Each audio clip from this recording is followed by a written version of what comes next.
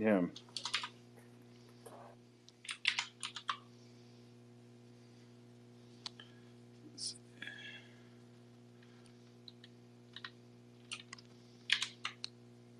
Let's start the Twitter one. Give me 1 second here.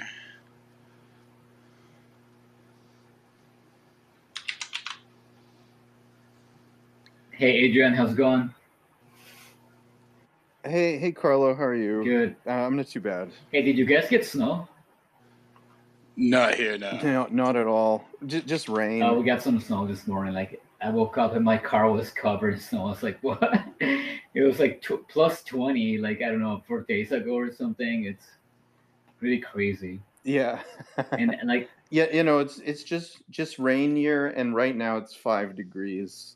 It was like I don't know, 8 earlier, so it's dropping.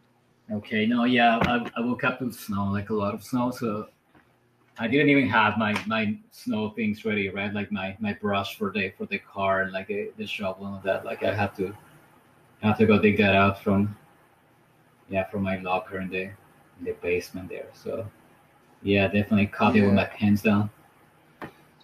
Yeah, I'm getting the snow tires on the car tomorrow morning at 8. So I'm probably not going to do late night acrimony tonight. So Okay, no, that you're doing it early though. People here wait till the like December 1st or like a week before.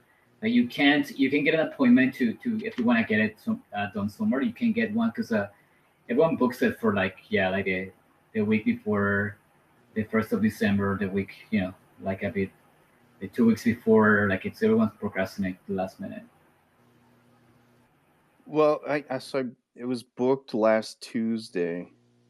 But the first appointment was Halloween, so people are already, I guess, getting it done, right? Not here though. What I'm telling you, people wait here. They always Right. wait till last minute. Like if I actually got them swapped this week, and like yeah, it's like open availability for like whatever, right? But I mean yeah, like if you wait mid-November, like everyone's doing it. I don't know why people wait so much here. Lazy Okay, well, people saying. I mean, Yeah. we'll see if anybody else Yeah. shows up, but if not, we can get started. Wait, isn't Jody? Are we waiting for her? I haven't heard anything from her. I mean, I'm guessing. I put the in the Gulag Book Club 2 there, I put the notification for this space. Yeah. And she said, she responded, she's like, "Thanks, Dad." I don't know what that meant, but so Yeah, so I mean, if she comes up, we just catch her up to where we are and just keep going, right? That's what we usually do, but we have the three, so I don't know where you guys want to start. Obviously, I've done this one. So maybe we start with the Wendigo, since we've all discussed the Willows previously, right? Yeah, I mean, we both did the Wendigo and the Willows, Zinc and I, but you didn't do the Wendigo, right? Right. Okay, good. No, I just did the Willows. Okay, so yeah, let's start there then. So I guess it's funny. So I actually listened to this one on that Horror Babble on YouTube, and I don't know. I think the guy's voice is kind of growing on me. After we did that, the Minister's Black Veil, and like some of the other ones, I started listening to the Horror Babble. Yeah, so while I was doing that, I was actually just reading up about Algernon Blackwood. He's kind of an interesting guy. I mean, he's born in England. Apparently, he loved the Swiss Alps, but he came to Canada, and he was even a reporter for the New York Times. Yeah, he worked as a dairy farmer, though. As a dairy farmer. He was a model. Did you see that? He was a model. Like he would model for painters and stuff. And he was also a cartographer, aficionado, whatever. Like he's so interesting. Keep going. And there was also the what was it, the Theocracy Society of Canada he No, founded it's in it's Toronto, or it was like Theosophical. Theosophical? Yeah, That's it. Yeah, that's like the weird theosophy. spiritual. It's the new. It's pretty much New Agers. It's Victorian New Agey crap. Is it like deism type of No, stuff? no, Like it's straight up New Agey shit. It's just with a Victorian flavor. The Theosop, like there was like Madame Bragovich or blah blah blah. It was just a bunch of like, yeah, yeah, oogie boogie type stuff. Yeah, Theosophical Society. He also writes about like psychical research and stuff like that. So yeah, he's just like an old school, yeah, New Agey stuff. yeah. So, I mean, did he come to Canada first and then he went to New York? Is that like how that worked out, or was he just like kind of touring North America at that time, like bouncing from one place to another? I think he spent a few years, and because I think he like did stuff like he was like a like he worked up in labor, like in like lumber camps and stuff. So I'm guessing he probably, I don't know, it's hard to say. He jumped around a lot. I mean, a lot of his books are travel logs and stuff like that, right? I mean, both of these were. So I think he traveled quite a bit. Yeah. Well, clearly he spent a lot of time in the backwoods of Canada, right? So, I mean, this story is like, I actually preferred this one to the Willows. Yeah, just the build up, like with the Wendigo and like the different footprints, and then It's a little less yeah, homoerotic. 100%, yeah, and yeah, exactly. it's Well, I mean, more. we don't know the gender of the person in the Willows, right? So, I It can be mean, assumed. It can be assumed. It's a big old Swede. I was gonna say there is more like tangible like things happening in Wendigo, like the Willows itself. Like yeah. a little, it's up in the air, and like a lot of like in the like it's just up in the wind, right? But this, we have footprints, we have smells. It's just more grounded, right? Now, here's what's interesting, because obviously we have done this one before, and we can jump to the other parts. But it was like little details I kind of jumped out in my mind this year that wouldn't have a year ago. I mean, I knew they were there, but one, that the forest was burnt out. Right. This goes back to show that forest fires have been happening Yeah, for a long, long yeah, I time. Right. noticed Like that too. it's just part of. It's Yeah. like it's just part of it, right? That the forest had burned the year before and everything. The other thing was that he had a 303 rifle, right, which is Yeah, actually the kind I'm trying to buy right now. One of those old Lee Enfields that were made in Canada. So funny enough. Which are like, I mean, that's the thing. If I get one of the sporterized ones, they are effective for, you know, yeah, even up to moose. They're not a huge caliber, but they're big enough to take a moose. So they are still actually effective, just not as popular as they were obviously 100 years ago. So just dumb little details that I've noticed. no, I had that in my notes. I had that in my notes about the fire. I was gonna mention it too, and like, I mean, when they get there, it still smells like like a like burnt stuff, right? So, I mean, it was a huge fire The before that. brulee, as they called it, the brulee. Yeah, and then and the rifle too. I had on my notes for sure. I mean, just to we had so many conversations about the Enfield invented in Canada. I know that. So yeah. So guys, I'm curious. So Defago, so did the Wendigo take Defago's form when it came to them, like when they formed the search party to go and find Defago? It was the Wendigo, right, that had taken his form. That's how I see it. Is That's that how I right? see it. I mean, it's so kind Yeah, of vague, but yeah, I mean, it tells you he drops basically from the top of the trees. He just drops into the party there, and he's like, "Yo, what's up?" Right? And it's and it smells like like the lion musk, whatever. And it yeah, seems right, and by the end of that interaction, it also kind of disappears because he's janked by like strings or something, right? Like so. And then when they go back to the camp, like they actually find it, like they kind of husk of the fago. He's been like, his feet are like all burned up and all that, like frostbite. And yeah, to me that he just kind of personified the fago, like he just shifted into him and yeah, like presented himself to them as the fago. But I mean, it could be interpreted otherwise, right? but no, because like doesn't DeFago come back um a few days Well, he no, later and they it's go like back and he's at the camp. He's at the camp there with Punk, and his feet are all frostbite, and he seems to have no memory of what happened, and he's kind of, yeah, he's like the shell of a man, right?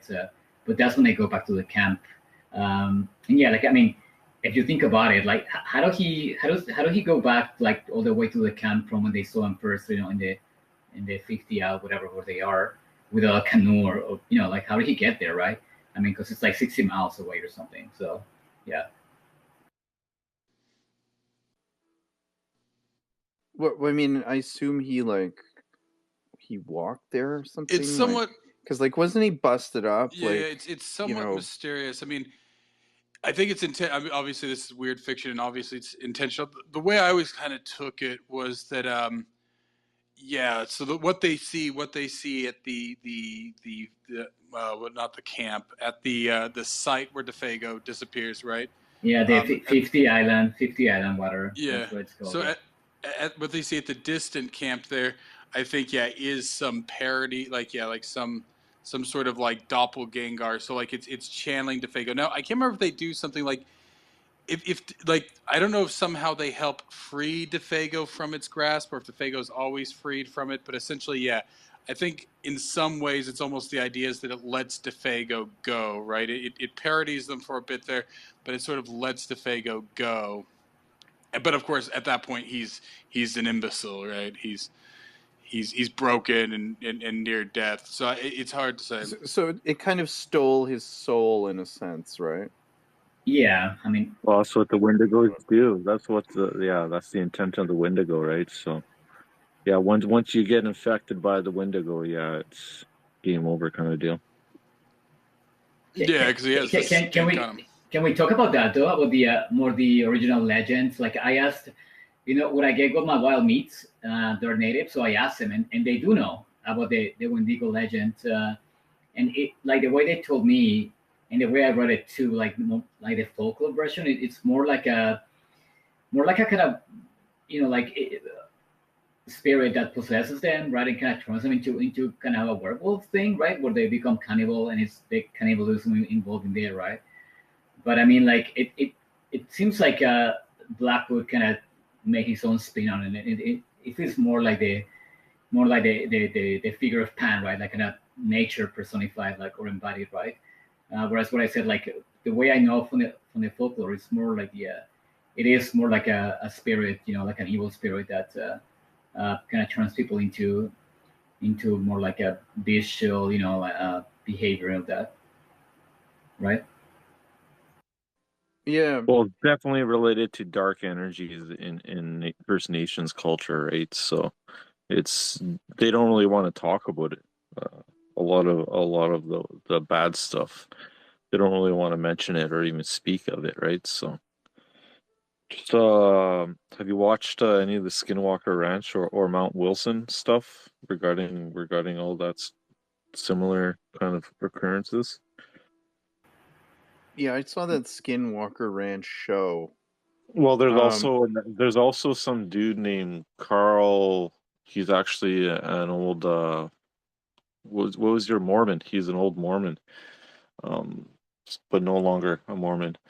Carl Crusher. He's watching.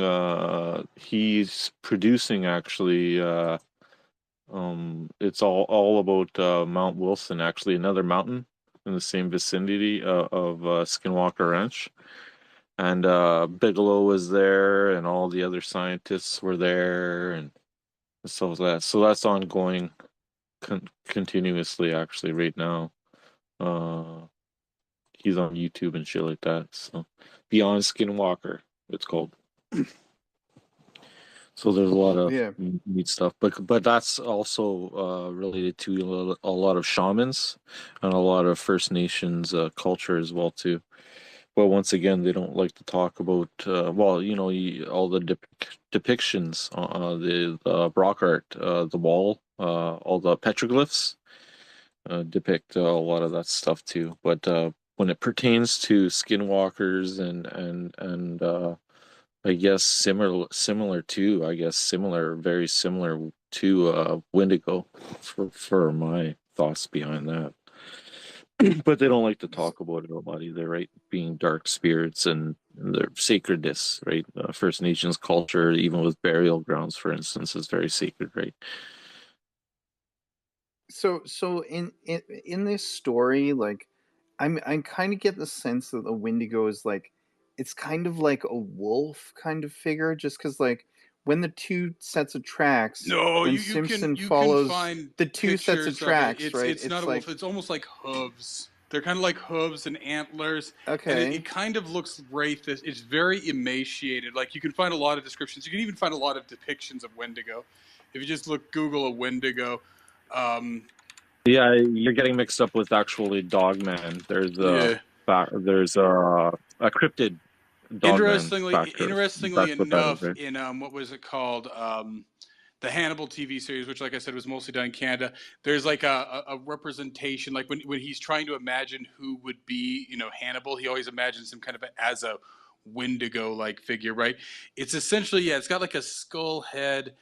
It's kind of what's the word? so it's like a wolf, like reindeer kind of thing, like a wolf, like a It's kind of deer like a wolf, lich. It's because kind like of like it's what skeletal. ended up It's skeletal. what well, no, because like when they're taught when Simpson's following the tracks, right? So he sees DeFago's tracks, but then he sees like another set of tracks, like I guess like paws kind of thing. But then the tracks kind of like merge into one, but like he says like they're separated out by like bounds, like something is like jumping like really far. So like the tracks are separated out, so it's like I'm Yeah, that's getting the just the sense of length. That's Wendigo just is the like length of. That's the length of the stretch of the footsteps. That's what he's referring to there, It right? shows him becoming what bestial. They're no no, they're but He's that's extended. what becoming a beast, right? He's bounding like, and essentially his yeah, feet that's what I'm burn saying. off. His feet burn off and become like the Wendigo feet. Yeah, but they're kind of That's what I'm walking side by saying. But side, like right? And it seems like the Wendigo is kind of, like tugging along the Fago there, and yeah, like they just start bounding and bounding further and further, and then at some point, exactly. The Fago kind of turns into another Wendigo, or like they merge somehow, right? As they keep So I mean, going my higher. point is that it's sort of like it has like some kind of hind legs, right, to be able to like bound that type of a distance, right? Like I mean, that's what I was thinking. It was like kind of like a wolf type of, not a werewolf, but like I don't think it says this. you know, it I has well, I hind don't think it says legs it's of some kind. quadrupedal though. I think it implies it's bipedal. I don't think it bounds on all fours. At least not in this story. It's very much bipedal. Oh, I never said all fours. I'm just saying that it has like some kind of hind legs to like be able to jump that distance, right? Like, I mean, a hind leg is basically like a spring, right? It's like, um, that's why like squirrels and cats and like anything that has that shape of a leg, how it can like, make those big leaps and bounds, stuff like that, Well, it's right? the small So, foot area, right? It's the small foot. By having a hoof or even a paw, right, you have a very small surface area. You don't have to rotate across the foot before you launch again, right? Wait, did Mike read the story, or he just speaking from knowledge, from previous knowledge?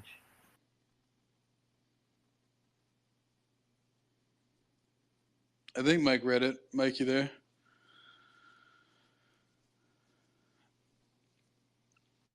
Yeah, I have trouble with memory though. It's in book. I'm not a reader of books, and it's not my big thing. So, but I do have qualms with fucking Hunt, the Indian, the cook for the camp there. What the hell? Call him what? A dirty red Indian there or something It in the was it beginning. was written a long time ago, I was like, damn, son.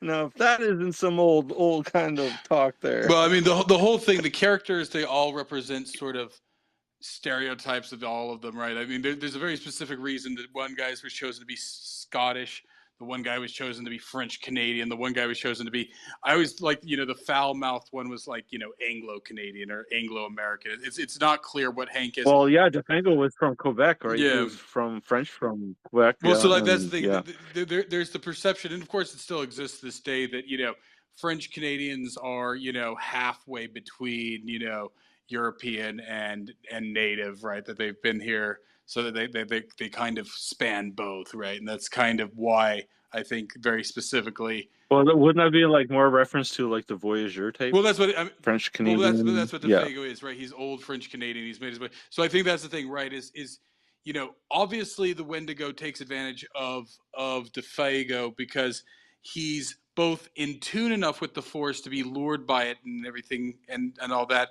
but he's not, because Punk just stays away from it. The other guys aren't at risk of it. DeFago kind of spans enough on both sides. Yeah, that's what I noticed. Yeah, Punch things. See, like I said, natives tend to stay away from that shit altogether. Well, and they so reference that pretty DeFago, good I mean, in the book, right? obviously DeFago really didn't want to go up there too, right?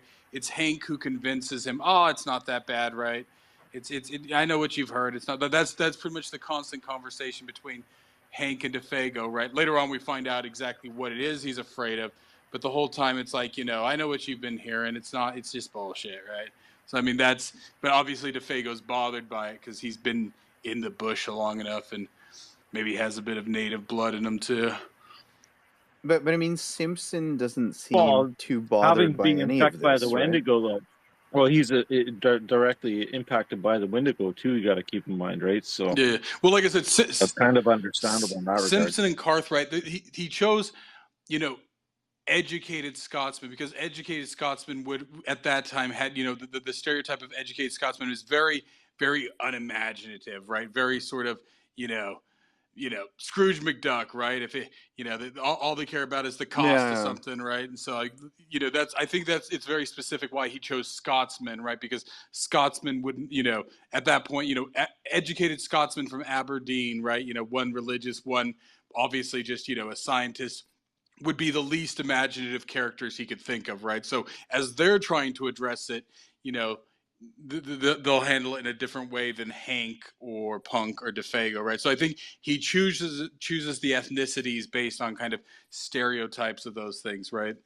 So, which would suit for the time it was written too, absolutely. I got to help the wife unload the car. I'll be right back, guys. Okay, yeah, but yeah, so I mean I think that's why he chose Scotsman.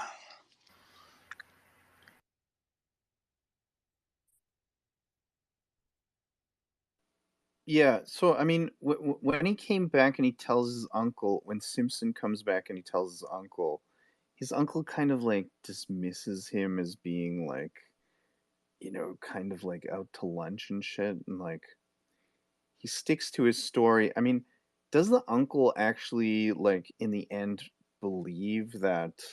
Yes and no. So I mean, in the Wendigo. So I mean, Simpson, it's like Simpson's obviously supposed to be religious, but very sort of mundane, straightforward religious, whereas his uncle's supposed to be scientific, right? And like it even says at the beginning there that he later on wrote a book about mass psychosis, but didn't include this story because he was too close to it, right? So he's a very scientific guy and stuff like. So I think that's the two. This is obviously supposed to be something outside of both the Christian and the scientific world, right? So you have two characters here who have no ability to understand it using their usual sort of methods. And so I think that's why those characters were brought on, right, as sort of a, outsiders. Yeah.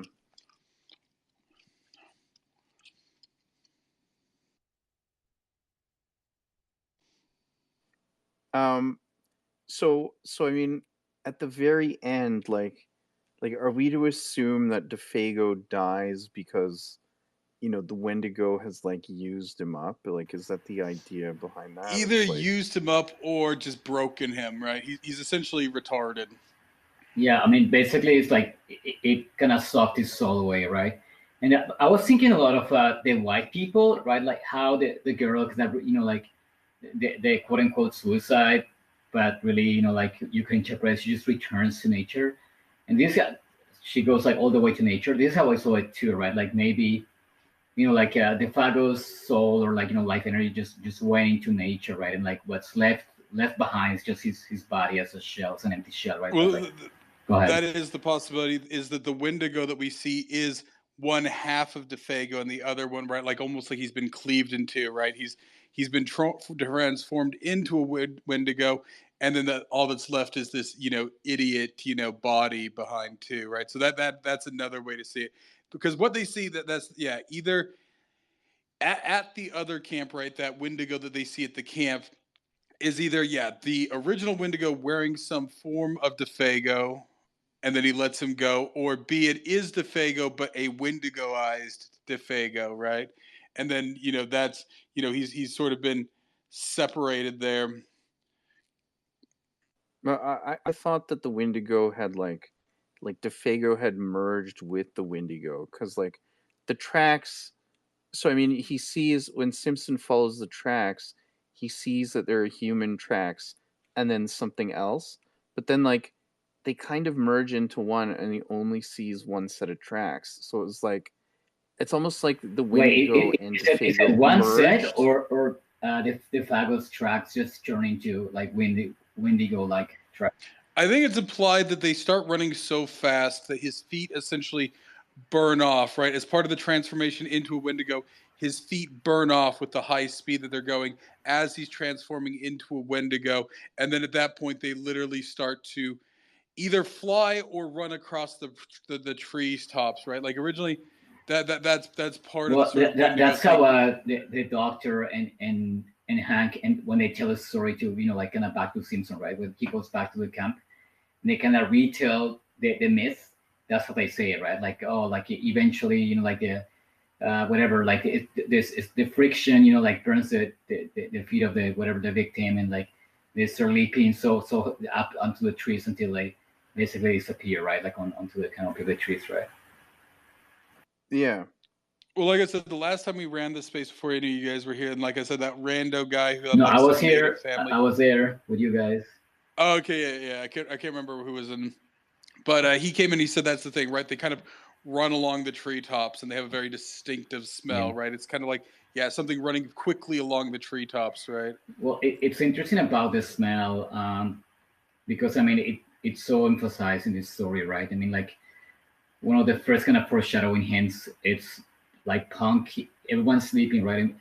And Punk, he leaves the camp and goes, to the kind of the lakeshore there to like sniff, and that's one of probably the first big hint of what's coming. And like I think when we're in that space, right? Like um, like like you said, saying I wasn't sure either. I mean, I just didn't know if that there's nothing was something that Blackwood kind of created to build atmosphere, but it's actually like it's part of the myth, right? Like it is part of the ancient folklore story that this myth is very pervasive, and that's how they could tell, or like like they would just. I think I'm not to remember what the person that who came up, the person who's partly native was saying that they would kind of lock their doors and bar their windows as soon as they would perceive the smell, right? So it's really interesting. Well, isn't it that like you have to see the Wendigo for it to take you, kind of thing? Isn't that kind of what spared Simpson? Is that like he didn't Well, actually see it, right? It was it's like sort of implied that he couldn't be taken, right? The Wendigo takes Defago because Defago is aware enough, right? It's almost in some ways it is kind of like the white people there, in that he's crossed the veil, right? Like the Wendigo won't target Simpson or Cartwright, or probably even Hank, because there's too westernized, right?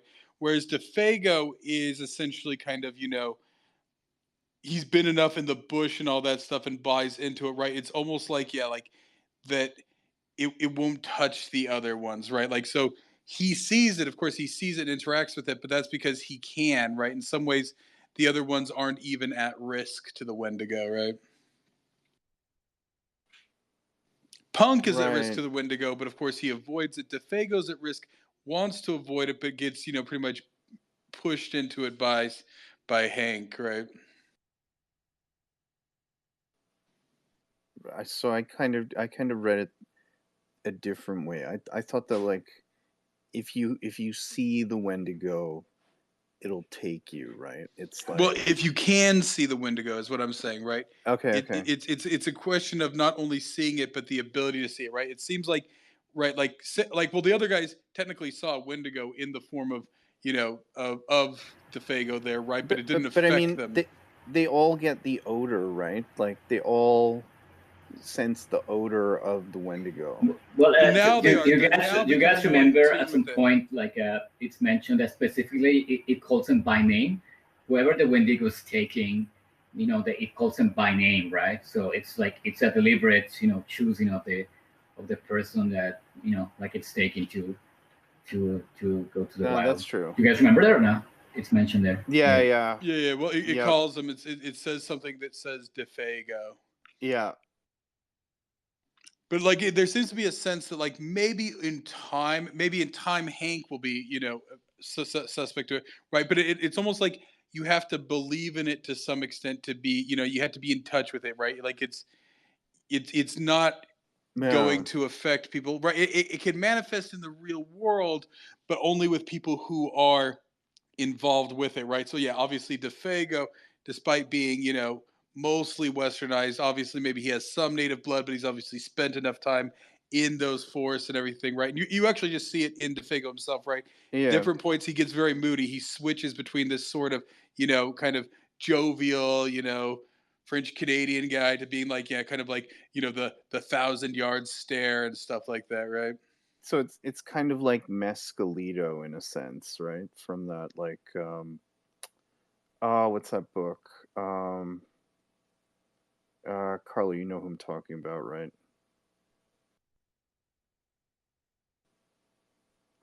Sorry, Hang what's on. this? I'll search for it. Mescalito, that like who wrote that? It's like I'll search for it. Never mind. One sec.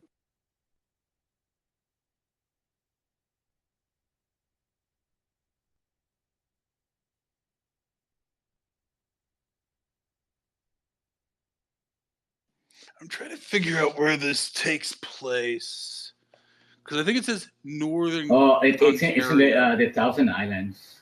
That's I go camping there. Is it though? But that's not Northern That's Ontario near though. Kingston. It's southern Ontario, like in between the border, like on Lake Ontario.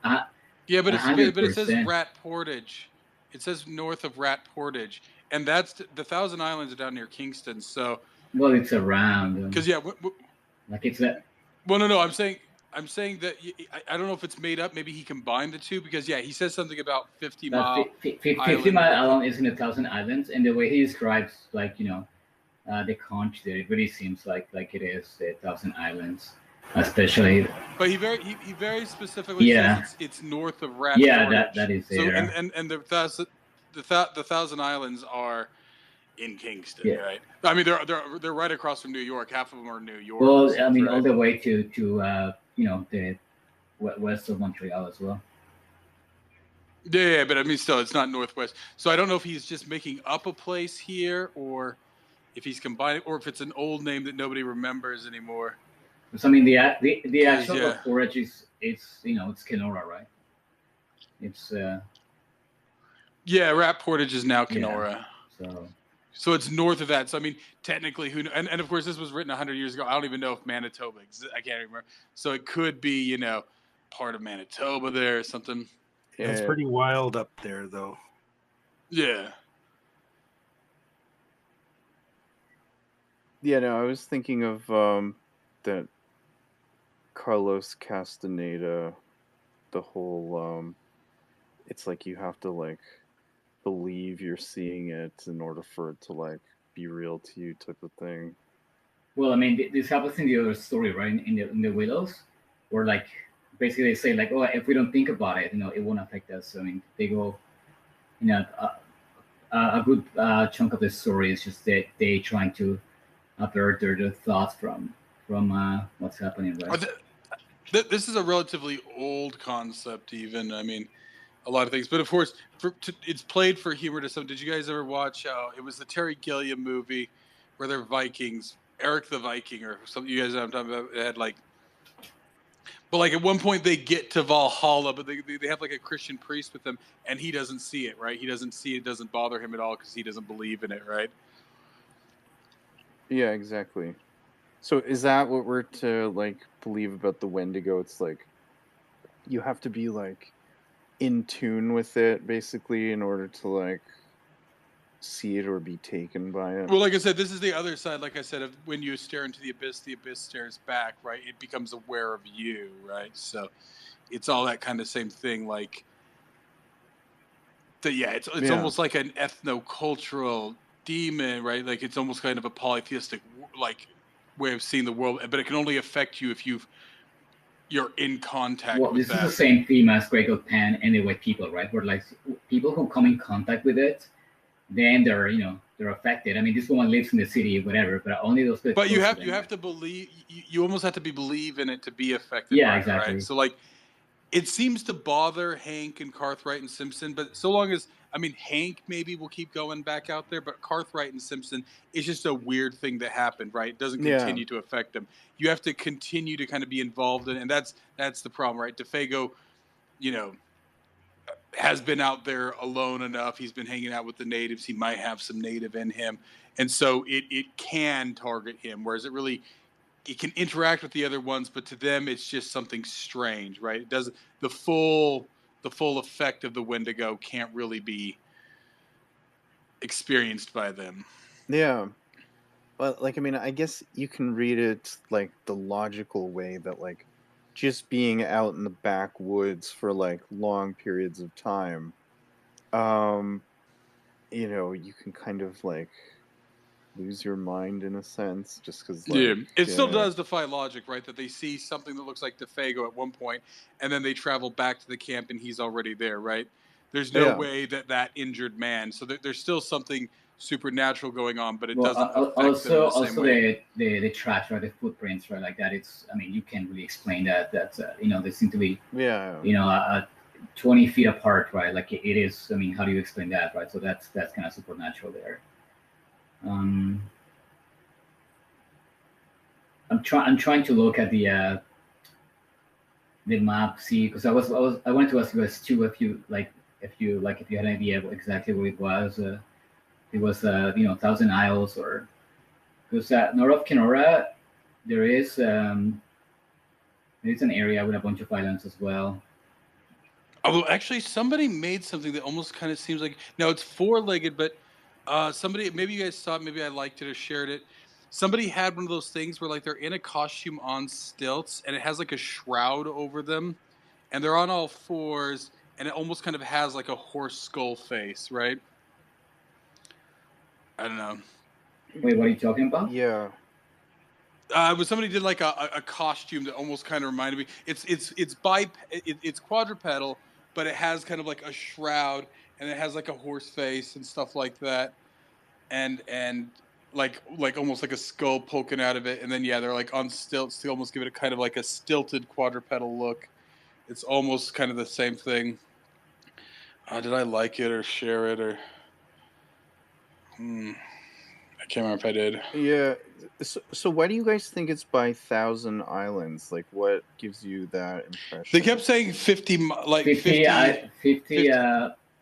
Mile Island. That is in Thousand Island, but it could be also, it could be another name like that. Like sometimes Kenora. names get recycled. Yeah, for sure. Well, there is this place around Kenora. It's called Lake of the Woods, and it's a huge lake with also like a million islands there. Like it looks, if you guys look at a map. So that's probably around there because it also has a bunch of islands and small lakes. It's a lot of these names have changed because Rat Portage is no longer, it's called Kenora now, right? So a lot of these places have changed names and they had like unofficial names at this point. So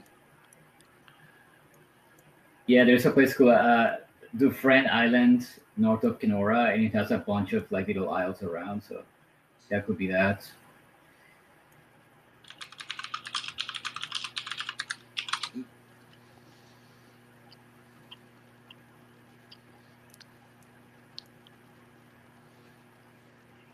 Obviously, there's just millions of lakes in that area. Yeah. Anyway, I did wanted to ask you if you guys maybe had an idea, but it's interesting that um, like it seemed to be like a like back then. I mean, to this day, right? Like if you go north of Ontario or Oh wait, if you go way up north, there is something called Wendigo Lake, pretty much northeast of, I mean, probably a good 100 miles northeast, 200 miles maybe. Can't really do. Yeah, about 200 miles northeast. There's something called what, Wendigo with an I, Windigo from Lake. Kenora. Yeah, Huh. actually called Wendigo Lake. Yeah, I don't know. When I was going through this, I pictured it sort of like Algonquin Park area type of thing, right? Do you guys see it, Yeah, Wendigo I Lake? see it, but it's I found two though.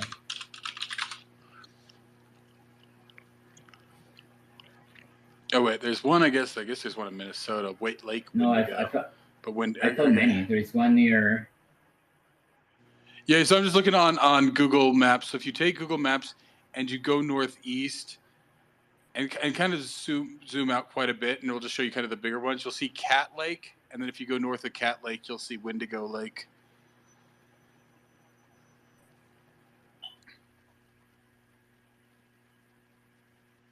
It's almost straight north. You just go straight north, like 200 miles from Ignace. Oh yeah, I see it. Yeah. Yeah. I mean, definitely around that area, right? I mean, it's just lakes upon lakes upon lakes upon lakes, right? I mean, if you zoom in the map, pretty crazy. It's curious. I didn't know that there was one called Wendigo Lake there, though. Oh, it's got an access road. Or there's a road that leads up to it. I don't know if that's...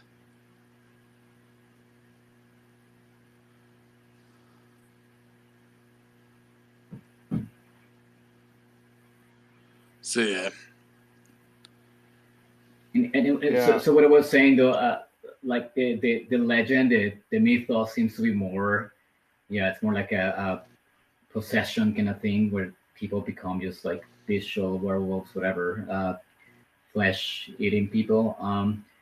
But I feel like this is more kind of mirroring, and I'm so happy we read Mac in there with the Grey Goat Pan and White People, because this is more kind of, I feel like this is Blackwood's version of Pan, right? Like it's more like a spiritual, like a embodiment of nature, more representing like the call of the wild, right, or like representing chaos, right?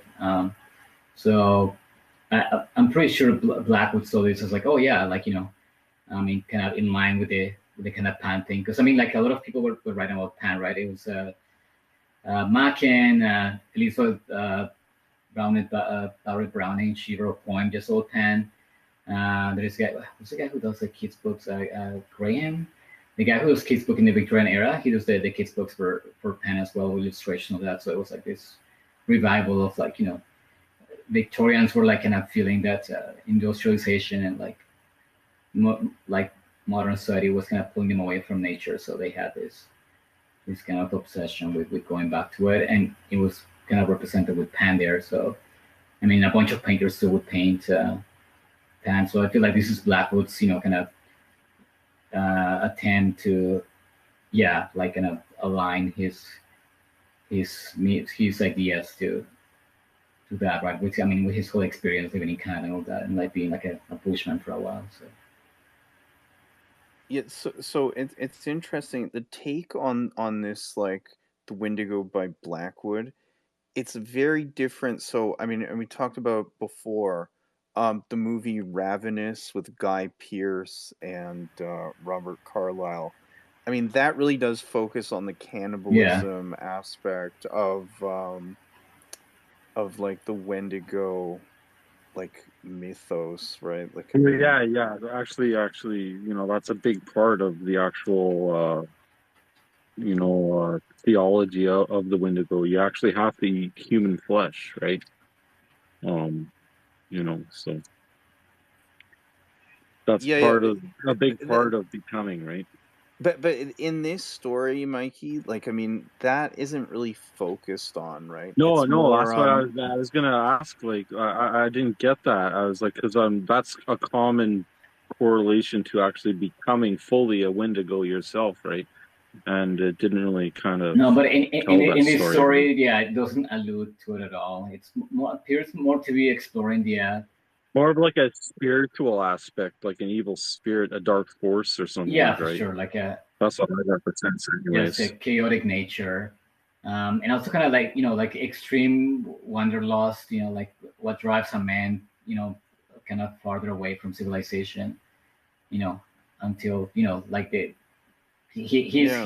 like his I guess civilized like mind kind of faces the violent forces of nature and like pulls whatever's wild inside of them, right, of him, and like kind of like ejects the civilized part of men, and like brings him back to the wild nature. So it's funny because these monsters are not only outside, right? Like I mean, like the mythos or like other like kind of ghost stories, or like the threats from the outside, but it's also inside of the person, right? Like it's gonna pull you on the wild nature of the person. That's it's something that's inside their persona, right? So I don't understand why um Cartwright or wait, was Cartwright the uncle? Or no, that was Hank, right? No, Hank is the other guide. Hank Davis is the uncle, and young Yeah. Yeah. Simpson's his nephew, right? I don't understand why they sent No, Simpson and DeFago It's away, right? Cathcart. Like I It's mean, Cathcart is the uncle. yeah, Hank yeah, Davis is yeah, yeah. the other Cathcart. guy, the other Bushman there, and Simpson is the nephew. Yeah, sorry, the guy. Yeah, Yeah, so yeah, Cathcart. I don't know why they sent Simpson and DeFago. why Why they sent split? Oh, they yeah. split because the moose are like they can find any moose that like scattered this year, right? Like for an unknown reason and no quote unquote. I mean, we get the sense that the Wendigo's been playing around there, but they can't find any moose, so they decide to split the party to cover more ground to see if they can find more moose, and they kind of make it like a little game. They're like, okay, who finds the moose first? I think who brings the bigger game, right? But that's the main reason. Right.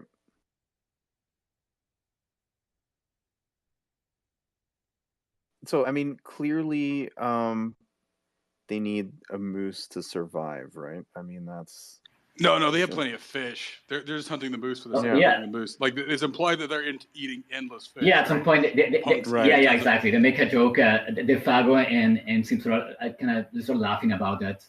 The Fago makes a joke like, "Oh yeah, Punk is probably just like stuffing his face on fish and coffee back at camp, right?"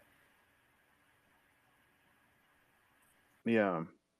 Yeah, I don't know why you yeah, would they're fed break up. well. Like I don't know punks. why. Well, I guess if they're making a game of it, but like if I was out there, I wouldn't want to split apart, right, from like a Well, main this is group, horror right? movie Like I trope, mean, Adrian. I mean, it happens on pretty much every horror story, right? When they split the party, you're like, "Don't split the party," and Yeah, they yeah, it's split. part of it. yeah. It's part Well, of the so I mean, plot. Yeah, you got to think too. So I mean, it's a hunting trip, right? So Simpson Yeah. and and Cartwright have hunters both. do actually do that, right? Well, that's If what you I'm have saying. seen Like it, yeah. both of them have paid, lots of money to travel across the ocean to come and hunt a Canadian moose and stuff, right?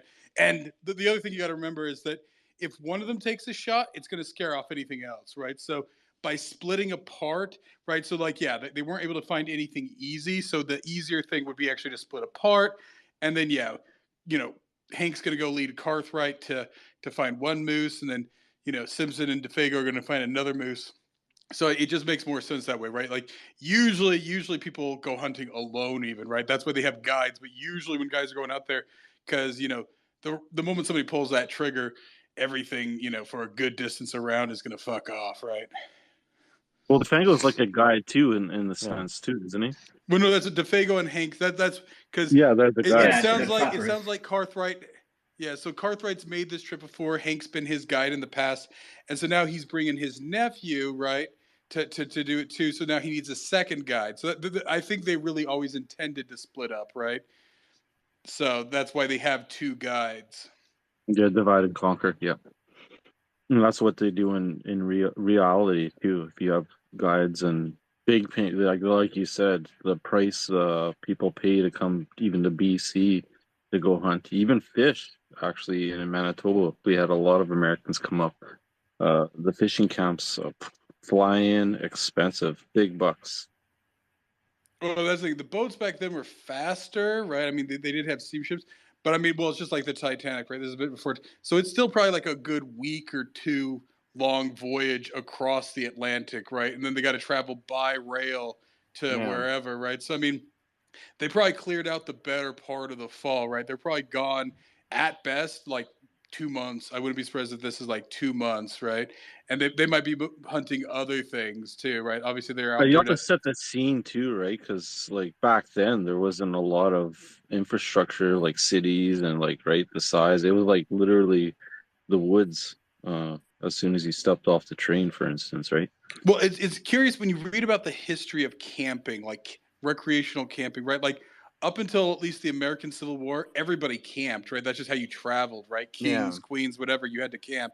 But this idea of recreationally camping, like purposely going out into the middle of nowhere just to pitch a tent, that like Coleman, like what was it? It was Coleman, Coleman, the guy who invented Coleman, and then he was traveling Yeah. around with what's his name? The guy who invented the light bulb. Oh, Edison. Edison, Edison. Coleman, Edison, and somebody else, and they purposely were going on trips together to kind of, publicize and encourage. Right, obviously Coleman was making money, but like, yeah, Yeah. like, and it was like we're talking like, yeah, like 1880s, 1890s, maybe even around this time. Like, let me see, Edison, Coleman, like they were purposely kind of traveling around to to kind of make it something people right. And this is about the time Muir was starting to write about, so you only start to kind of see natural and also Teddy Roosevelt, right? So this is when people are starting to camp for the sake of camping, right? Like recreational camping, other than just being an outdoorsman, like something that like, yeah, like wealthy people, it's like, oh yeah, let's go get dirty, right? Up Yeah. until now, you didn't have to, you had to do that anyway just to travel, but now it's an option, right? Now you can choose to go and do that, right? Like most people can get away with not doing that, right? There's railroads everywhere, right? So if you're in England, even, right, you're traveling by railroad and you can get across the entire country in a day, right? Even if you're in the US, you can get across the entire country, or Canada in a couple of days, right? So this idea Yeah. of having to like, pitch a tent and camp out, right, is actually now optional. It's entirely optional. So I it's yeah. We used to camp all the time when I was a kid, like my mom, dad, and me, but it wasn't like roughing it with a tent, right? Like we had a pop-up trailer, so like you're off the ground and it had like, propane tanks so you could cook and stuff like that. So I mean, yeah, and I've done both, right? Like I said, generally like we'd get the hydro site too, so you can just plug your power in and like, yeah. yeah. Funny enough, my grandma's cabin, which is kind of like, but it was very rustic styled cabin, right? Like up there. Funny enough, only well, I mean, probably like 70, 75 miles away from Skinwalker Ranch, right? But Yeah. that's only like an hour or two drive out there on rural roads. Um, yeah, like going up there, like so it was very, very rough. Like sometimes the water didn't even properly work up there and stuff. So we were shitting in an outhouse and whatnot. So but then other times I've been out camping, right, with a tent, with whatever, right? So And like the sites that they give you, does it have hydro and stuff like that on the campsite? not Well, always, this day and age, not well, not always. always, but this day and age, most of them, well, yeah, they'll tell. Yeah, I no, used to fucking stay at all the KOA campgrounds in the United States when we went to Yellowstone and Black Hills and all that shit. KOA was like a go-to kind of set up your camper. Like we had a camper and we had tents too, though, so it was And they had common. hydro to the And they had camp, like power. they had electricity. Yeah, yeah, yeah. They had it's Yeah. kind of like you remember like the old drive-in theaters where you had to drive up to the fucking pole to fucking listen to the speaker box, like Yeah. old school. It was kind of like that. They had just like outlets like there inside each campground. They'd have an outlet, and you just back up your fucking whatever and plug her in, right? Yeah, no doubt. Yeah, And they so had a like fucking I pool too. I could go. I could. oh, That was fun too. I remember that. It's fun. The States is more well. The States is just as fucking as interesting as Canada, really, because it's amazing how much the geology changes Yeah, I'd say in all a over the lot of ways fucking it's planet, all over the almost fucking more planet. interesting in the States, right? Just because Well, like you got the you fucking can get Grand you can get Canyon, you desert got exactly. fucking Yeah. Yellowstone, like you got some Exactly. crazy ass shit going on in the It's States. it's it's a lot Yeah. more. There's more Super desert, volcano. but I mean, I like the sheer number of like lakes and rivers that are just completely unnamed, right? Like that's what you see in Canada. It's just like Oh endless Oh yeah. yeah, water. fucking Like Manitoba is over 125,000 lakes. you get a So little bit of that closer you get to Canada, like Wisconsin and stuff, and or Minnesota, right, where you start to get like just endless lakes. But Like that's actually yeah, Ontario is extremely Minnesota. basically rare. like Yeah. one big like island basically in a sense. Like there's so many lakes in northern Ontario. It's like yeah, it's all fresh water. Like I mean Well, there's just Ontario, so many, Quebec, yeah. like the northern, even the northern parts of Saskatchewan and right. I mean, it's all like that. I mean, essentially, it's. I mean, most of Canada was covered by glaciers, right? The glaciers extended a little bit into the states, and that's where you get some of that stuff. But the reason because it's essentially all ancient glacier lakes, right? That's what formed all of those lakes was glacier. Canada was all glacier It's hard to 12,000 fucking years ago. well, yeah, like 2 miles high too, right? Like thick fucking ice. So which is fucking big. Can you even like grasp that looking at it? Like thinking about a fucking huge ass like we know how long fucking 2 kilometers is or whatever the fuck it is. What I don't know how big they were, but they were like in the kilometers or miles fucking high, right? Think how fucking high that is. And the weight of that ice. That's fucking crazy. You know what I'm saying? If you're out, like, think about it. Like, look up 2 kilometers up in the sky. That's fucking. Is that how fucking what they meant on how big these sons of bitches were? Like the glaciers? But you mean like alpine glaciers? Well, no. Like they said, all of North America was fucking covered in fucking like a huge ice wall, and it just retreated Well, back Canada, over time, it right? extended a little bit into the states, but it's mostly Canada. So how do you picture that though? Like a big fucking block of ice that fucking's, you know, I mean, pretty much, right? It's just like ice that that's like compresses whack. on top of like itself, right? It's just like But you think it'd be so fucking layered flat, like compressed all of it. ice. Yeah, but how did the It's an ice fucking? mountain, right? Well, It's an ice mountain. I guess after it melts, fucking things are easy to shift. Then I guess, and it was quite boggy. North America was quite boggy back in the day, especially northern Manitoba. And the Lake of the Woods is pretty boggy too. So crazy. Hudson Bay. Quite a fascinating, the geology and all that shit.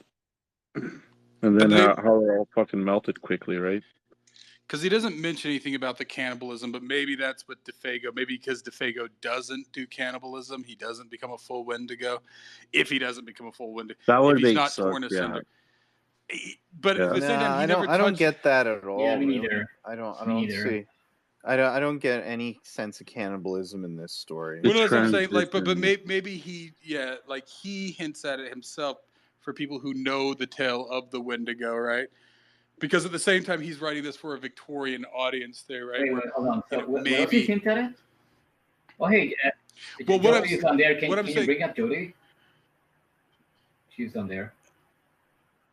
Okay, but what I'm saying is that the Wendigo is very much involved. Like there's a lot of involvement with cannibalism. Although maybe he is cannibalized to a certain extent, right? He is consumed in a sort of you know physical sense, right? He is consumed Well, by it. So maybe that's.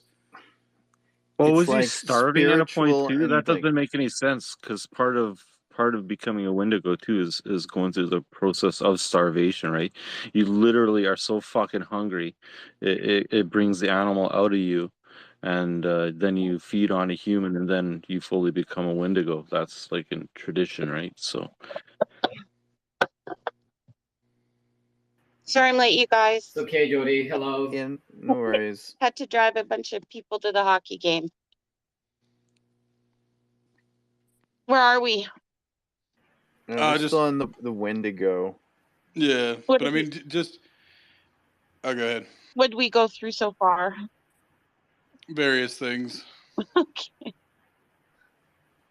Yeah, so we're talking about the tracks of Simpson when he follows the tracks of DeFago and the Wendigo, and how like then the tracks they kind of like merge together, and it's like they like whatever it is, They it's become bounding one. really far.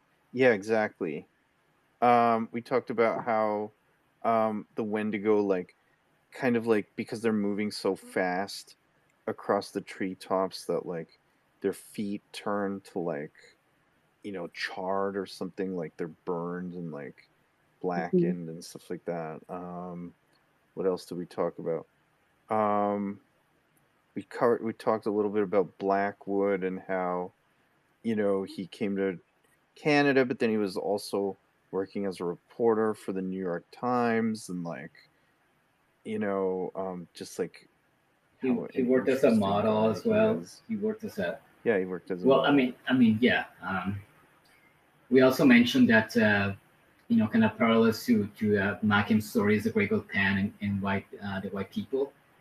How like in this instance, the Fago kind of like is forsaking his kind of more civilized self and like kind of giving himself to the chaotic nature, to the element of nature, and like going back to the primal chaotic nature um, in existence there. So we talked about that too.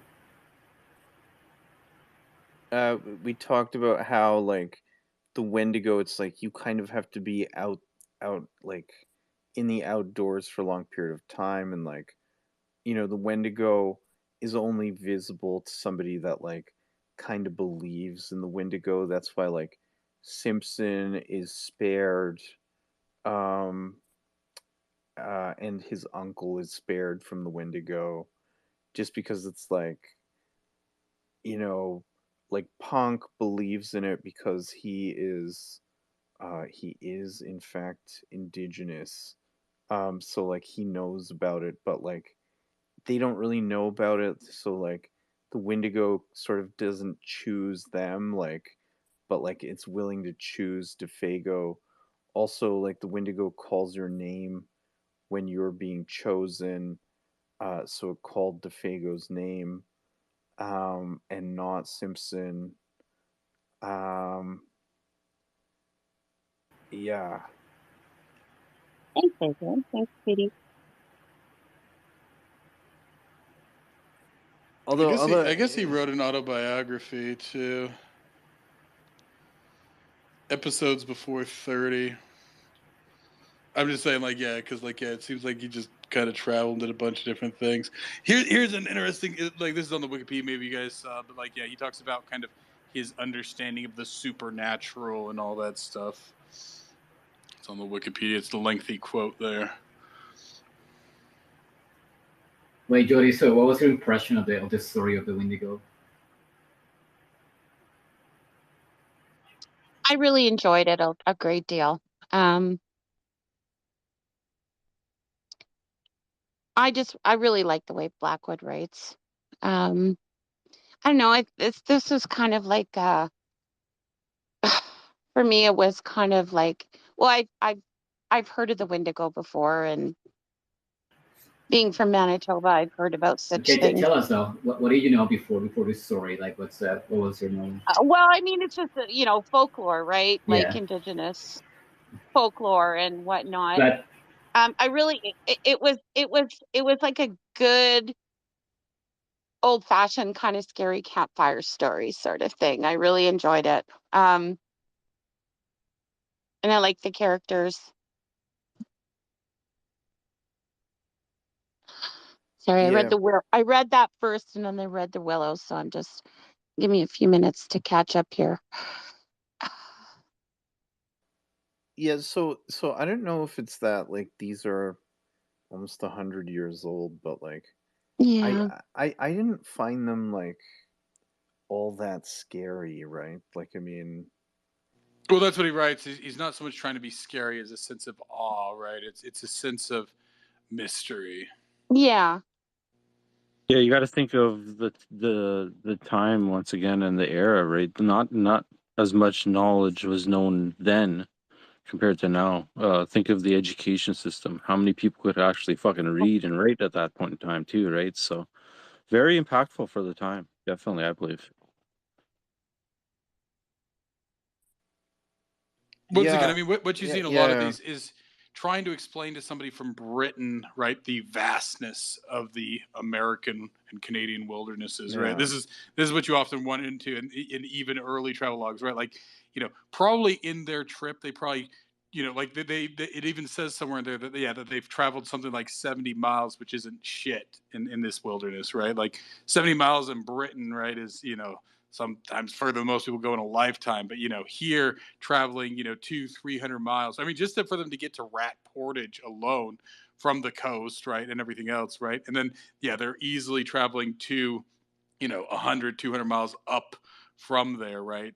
So I mean, I think that's the main thing. It's Which is just how insane for back then, yeah. once again, because their mobility and infrastructure, it was literally a forest back then, right? So, Well, how far you can get on a little canoe, right? Like that's the point that you get with like I said, the canoe trip is, a canoe is really the best thing, right? Because you can haul the canoe out, you can jump between rivers, lakes, and then keep hauling, right? You can move with a canoe both over land and water.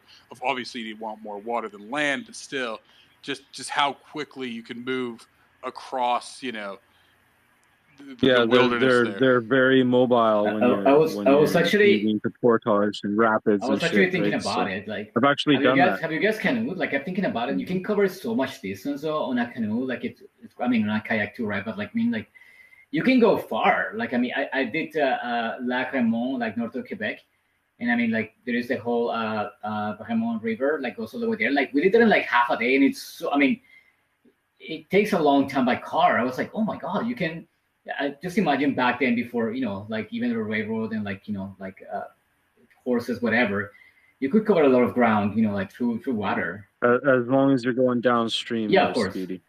But I'm just saying, like like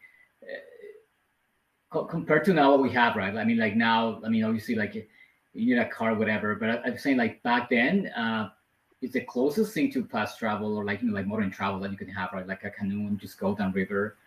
And yeah, what I said, like if you could cover up a lot of ground, I can imagine just being like the kind of highways of the of the native world back then, right? I mean, it's crazy how much you can in like half a day we cover like 100 kilometers, right? Like on a canoe. So yeah.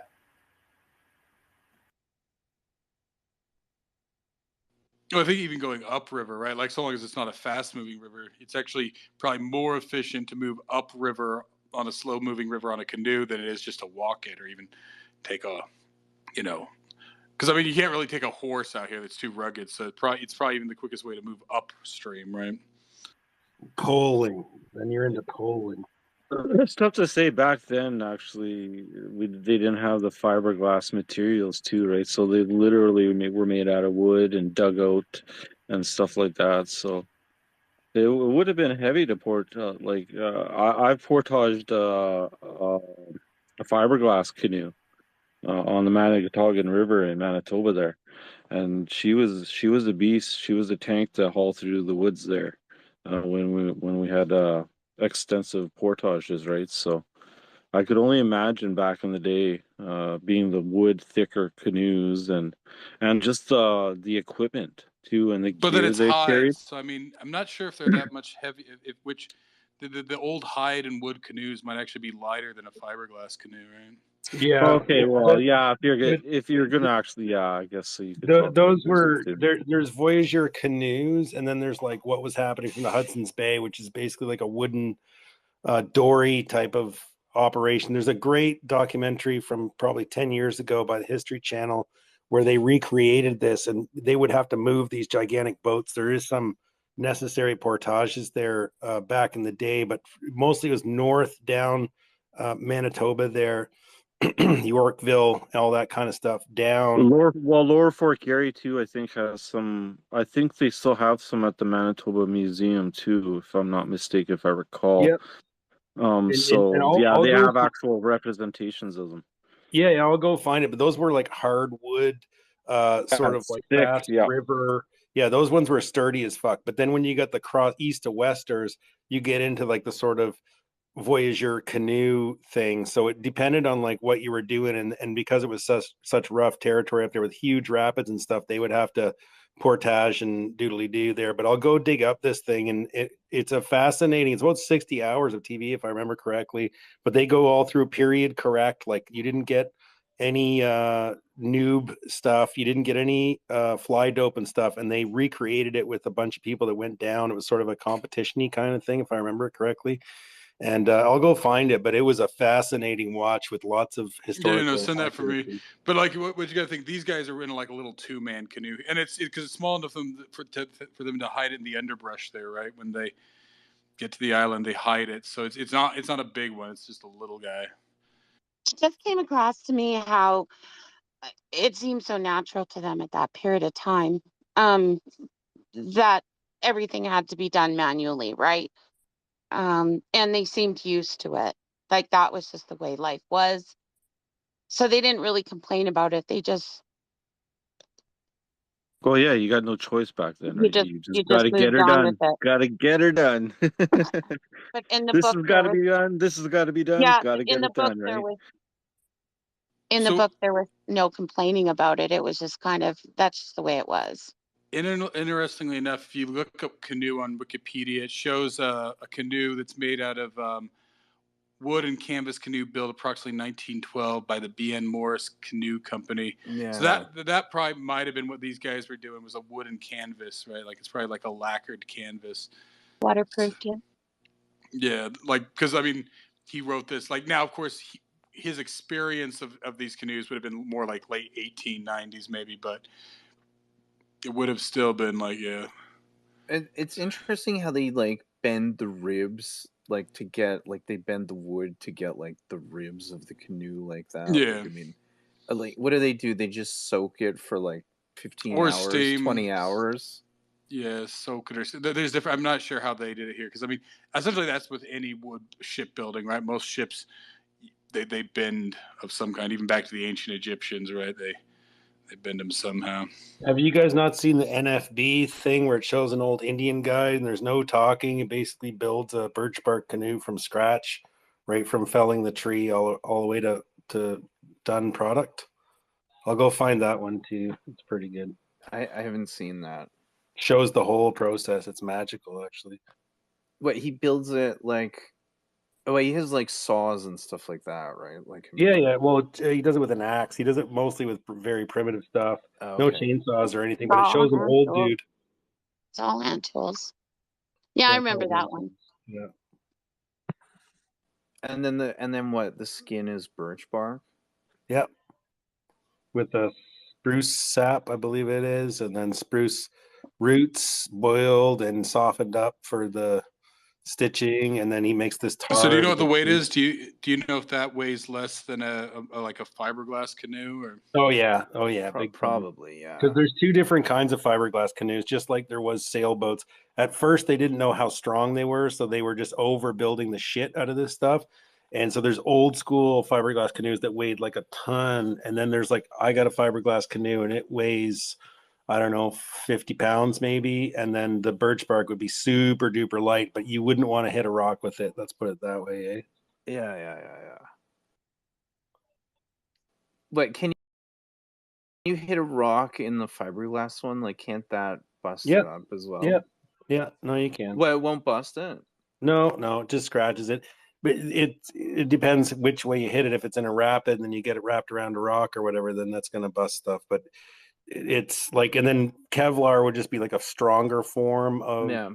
of fiberglass, but it's still, and then there's the real ones we prefer for whitewater are like a plastic sort of composite that it can get wrapped around a rock, completely bent over, and then if you can get it out of that rapid, it'll just bounce back in, or you can step on it and go punk, and then it's back to where it was before. So those are preferred for whitewater, but with skillful, operational as you can do it. But the more lightweight you go, the more like you don't the big plastic ones we have now, just drag it up onto the shore or ram it into the shore and get out and keep your feet dry.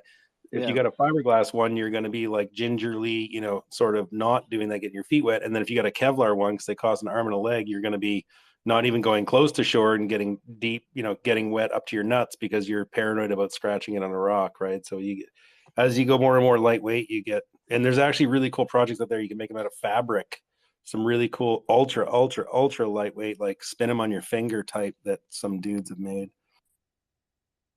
Wait, Zink, didn't you just go like whitewater canoeing like in Idaho? Yeah, no rafting. It was a raft. Yeah. Oh, okay. So what? That's like the blow up one kind of Yeah, thing. it's Like the blow up, okay.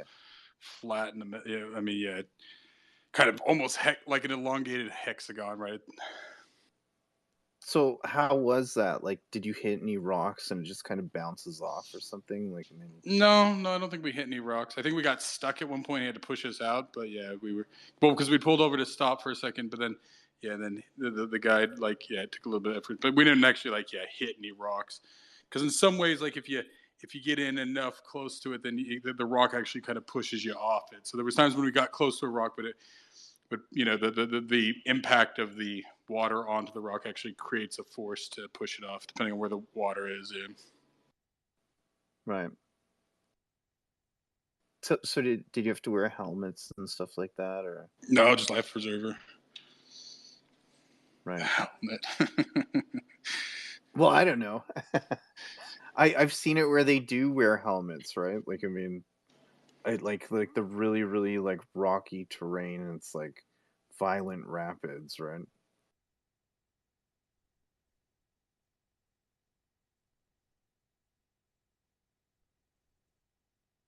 But yeah.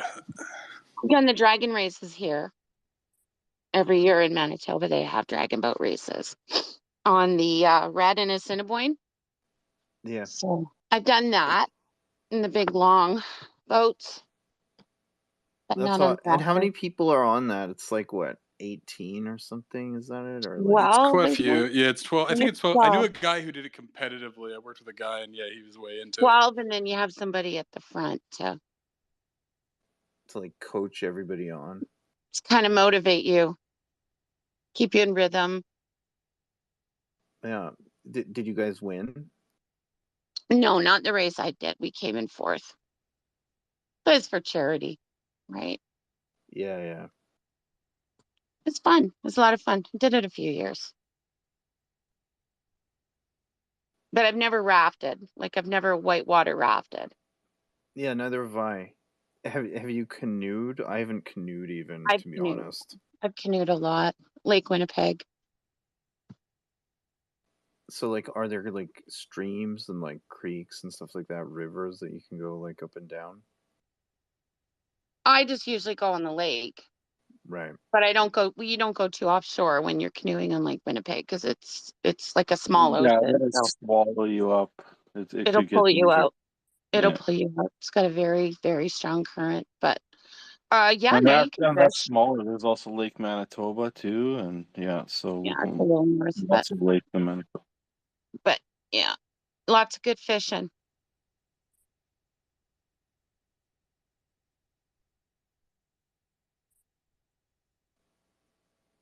Yeah, so my grandfather had a boat. We used to go out on like Lake Ontario and stuff like that. Nice. But yeah, I've never really done the smaller stuff like the small sailboats and like canoeing and stuff like that, right? Quest for the Bay is the name from 2002, and it goes through Manitoba. I believe this is the right one. It could be the wrong one. I don't know. It sounds about right. It sounds about right, what I recall. Yeah, and apparently there's a new one they did in 2019 where an American television company basically recreated exactly what these guys did in 2002, and yeah, so that might be an interesting one too. But it's amazing how hard it is to find Wow, dude, the internet has changed, man. Like I'm putting in some specific stuff and it's really difficult. It Like used to be hard to find. It used to be easy to Was find it the that stuff, dead internet right? theory or whatever? no, it's just that you would think like Well, no, but I'm saying Yorkville. because of the dead internet theory, right? There's so much garbage out there now that anything real from even 10 years ago is swamped under all the fake shit that gets generated at a much higher rate now, right? Yeah, and plus you got Yeah. the AI generation problem that could be a part of it, et cetera, et cetera. But I will say this, like Brave was pretty much quasi useless, so I had to resort to Google. I was trying to push it off. It's like, holy fuck, I can't. This is going to take me like 24 hours here. So went to Google. Even Google is because the indexing. It's basically an indexing problem. I don't really want to talk about that right now, but there's different modalities of these boats and different like that polling thing was a big thing on the East Coast. It was a big thing across, across Canada and stuff. But that modality of like, how do you move upstream? It's basically a polling sort of operation, backbreaking, tedious effort. But the amount of stuff that was moved back then was amazing. And then just that whole story of, Queen Victoria, or was it Queen Victoria the First or something? She was coming out to somewhere, and I think they moved like a canoe. They moved a piano by a canoe or something. I can't remember like the exact story, but apparently a piano was moved across the country prior to the rail line to celebrate something. I don't really remember how all that stuff worked out, but some pretty amazing feats of duress and stuff. And that's of course why we ended up with like the mutts mix of Canada is essentially like, Scottish, French, and Indian. It's because the Scottish and the French weren't racist towards the Indians, so they would intermix and have different wives along the trail and stuff like that.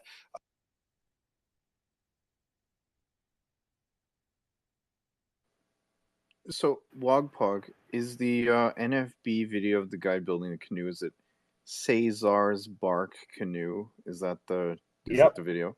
Yep. Okay. Yeah. Tweet it out too. Yeah. Yeah, we'll do.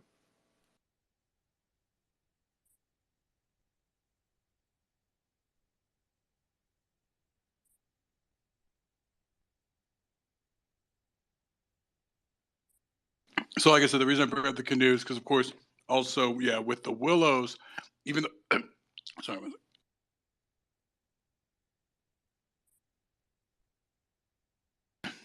which doesn't take place in Canada, but they still have a Canadian canoe, right? Yeah. Wasn't it a flat bottom boat? Syndrome, don't you hate that? I had that too. So. No, it's a Canadian canoe. It's very specific. No, another Yeah. person has a flat bottom, but these guys who are travel essentially, it's kind of like a proxy almost, I guess, for him to some extent because it's just a British guy with a Swede. But he has them in other books. Like there's another one like The Camp of the Dog, and I think it's supposed to take place up in like Scandinavia. Still brings a Canadian canoe. He loves Canadian canoes. Just because you can get them anywhere, right? For him, it was like, yeah, the best watercraft. Because you can just drag them around and move quickly with them. Yeah. Yeah, I'll put that like canoe video up in Nest there. Even just two guys, right? I mean, I think that's the point, right? With two guys in a canoe, you can easily move, dozens of miles a day without much effort. And that's the other thing you kind of emphasize, right? It's not like they're like hard paddling; they're not dragon boating here, right? It's just like, yeah, they're just, lightly paddling there, telling stories, shooting the shit and just easily, scooting up, miles and miles.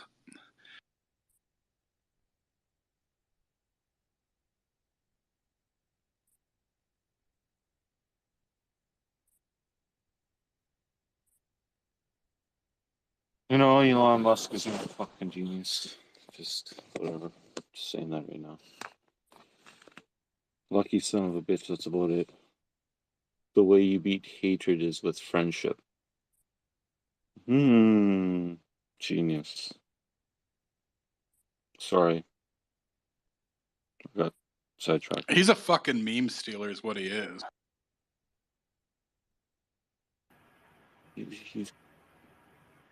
I don't think he really takes it serious.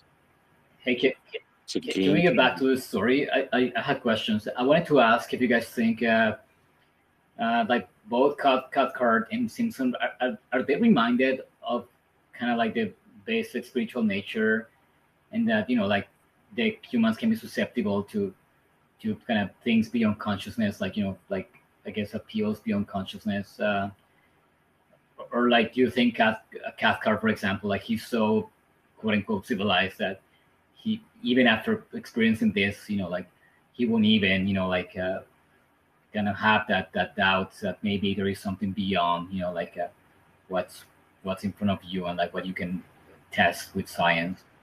I think it's implied that way. Now, he doesn't cover it in his book. He states because he was too close to it, but maybe it's because it leaves him unsettled still too.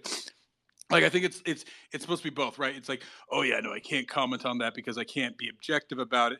But then also because like it sits outside of anything he can explain. So it's easier for him to go and find, these other experiences for his book to kind of push it off. So I think while he acknowledges he experiences, like, well, I don't really know what was going on there. It's too complex. I can't be objective.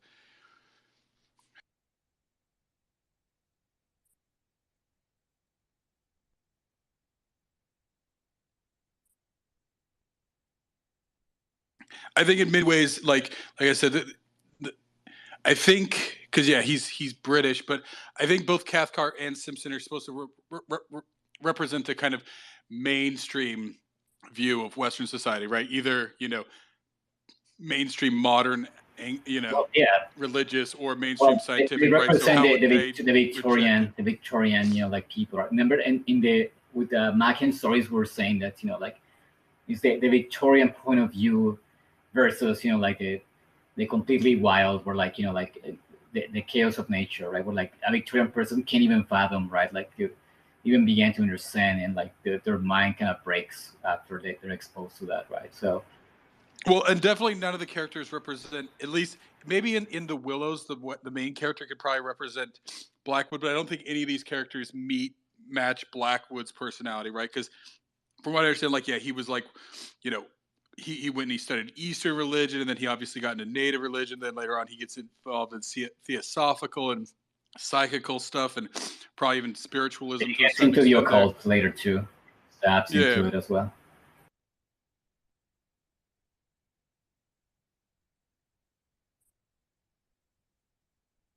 So I think none of these characters are proxies for him, right? They're supposed to represent the various different ways that people deal with this, So other than his way. so you think those characters are more like a touch point for the European reader to like, it's like it's meant to represent them in a sense, like, and like so that they can like get an idea of the vastness of like the Canadian wilderness. Is The that two kind of sides of it. Now, what's curious to me actually is that he makes the older, wiser of the two men the scientist, and the more naive of the two men the religious one, right? Because you'd actually expect it to be the opposite, right? Typically speaking, right, you would expect, the older man to be more religious and whatnot, and the younger man to be kind of more scientific. So I think in some ways what you get with that is that he does hold science in a higher regard than he does traditional religion. I think that's the way I always interpreted that way, because it's strange that yeah. you would think it'd be the older man who would be the priest.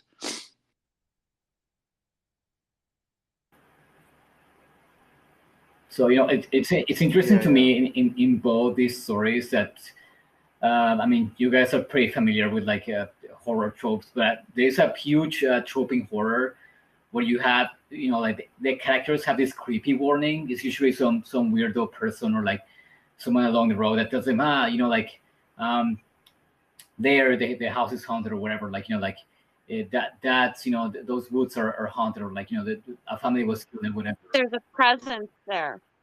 There was a presence. Yeah, but I'm saying it's like there's a trope in horror where you have the creepy warning, right? And like we get it here where I said like uh whenever at the very beginning when there's I mean the back and forth between Hank and the Fago, like they know something's up. We can see that Punk is kind of restless there, and like usually in horror they ignore the warning, right? And I feel like this even both stories, we'll get into it later, but they're kind of built on this. And I really like the way it's on here, right? Where like, like it's there. You have that trope, but they ignore the warning for, it's like for a kind of clear reason, and it's not something stupid, right? Like it's not like, okay, they know that, I don't know, there's a monster in there, or like there's a killer in there, but and they just went there because they just went, because they're dumb. No, they actually, like, in this story, I feel like, yeah, we see like the Fago is kind of there by Hank to go there and like to, like stop being superstitious, right? Like, so it's more like an ego thing. And we see Punk, kind of like he's kind of quiet about it, right? Like he just lets them go. So it is very tropey in that sense. And like, even I wanted to ask you guys if you think, this being kind of quintessential, like horror story, if like modern stories are kind of, like they're kind of based on these kind of tropes, or anyone writing any horror story at any given point in time in history would kind of use these tropes sort of most effective to kind of convey, like foreshadowing and like atmosphere in this way. Well, I think they are, because like it hints there early on that nobody had been up that way, and yes, it had been burned out the year before, but then there's like rumors. And so the like, moose, right? Like the moose are not around, so that's a big thing too, right? Well, that's the thing. So like, one man, fear, some people's fear is another man's opportunity, right? So that's the way they take it. It's like, oh yeah, the people aren't coming up here because it seems spooky, but that means there's more opportunity for us up here, right? So that's the way to take it, is kind of both sides of that, right? Is that if you buy into the fear, then you never discover anything, unusual, right? But then at the other side, yeah, if you don't heed it, then maybe. So I mean, I think it's both sides of that.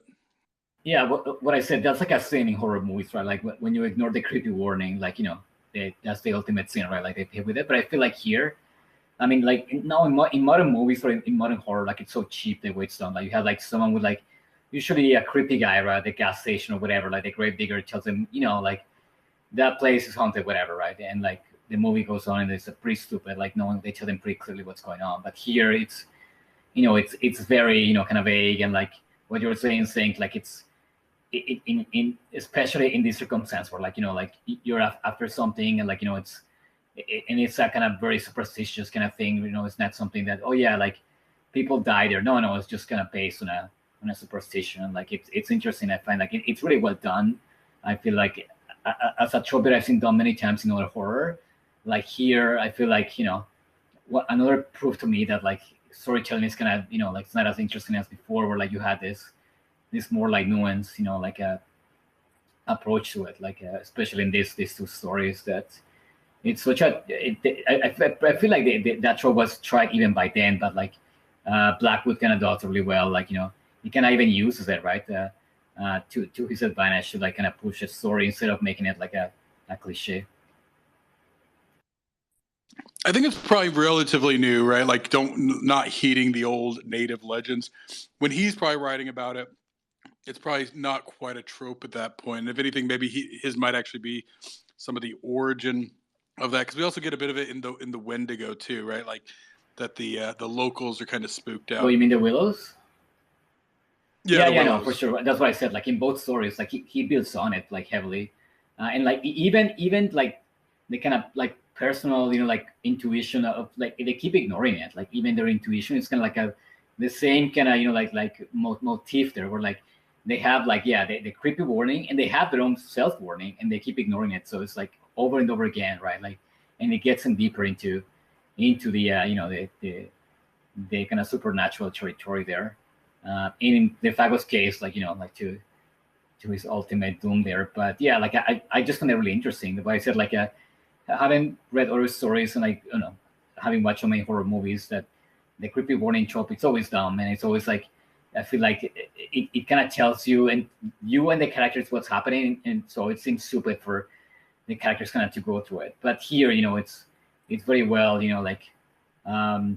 like mediated there. We're like, yeah, it is, but it's based on superstition, or it's more like, it's not something clear cut, right? It's more like a kind of vague, kind of menace there, but it's not something that you can enough to make the characters seem like their behavior just stupid to like, like follow a kind of a path where like they would, put themselves in danger define logic, right? It's more like that it's there, but and I think I mean, definitely before that though, in Mary Shelley, like, it's there before, like, and that's what I was asking, like, if this trope is just, if you write horror naturally, you would use it, or if it's just built upon, like, maybe on these stories, the first, like, kind of like pro horror back then. But yeah. So, I mean, do you think this would have scared somebody in the 19th Oh, century? 100% though. like, I mean, they have no idea what's in Canada, and at that point, like, I feel like many people say, well, very superstitious, right? And there was no actual proof that, like, I mean, we pretty much know. I mean, we still, I actually, we don't know if cryptids exist and all that, but, like, more so now that we have satellites and that, it's proven that, like, you don't see it around, right? But, like, back then, it was so big, like, in knowledge, especially places you've never been. You don't have actually an idea, of what these places are, and, like, many people still believe in the supernatural. So I feel like, for sure, it definitely creeps some people out. Yeah. I mean, people believe in ghosts hardcore back then, right? And in reincarnation, like, really, really hardcore. Like, some of them, like, even based, like, their whole, But I mean, do you think that this really would creep? Like, I mean, I wasn't creeped out by this. Well, so you have to understand, right? I mean, it's a different time, though, Adrian. Like, whether or not they're creeped out by it, because ghost stories were particularly popular back then, right? But some of them are scary, and some of them are just fantastical. So that's the thing. Like, I don't know. Yeah, I mean, I think everything, like, the nature of weird fiction. Yeah. And that's what this falls into, isn't horror in the true sense. It's unease, right? That's what it relies on. It's not fear, it's unease, right? There's something uneasy about all of this, so right? you're saying it's more about, like, creating tension, right? But being uneasy is a type of fear. Well, but it's more, it's not direct fear, though. It's just that you can't unexplain something, right? So it's not fear in the sense of, going out there, right? I mean, obviously there's frightening things that happen in here, but what it conveys to the reader overall more is that there's more than that can be accounted for by either their religious or scientific worldview, right? Which is obviously, I think, what Blackwood tries to capture throughout his things, right? Because of course we know that he's kind of, like I said, kind of a new age type thing there. So he's trying to shake people out of their sort of mundane existence, right? Where everything, comfort zone, yeah. And so that's what this is, right? It does it in the physical sense of the vastness of Canada, but also, in this, this kind of legendary sense, right? Like when you're that far out there, when you're that isolated, right? See, and I would think that would be based on the time period that it was written in. Somebody were to read that to some children as like a spooky story, by the fire, because a lot of times that's all people did was read stories to each other, play music, right? But I mean, would it have the same effect on it if you read it to a small child today? I mean, it depends on what you consider fear, right? Like, I mean, fear and horror and stuff like that. Some of that's just like brutalism. I mean, these people live with like spooky. These people live, like I said, it's more. I think we're underestimating. We're underestimating those people in some ways compared to our time.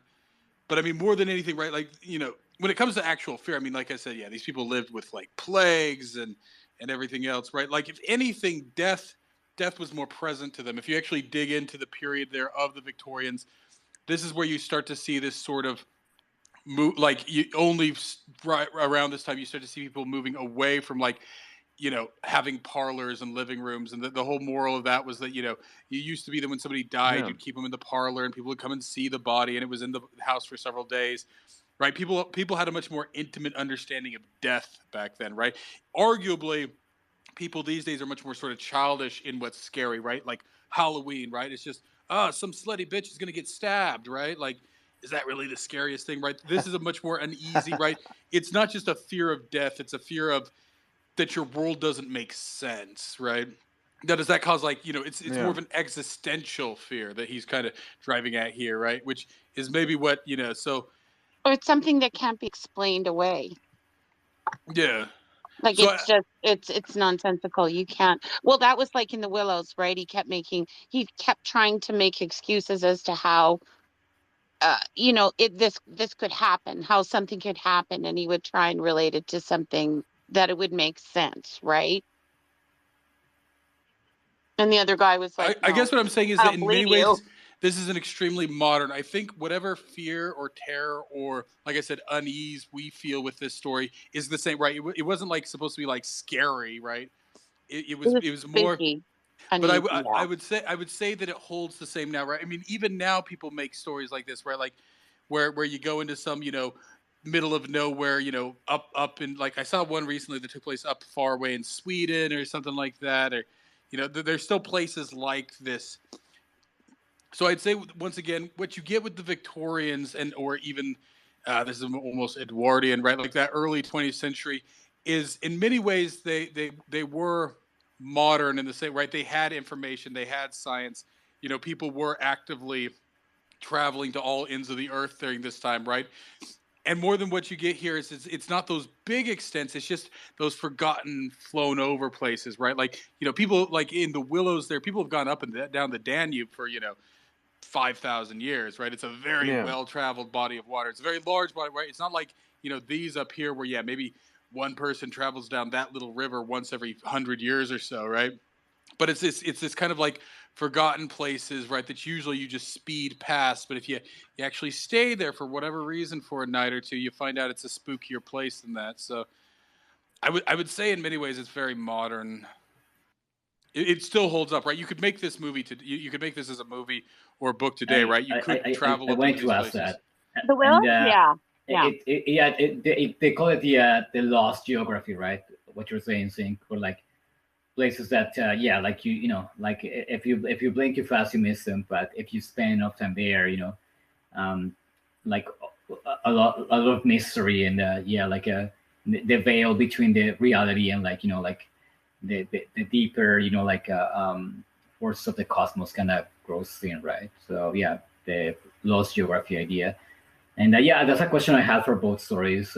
If you can make them today, right? Like if they could maybe adapt it to a movie or something. I feel like, I mean, yeah, I mean it's and especially what I said about the many tropes in this that in modern stories are just kind of, you know, like kind of overdone and like overcooked.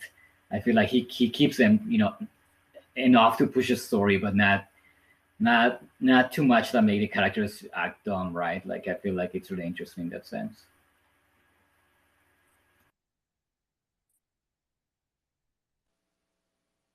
So, I mean, if you were to make a movie of this today, like, I mean, But you would know, you have to first decide like something what you want to achieve?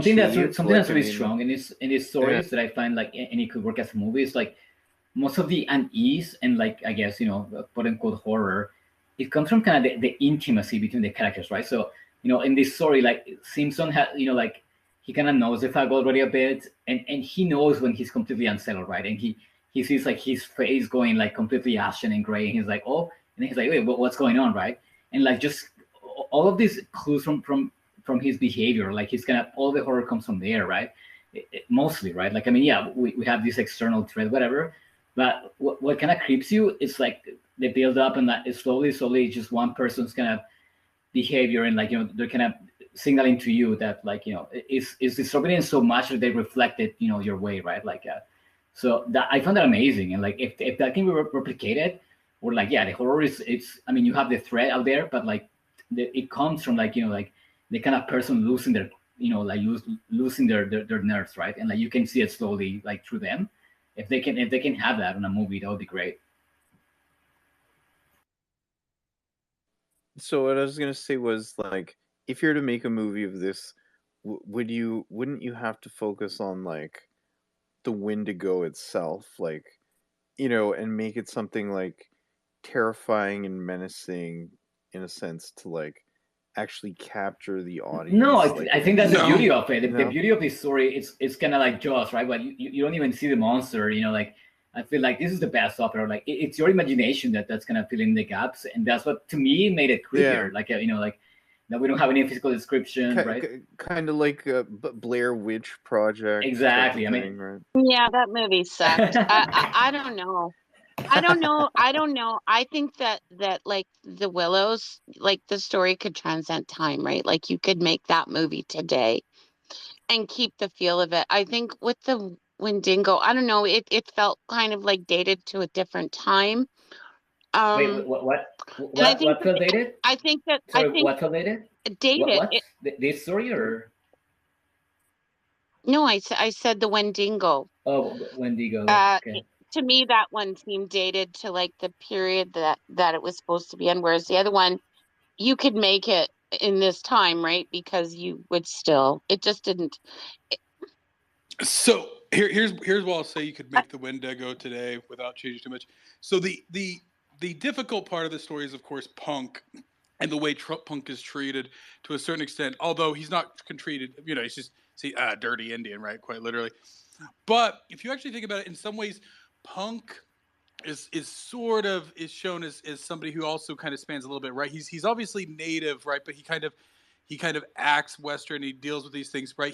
He's probably out there against his own better judgment. Now he goes out there and he sniffs the air, and the moment he actually smells it, but he knows he shouldn't be up there. I mean, I think to a certain extent, like you could, like, I mean, yeah, I think you could make this even now, right? Like, yeah, I think you'd have to change the characters somewhat because there's this, when you look at the relationships between the characters, you still kind of, you have that master servant subclass. Like he's nice, but he's coarse, right? He's just, not So really. When Zink, when, when you you're pay saying somebody, well, you're saying you would make it, you could make it not as a period piece, like it could be set in like absolutely, 2023.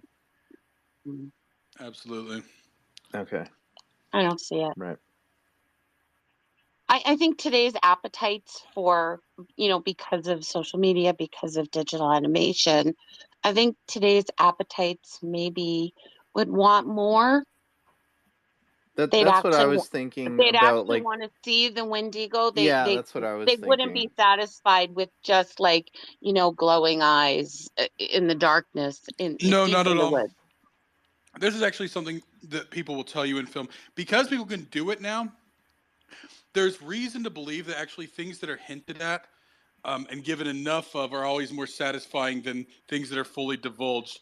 If you let people's imagination, so like I mean, this was to a certain extent the real problem with the Star Wars prequels is there was a lot of this backstory that was hinted at, and of course when Lucas Whitten made it, he just made it stupid, right? But we all had a certain notion of that backstory that seemed very, sort of elegant, and by him making it, he then just tarnishes it. So it is actually a well-known fact that sometimes showing people too much, it's never going to live up to the imagination. It's never going to live up to that, that heart coal, if you will, right?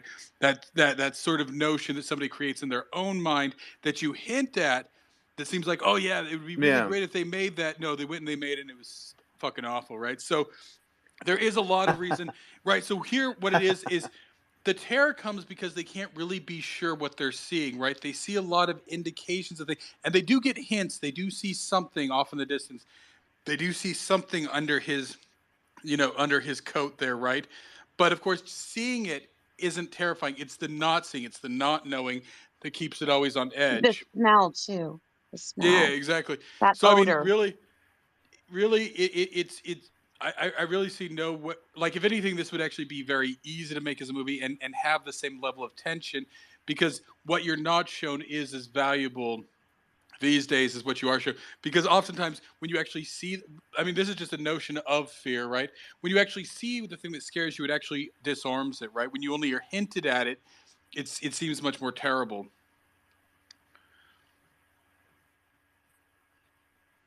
And yeah. maybe so. But I just don't think that like in this day and age, I just don't think that the average moviegoer would be satisfied with that. People who are more, Like their jump I mean, scares. I mean, now Blair Witch Project was worse, but it was the same concept, right? Yeah, You it saw is. absolutely nothing, and that movie made Yep. millions. So yeah, but most of us went away going, oh, that's not what I paid. That's not what I wanted to see. That was boring. Like when I walked out of there, I was so well, disappointed. but that's because it was done at a very low level of it. But no, that movie, right? Lots of movies like this that don't ever show, you know, kind of hint at it, right? Like that one was done very cheaply, but there's other ones like that, right? Or what is it, that paranormal, or was it Yeah, paranormal, the one where like it's their house and stuff, paranormal activity. Yeah, paranormal, yeah, like there's lots of them like that, right? By actually by leaving certain things. Now, usually it's just done because they do it cheaply. It's not done at a sophisticated level. Because usually when you do it at a sophisticated level, then somebody's out there like, no, we got to show it to them, and the showing is never as satisfying as people think it will be. Yeah. One of the best movies I ever saw was The Wicker Man, and you don't see anything horrible. It's just, it's just the confusion. Well, maybe if they made the Wendigo and Marvel. I love Rosemary's Baby. Like I find it so creepy, and like I mean, there's like a pair of glowing eyes at the end, right? I mean, there is not really any monster or any type of effects, right? But the tension is so crazy in the movie, right? And I find that movie amazing. Yeah, no monsters. What about The Village? Oh, is that M. Night Shyamalan where they're keeping the people there? It's like they're keeping the kids there, but it's like the elders of the village that are like scaring them. Is that the right one? Yeah. I thought that one was interesting. I mean, I kind of liked it. I know that people sort of poop on this guy, but I kind of liked it, and I liked it how there was like what Carlos was talking about, how you didn't really see the thing. You know what I mean? Like you know a good director when you can build something without seeing the thing, because it's so disappointing when they're like, and then they pull out like the fucking $50 suit with the. Well, no, I'll tell you. Tell me one movie where you actually see the thing and it actually is scary. Because I mean, even The Thing, which is one of my absolute favorite movies, it's not what you see; it's that you don't know, right? The entire tension there isn't actually right. Like there's a few pop scares there that are great, but the whole tension, it can be anyone, right? Like that's why it's so good. Yeah. It's not just that you're being chased by spooky stuff; it's that you don't know where it is. Okay, so I have a question about the Willows, if you guys are okay with that. Are we moving to the Willows, or what's the consensus? Yeah, sure. Are you okay with that thing? Yeah, I'd actually like to hear what, because since we all did the Willows last year, Jody didn't do it, so I'm actually interested to hear what she has to say. Does anybody find that it was like kind of, I don't know, kind of disappointing when they said that it needed a victim, and then all of a sudden this peasant shows up? Like, I don't know. I found that was kind of, it just kind of came out of nowhere For this story. Yeah, it kind of left me sort of like unsatisfied with like, well, that's, where did he come from? All of a sudden, this unknown character, like all of a sudden there's his body and it found a victim. Now, was that the guy? Would that possibly been the guy going by on the boat earlier that they saw? Possible. Remember? Or like maybe But you mean the otter thing as that well? They think it's an otter? Yeah. No, there was a guy who went by and he was on a waving. flat boat as well. He was like crossing himself On the flat boat. Would that have been the body? That's what I thought. I mean, who else? Who else was around? Yeah, because who else? Because it just kind of seemed like it wasn't quite what I was hoping for as far as like a plot. Yeah, it was kind of like, well, this is a quick way to end it. Yeah, it didn't seem like it fit. Well, to me, it's when it's all about atmosphere, and I feel like he builds it really well. And it's like a kind of slow crescendo into super creepiness. So the ending to me, he had to end it right. I mean, like if you guys write, I don't know who among you write, but like sometimes you're like, well, yeah, I'm done. Like how do I end this, right? And like sometimes maybe the easier end is like they kind of the first answer is the easiest, the most appropriate ending, right? It's just okay, like. I think the implication with that, if that's to be, because that's their perception of what they experience. They think it is, but if their perception that it needed a sacrifice is true, they're undergoing this ordeal. But what it kind of shows is that there's somebody else out there undergoing their own ordeal, right? Yeah. And they out-survive them, right? It's a zero-sum game they didn't realize they were playing. Okay. Yeah. And they don't really win it so much as they last longer and the other guy loses it.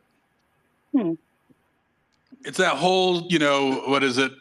What's that show called? The one, The Scary Door. No, it's not The Scary Door. The Twilight Zone, right? Where like you press the button and somebody dies. And Right. It's like Yeah. you don't realize that your survival, right, comes at somebody else's It's like non-survival. Expense. the Yeah. game. Yeah, that's interesting.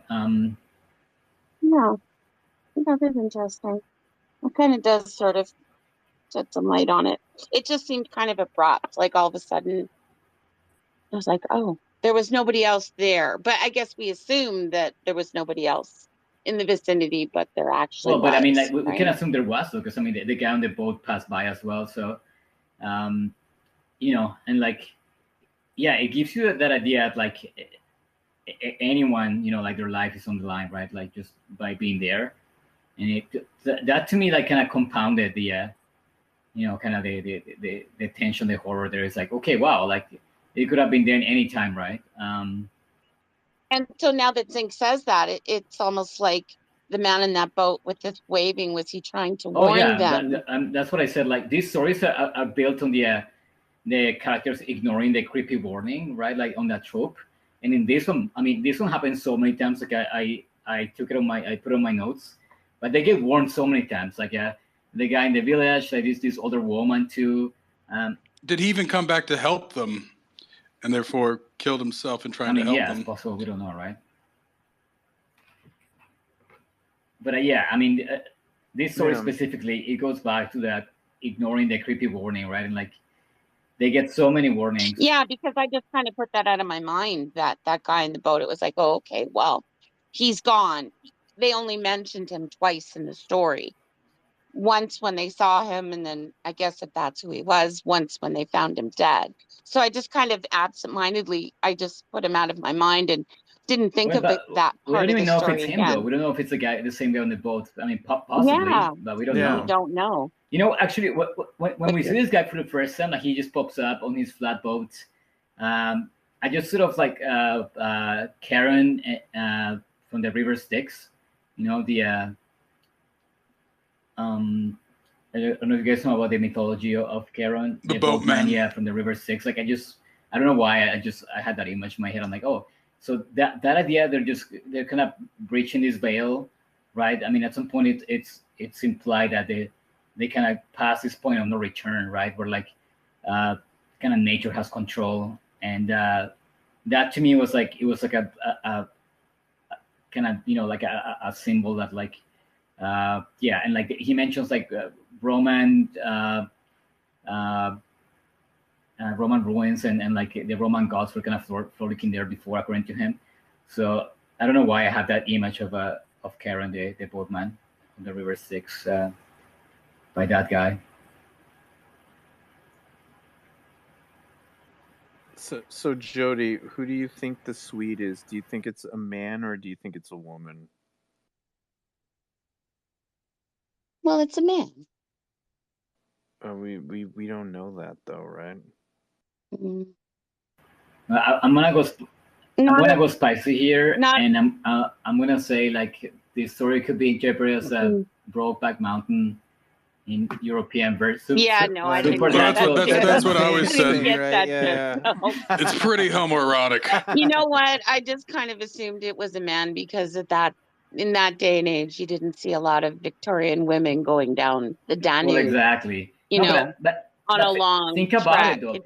It was think rare. about it like homosexuality was like basically a crime, right? You would accuse of sodomy, like convicted, whatever, right? I mean, like the easiest way for you to have your gay sex, just go with your with your pal. I didn't get any kind of feeling about gay anything in the story, to be honest. No, but at some point they get scared and they kind of like roll into a tumble together and they kind of hug one. I mean, I don't know. I'm just saying like if we think about this guy, like in his life, his biography, this guy never married, and he was a model. So, anyways, it seems to me like. Oh wow. I mean. Oh, from the author's stand, yeah. Well, I don't know. I just got that you develop a certain intimacy with somebody when you're scared. Like, have you ever been in an elevator with someone when it's broken down and they're 1 minute they're a complete stranger and then the next minute they're everything to you on earth because they're the only person there and you get to know each other but quick.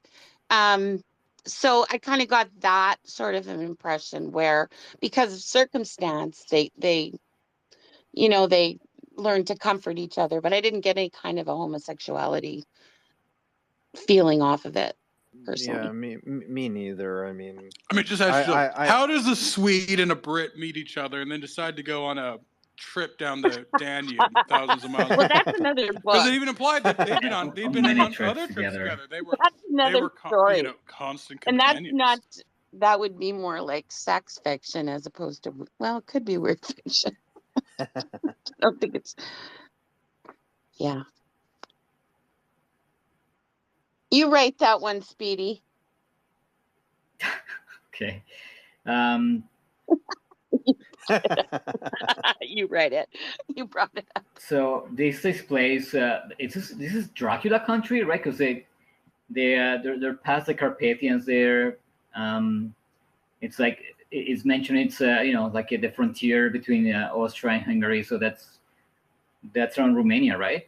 It's so that's interesting, and I feel like this was right out of Dracula, when you have the warning from the villager there. This happens in Dracula. I don't know if you guys have read that, or like maybe it's on the movie. I don't remember, but Jonathan Harker gets a warning from one of the villagers. One of the most iconic scenes, and in here too, you have kind of the same scene. You have a villager, telling them not to go there because they'll end up high and dry, and it's like there's nothing around there, miles around, so they could just die in there.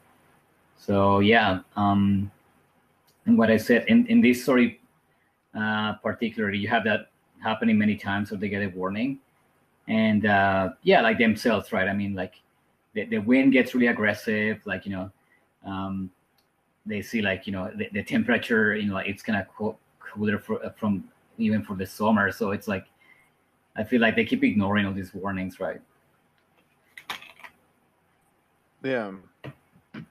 Well, whatever the presence is, it's like, we also don't get a sense that it's like overly malicious. It's like, it's more of like this trickster type of entity or presence that's like, it's almost transdimensional. Yeah. It's trying to feel them out. It doesn't perceive them. It perceives them, but not fully. Well, like the paddle goes missing, and things just keep mounting up. Then it's like the distrust between the two of them. Yeah, it's almost like it's not really malevolent. It's like I said, it's more like a trickster type of presence, right?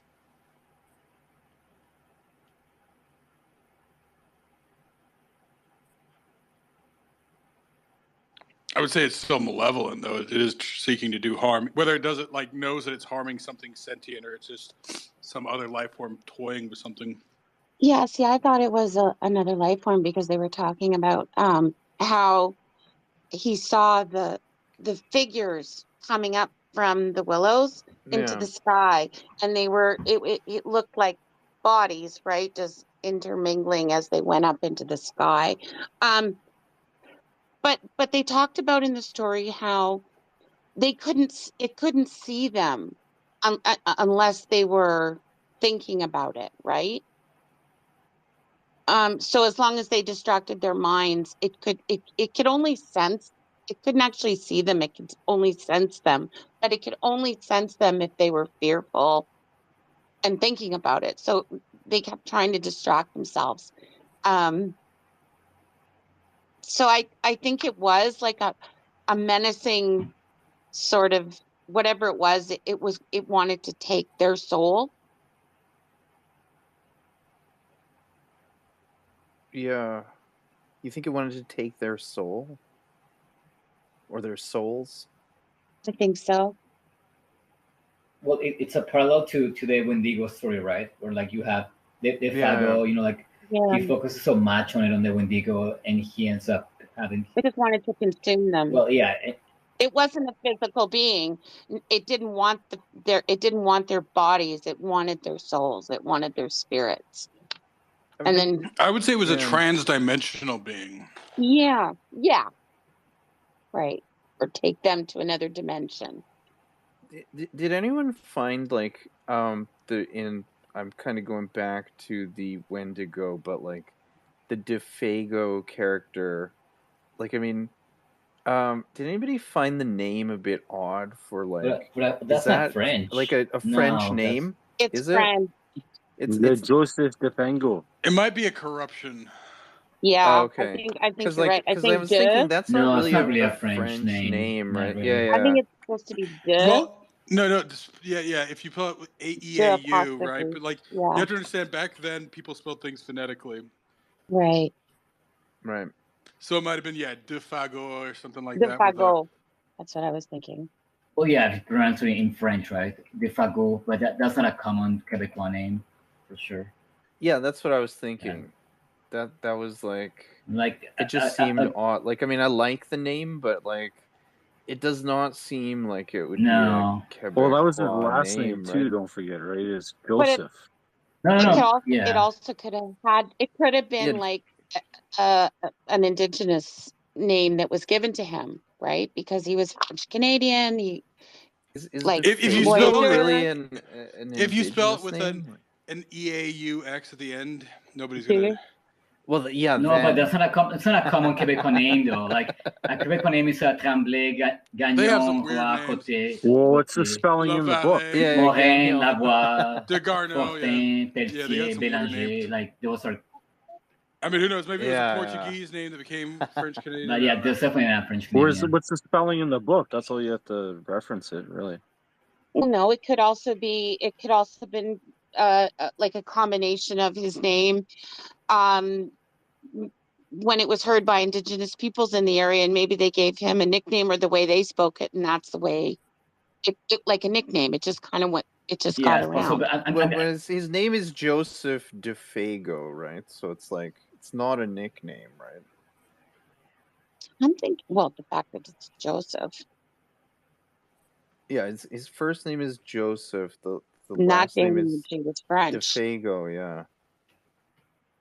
I'm thinking. Yeah. I know what you're Yeah. saying, Speedy. Like if it was Joseph Belanger, I would be Yeah, like, yes, okay, this Joseph is a Quebecois Tremblay, Frenchman, right? Joseph Like, Pelletier. Yeah, but it's Who knows? yeah, exactly. Yeah, Defago is a very odd choice there. I mean, maybe Blackwood was just ignorant to French Canadian names. I don't Well, know. that's what I No, was but they thinking. get corrupted, right? Like Yeah. if you have a French Canadian name and then somebody in Anglo hears it, you don't know how to spell your own name, so they're going to spell it how they know how to spell it. Right. If you guys have done genealogy, this is what you'll find. People are very loose with spellings of names. no. Yeah, this was before spell check too. Wait, hello? Are you guys there? Yeah, Okay. we're here. I just heard complete silence for a sec.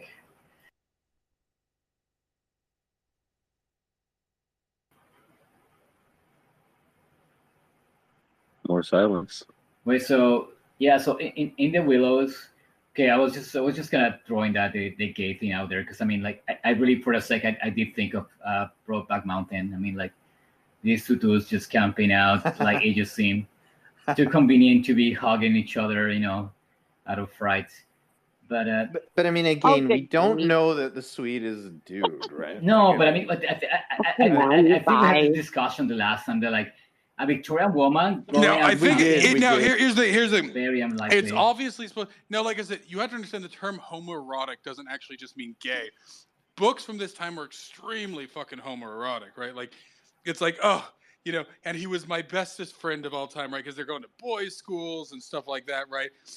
So homoeroticism is super present in this time. Now, is it actually, supposed to imply more or not? But it's actually less likely that it's a woman, I'd say, than it's full-on gay sex. It's not a woman. Not gay sex either.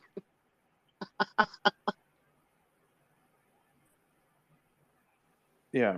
What I like about this story is that he actually goes into kind of different, like kind of like the Wendigo. It's obviously like like a very it's based on a myth, so it's a very kind of clear cut, like reference, right? But for this, like in the Willows, right? Like they seem to have crossed the veil between, like kind of the real world in this, like place where like, like otherworldly beings, or like kind of these nature forces kind of dwell there. And I love that he doesn't really, like kind of narrow it to anything. Even he goes, there is a little passage here, like it goes like, it made me think of the sounds a planet must make could we only hear it driving along through space. So it's like, it's as if he can, like perceive like the cosmic forces there, right? Or like at some point he also, what is my quote?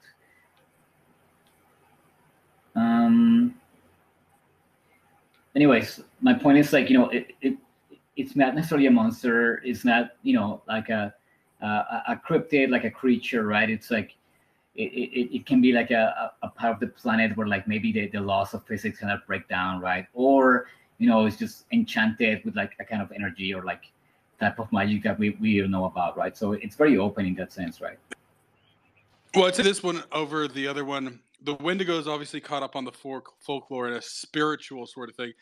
This one, like I said, is much more kind of science fiction-y and cosmicism and, trans-dimensional, right? Same theme overall, but this one kind of falls more into the science fiction, I would say, than the fantasy. Yeah. So did you choose? Yeah, I agree. I agree. So the next one that we're doing is going to be the Niven. But did you choose Annihilation because of this story? I'm just curious. Well, it's just weird fiction. Jeff Vandermeer, when you look up the concept of the new weird authors, the two leading ones are Jeff Vandermeer and China Miéville. And I find that Vandermeer better captures the sort of weird, the sort of unease, right? He doesn't explain anything. Right. Whereas Miéville just kind of tosses things together. Really, and Miéville is very tropey, right? He's just building on tropes, Whereas I feel like Vandermeer, it's gonna experiment a little bit more and like focusing more on like the like I said, yeah, Niven's not weird. Right, wait, I said Vandermeer. I didn't say Niven. You said Niven's tropey. No, I said Miéville is tropey. But you said, I thought you said Niven. I said Miéville. Maybe I cut out there, but Miéville is very tropey. Like he always beats on tropes, right? Like even, I mean, you guys haven't read, but I read all of his, like new weird fantasy stuff, and it's interesting. It's the imagery is cool. He has like, kind of mixing, like fantasy with the familiar, right? But he builds on tropes like super heavily that it's like, smacking you over the head. That's annoying, right? Whereas Vandermeer, he's more experimental and like, using the familiar, but just, even like, like kind of, it gets more into the imagery, even heavier that like, and it's less, like tangible. So, like your brain fills a lot of the gaps in there. So that makes him interesting. Yeah, Vandermeer is more subtle. For sure. China Miéville, City in the City, and Embassy Town, no good. I mean, I did not enjoy Embassy Town. City in the City was great, though. That really was good. Well, there he uses tropes to a useful effect, right? Because for the most part, except for the city aspect, it's very tropey. It's the typical extremely tropey. I mean, it's absolutely police procedural, essentially body cop movie, and then kind of heist, right? Like all of it kind of stacked onto one another. Except for that one, the younger cop, the younger female cop who just becomes his mouthpiece. Corey. Can we get back to the story? I feel like the audience here, the other listeners have no idea what we're talking about. So, I really like this. I have another quote here. I mean, the narrator is kind of contemplating the Willows, and he goes, and it was utterly alien to the world I knew, or that of the wild yet kindly elements. They made me think of a host of beings from another plane of life. another evolution altogether, perhaps all discussing a mystery known only to themselves. So, he goes back to the, like something familiar, right? Like, I mean, to just trees, right? But he pulls out so much mystery out of them, right? Like, and over, he goes back, like how otherworldly and like how alien, like things feel. And I don't know if you guys picked up on this, but he anthropomorphizes, the river, anthropomorphizes the wind, anthropomorphizes the willows again and again. So that creates this really cool atmosphere. There's another quote here. Oddly shaking their big bushy heads, that's the willows, twirling their myriad leaves, even when there was no wind, they moved of their own will as though alive, and they touched by some incalculable method my own keen sense of the horrible. There they stood in the moonlight, like a vast army surrounding our camp, shaking their innumerable silver spears defiantly, formed already for an attack. So yeah, it's like all of this, like atmosphere on like just pulling, like imagery out of freaking trees, right? I mean, I just found that really genius there. Yeah. So the other thing interesting is the contrast of the two. And what's strange to me actually about this one is that the Wendigo was published after the Willows. I don't know which one was written first, but because like we said with the Wendigo, right? They're so far from civilization, whereas with this one, they're like a day trip out, right? They're not that far, right? They're a day trip from Budapest, right? One of the oldest cities in that part of the world. So I think that's kind of what's different about this one. There's not this. They're isolated, but not really physically. They're just in this weird place that's like near, but not near normality, right? Yeah, but do you guys get this sense that they kind of cross some sort of veil, right? Like when like at the beginning it's like, oh, like a sense of awe, and like he's in awe with like the landscape, whatever, and then at some point like he gets this like sense of alarm, and like the the river picks up, the wind picks up, right? Like the willows seem menacing, so it's like at some point they cross a line, right? Where like they left, like the familiar reality into this, kind of. Well, there's a very real fear here, and Wogpog would know this because actually I think he just mentioned the other day when they were talking about, oh yeah, when they found that main shooter, right? Usually, like 95% of the time when they find, a missing person, it's within a very short distance of where they were last seen, right? And I think what you get with this is just a normal fear, right? So yeah, they're on this canoe trip, they're on a well-known river, right? And they stop on this little island. Now, the supernatural part aside, right? Very quickly, shit can go sideways when you're out there, right? They're on this little island, and even though they're right near the banks, they're right near some of the, there's probably somebody who's like a kilometer away at most from them. But because they're stuck on this little island, if their canoe fails or they can't get off the island because the river is going so steep, they, it's literally somebody could be standing on shore and watch them die. You know what I mean? So it's that weird sort of thing you get in the bush where like, it's like, yeah, you're like literally on the other side and then nobody can help you.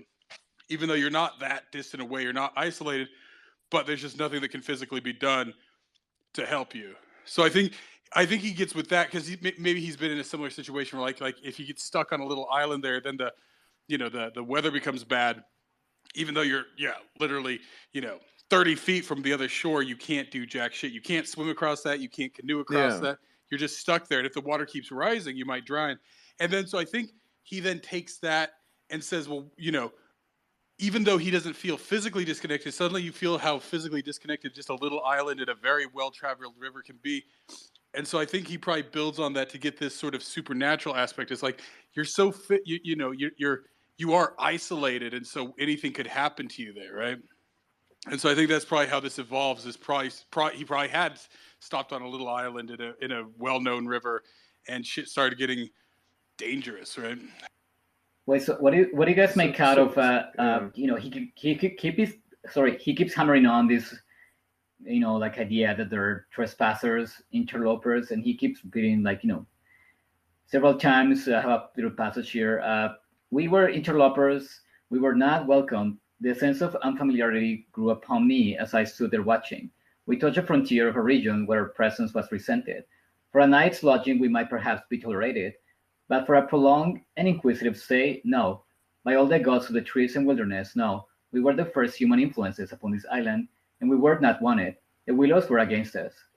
So yeah, and he keeps going on about this. Like, what do you guys think he's trying to convey with this sense that they're intruders in there?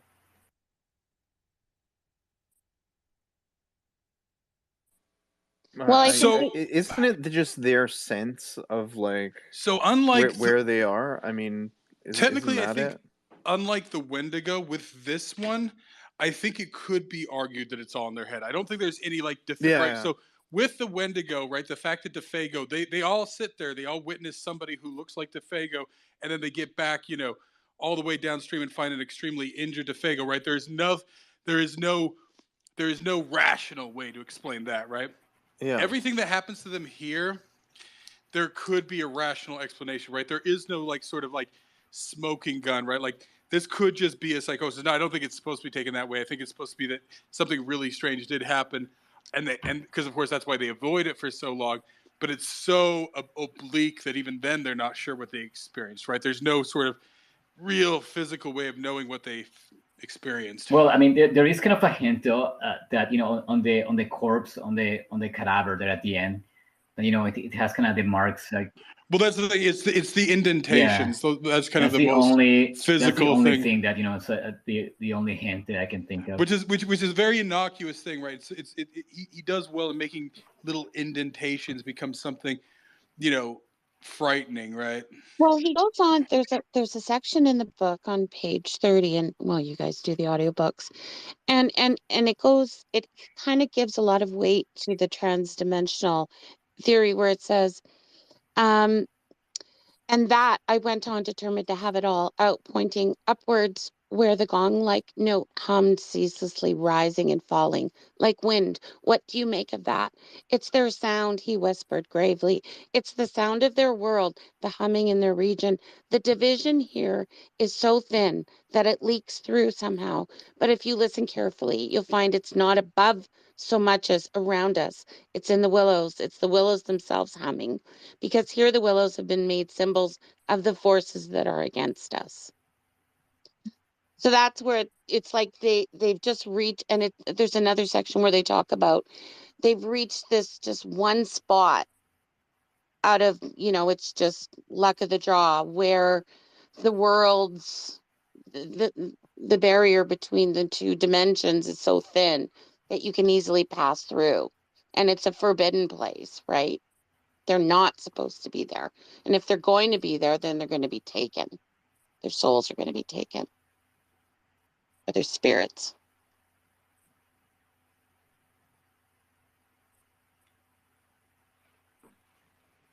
So I mean, forces that are against us. I mean, that's just their perception of it, right? Yeah, I mean, that part is their it's like perception. Well, I mean, they're clearly spooked, right? Like they're both. It actually this time, like reading it this time, I was laughing because I mean, and what I said before during Wendigo, like I feel like Blackwood is really good at like, yeah, like kind of showing you what's going on, or like like through the characters' kind of intimacy, like they know one another, they know how they react. So like in their like lack of familiar reactions, that's what kind of spooky part is. But I feel like in this one though, like it gets kind of heavy when like they're reacting so kind of so over the top sometimes. That I just found it funny that like he kind of collapses, he trips on stuff like a couple of times, or like I mean he's so freaked out, like he's just clumsy all around. So yeah.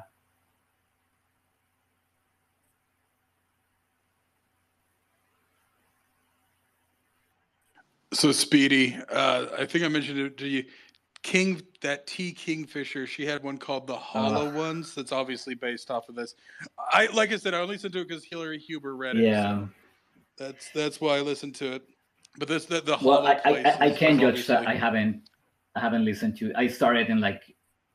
It's if you listen to the Twisted Ones, it's the same kind of basic woke, white so bitch she's stuff. Woke, so, yeah, I mean, but yeah, I mean, like, I'm sure. I mean, every writer has something interesting to say. It was an interesting take on this, but yeah, no, it's some wokey basic white bitch stuff. But so what's the take though that you? I think I cut you off there. What's the take that she has on this?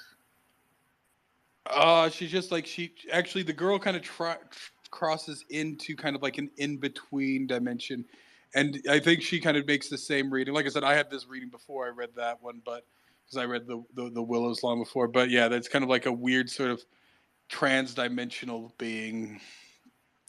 So I mean, you could try it and tell me what you think when you get back. But try to Just read listen it. to it. Yeah. Don't read it. Listen to it because Hillary Huber Okay, reads that's it. good. That's the only reason I listened to it because Hillary Huber read it. So I mean, do you think Blackwood was thinking trans-dimensional I think so. I think yeah? he hints at it quite heavily, and that was the kind of well-known. So we should probably cover it at some point, but well, I mean, you guys know that Flatland. Yeah. Flatland was a very popular book from about 10, 20. In some ways, I think Flatland actually influenced like what was it? Or maybe I can't remember which one came first, Flatland or Alice in Wonderland or whatever. But Flatland deals with the science kind of like in a narrative way of explaining how dimensional projections would be, right? Like something when you see something projected into another dimension, if it's a higher dimension being, it seems impossible. So the best explanation from that one is that there's this guy who lives in a 2D world, right? He's like a square or something like that, and a sphere comes and messes with him. And when he sees the sphere coming, like this, he sees the sphere growing and doing all these things. Because if you think about the way that a sphere would project into a flat surface, right, it looks like it's a series of growing spheres and stuff, but that's just where it's passing through and stuff like that. So and then but a two-dimensional being can only perceive things in a one-dimensional way. All they see is lines, right? Three-dimensionals, we see two, we see X and Y, and then we can perceive kind of depth based on those. That's all they have, right? They can perceive X, and then they can guess it at depth, but they can't actually perceive the Y-axis, right? So I'm pretty sure that, I mean, at least my reading of this is that he's dealing with the idea that when something projects between dimensions, it can't, right? Like it can only kind of sense parts of us, right? Like it sees some of our projections and stuff like that, and especially if it's a projection of thought. So when they think, it can see that they're thinking about it, right? It can somehow perceive that, but it can't really perceive them directly. There was another story we'd read. I think that's why I sort of chosen this one, but there was another story where I was trying to capture the same thing, right? The things, it's once again, it's that whole you look into the abyss thing and it perceives you when you think about it. Do you think it's more that these beings in the Willows can sense their fear, their unease, as opposed to them, because of they are thinking about it? No, because I think when they were afraid, they were. I mean, here's the way. No, I don't know where he was, but like I said, this guy was into like the idea of psychical research, right? Psychic and stuff like that.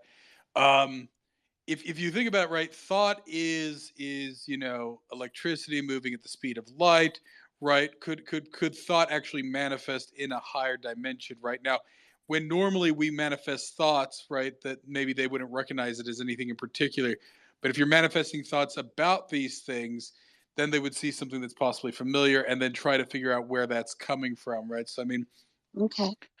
I don't know if it's their fear though. I mean, yeah, like maybe that, like the fear is to make it so that they think about them, right? They're trying to goad them into thinking Okay. about it. That's why they're trying to make an impact on the world. I'm not sure. Well, actually, there's a section here on and it says then something happened, something unimportant, apparently, as the way is when the nerves are in a very great state of tension. And this small thing for a brief space gave me an entirely different point of view. I chanced to look down at my sand shoe, the sort we used for the canoe, and something to do with the hole at the toe suddenly recalled me to the London shop, blah, blah, blah. And he starts talking about the effect was immediate and astonishing. He's thinking of other things. He was thinking of roast beef and ale and motor cars, etc. Sorry, I'm losing my voice today. And said the effect was immediate and astonishing even to myself. Psychologically, I suppose it was simply a sudden and violent reaction after the strain of living in an atmosphere of things that to the normal consciousness must seem impossible and incredible. But whatever the cause, it momentarily lifted the spell from my heart and left me for the short space of a minute feeling free and utterly unafraid. And that's when they couldn't sense them anymore. And so that's why I was asking. Maybe it had something to do with fear. Yeah, I'm not sure. It's possible. It's big. I mean, I think more than anything, like I said, especially this story, I think it's Like dealing with the both thing. sides So, here, what was right? your point about bringing the interdimensional kind of related to the like the what's it forget what you mentioned, the studies on Flatland. no, like you say, like at the time there were studies on what was it, psycho No, so he has another. I think it was his book. It's like John something psychical researcher. It's just like a series of but short stories, right? So is he this was part of related the to psychical. why he joined the Order of the Golden Dawn, where like they were doing like like telekinetic powers and like trying to I think bring so. I think back. so. He was a member of the psychical They were trying to bring society. back this entity, like this kind of ancient god. You know this, right? About the Golden Dawn, they have this weird, like they're trying to I think revive he this. left them for that reason, but yeah, but I think he was into psychic research. Because there is a passage here, like I just found intriguing. They're talking about the gong sound they hear, and it says, "I've heard it all day," said my companion. "While you slept this afternoon, it came all round the island. It hunted it down, but I could never get near enough to see, to localize it correctly. Sometimes it was overhead, sometimes it seemed under the water. Once or twice, I could have sworn it was not outside at all, but within myself. The way a sound in the fourth dimension is supposed to come." I was like, "Wait, the fourth dimension? Is that just like it's just like throwing this out there because people say that, or like does he mean actually like something related to the the occult and stuff like this?" Well, no. I think that's talking about like fourth dimension, right? So if you think about it, like a fourth dimension would seem like it's coming from around you and inside you all the same time, right? Because like as you go dimensions higher, at least the ones we know, like if you'd read, if you go from first dimension to second dimension, it flattens, right?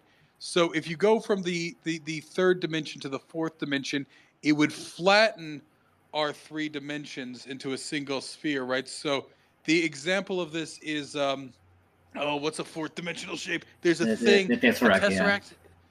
Yeah, the tesseract, right? And we can only perceive a tesseract under motion. If you move a tesseract, then you can perceive it, right? Whereas a fourth dimensional being could perceive the tesseract the same way that we perceive A cube. a Yeah, sphere or a yeah. cube, right? So we still have to rotate it, but it doesn't look like it wouldn't look like it's changing shape. It would maintain its shape, and then they could rotate it, right? They would just simply rotate it in space there, whereas we have to move it through time and space just to perceive any part of it. And then, but that is because the tesseract has an inner side and an outer side, right? So for a fourth dimensional thing, at least in his perception of a fourth dimensional, a sound in the fourth dimension would seem like it's coming from inside or outside all at once, Okay, right? but he is purposely like addressing, like he's not just saying that like for effect, but you think he was he's actually talking about the influence of multiple dimensions in relationship to this in the context of the story, right? Yeah, not in a theosophical or Golden Dawn way. I think just in the way that people who are talking about dimensions mathematically and physically would, Okay. right? If you were experiencing something in the fourth dimension, it would seem possibly like it's coming from multiple places, even from it within, Yeah, right? Like, I just put one in the nest. but the implication is that I mean they are kind of breaching into a place with like extra dimensions. Like, what do you guys think this is, though? a higher Oh yeah, dimension, Okay. yeah. definitely. Yeah. I think where like with the Wendigo, it was something, right? This is different. It's like something somewhere that they don't understand where.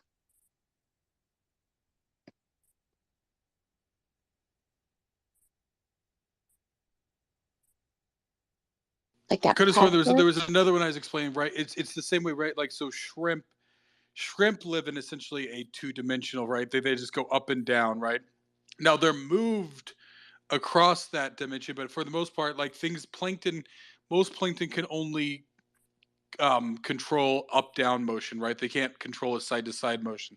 That's why they're plankton. So within the water column, now of course they're experiencing things whooshing by them, but all they can control is going up and down. So they have no concept of that other dimension there, right? So in some ways, that's what like if you had a fourth dimension, a third dimensional creature would have some sort of projection into the fourth dimension, possibly. But yeah, it wouldn't be. And then the way that a fourth dimensional creature would project into the third dimension, it could seem like it's multiple things, a single thing, whatever, right?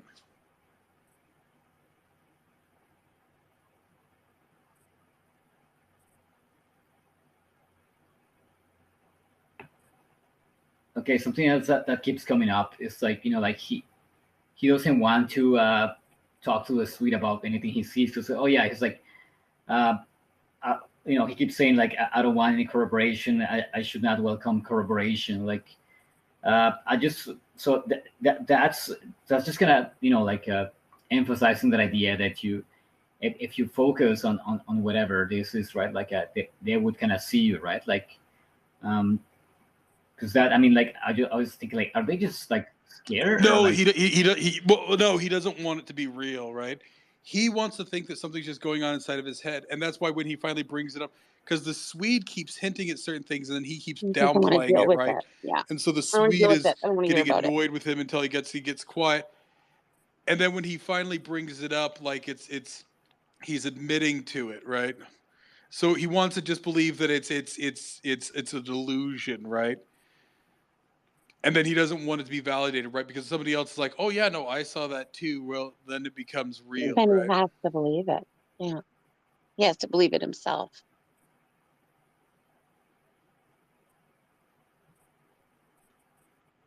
Well, that happens throughout the whole story, right? Is he just is constantly trying to convince himself that it's not happening. It's denial. I can explain it away.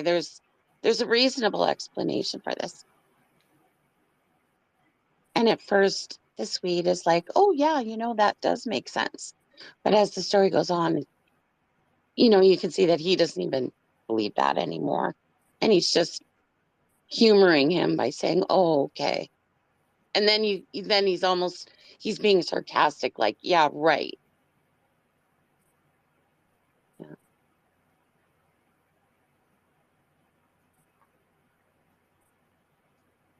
Sorry, I've been looking at tesseracts. I put one up in the nest there. It's a 4th dimensional image. It's kind of cool. Yeah, I was looking at that, and then I was looking at the tesseract. Yeah. So I really like the Willows because the suspense kept building and building.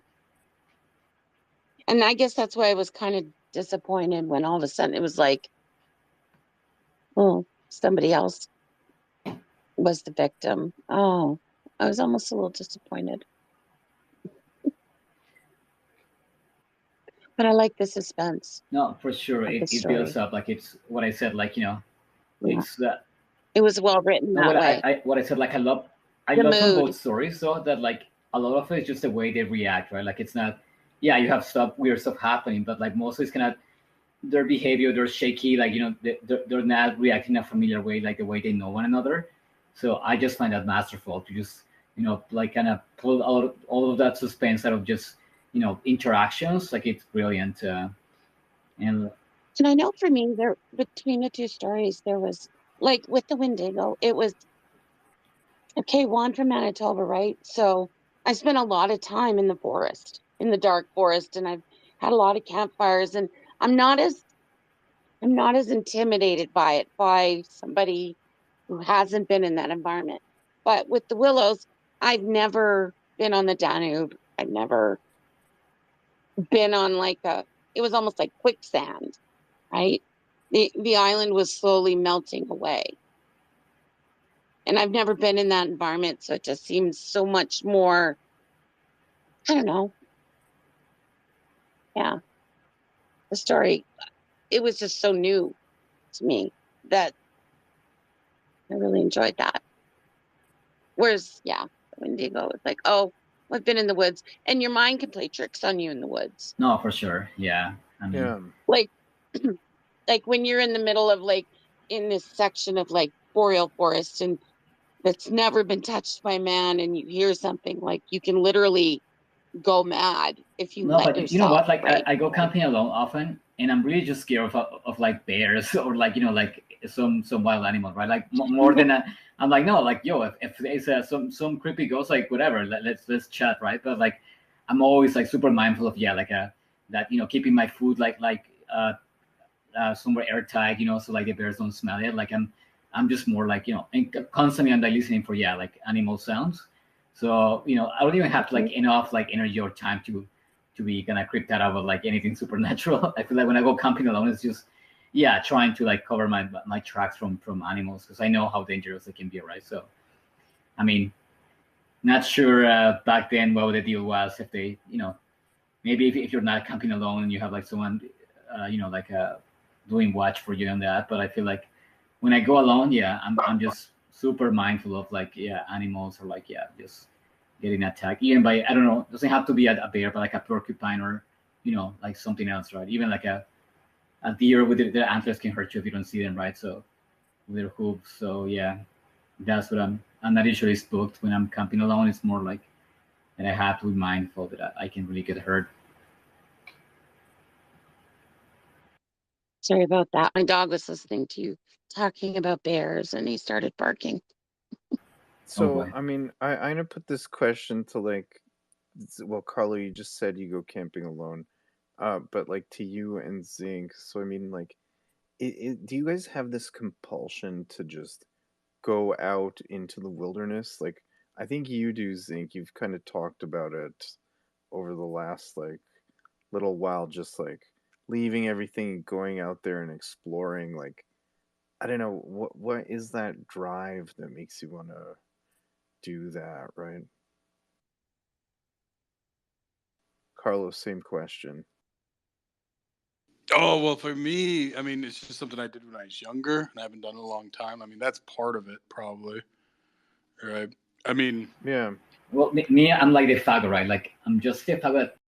Being with people for too long just makes me sick. Like being like a Yeah. hardcore introvert. Like the way I recharge is being alone. Like meditating, being in, like like kind of with my emotions, with my thoughts, and also like in nature, right? You have like less stimuli, and like I feel like it's a different type of stimuli. Like in the city or with people, like it's always like constant, very aggressive stimulation, right? But in nature, it's more like you're more passive, you're more like receptive. um and like me, I don't know, I need to be alone. I need to be closer to nature just to kind of detox from people, mainly, I guess. Like being an introvert, like that's the ultimate introvert like activity, right? Just to be alone and like to be able to kind of meditate without meditating, right? Just kind of being closer to your emotions, closer to your senses, right? Whereas like with people Yeah. in the city, you're like constantly stimulated, like overstimulated. You're like, I'm so exhausted Yeah. constantly, right? So that's mainly why I do it. in some ways, it's maybe actually to feel some sort of terror. I don't know.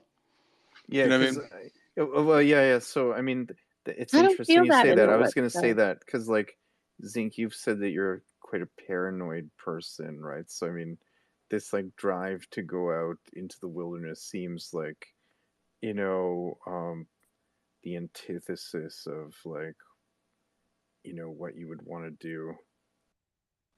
Well, that's what I'm saying. Like it's been a long time since I've done it. I don't know if I've ever actually been out by myself fully, or even just two people. Right? Usually, there's more people. Right? It was a scout camping trip or family trip or whatever. But like, like one or even two people. Two people.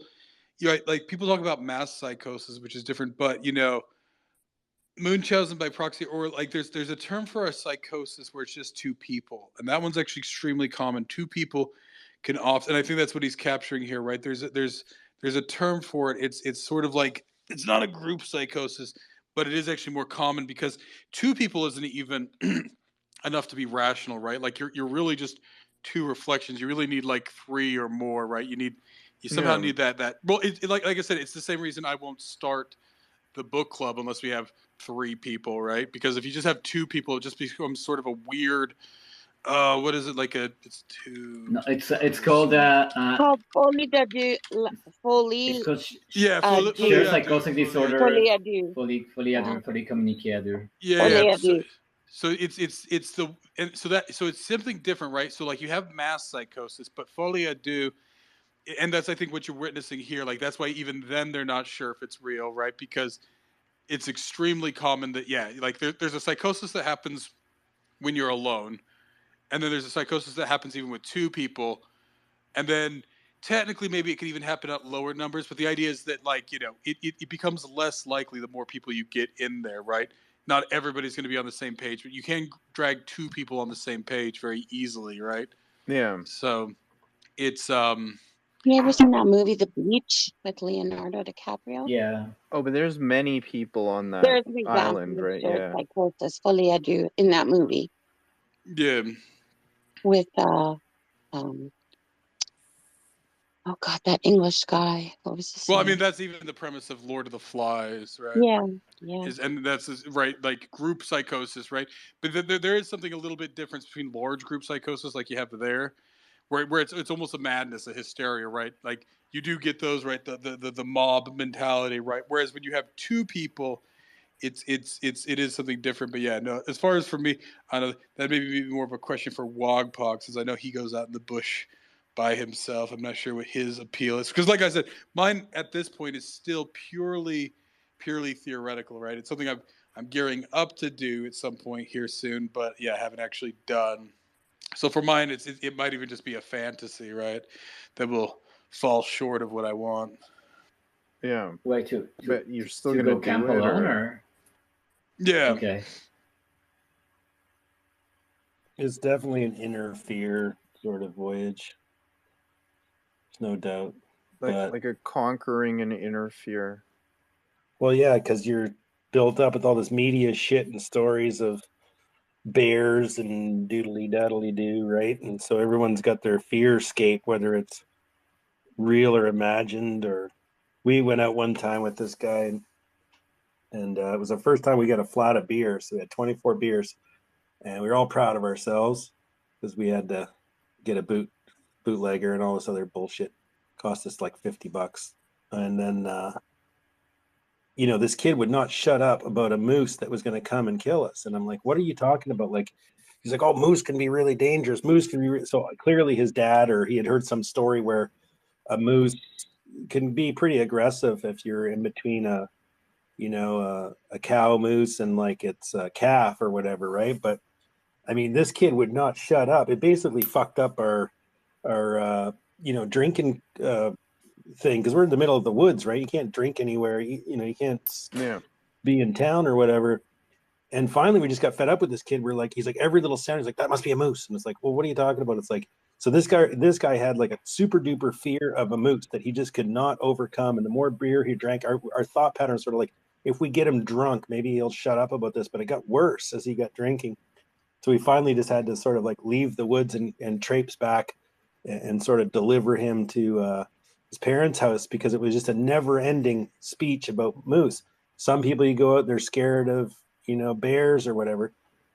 Some people you But go out I and you mean, be scared of cougars, right? Because yeah. cougars are where you really want to be scared of if you really want to talk about it. But yeah, it you got to fight it when you're a kid, and then maybe someday you'll find yourself in a cougar-infested forest, and you might have a true sense. But there's sort of a thing about tuning into your fear when your fear comes to you, like after you've quenched or quelled your fear in the woods, then when the fear does come to you, you should pay attention, right? So a few times, where I get scared in the woods, I don't really get scared in the woods anymore. But when I do, I pay attention to it because I think there's So something about that, right?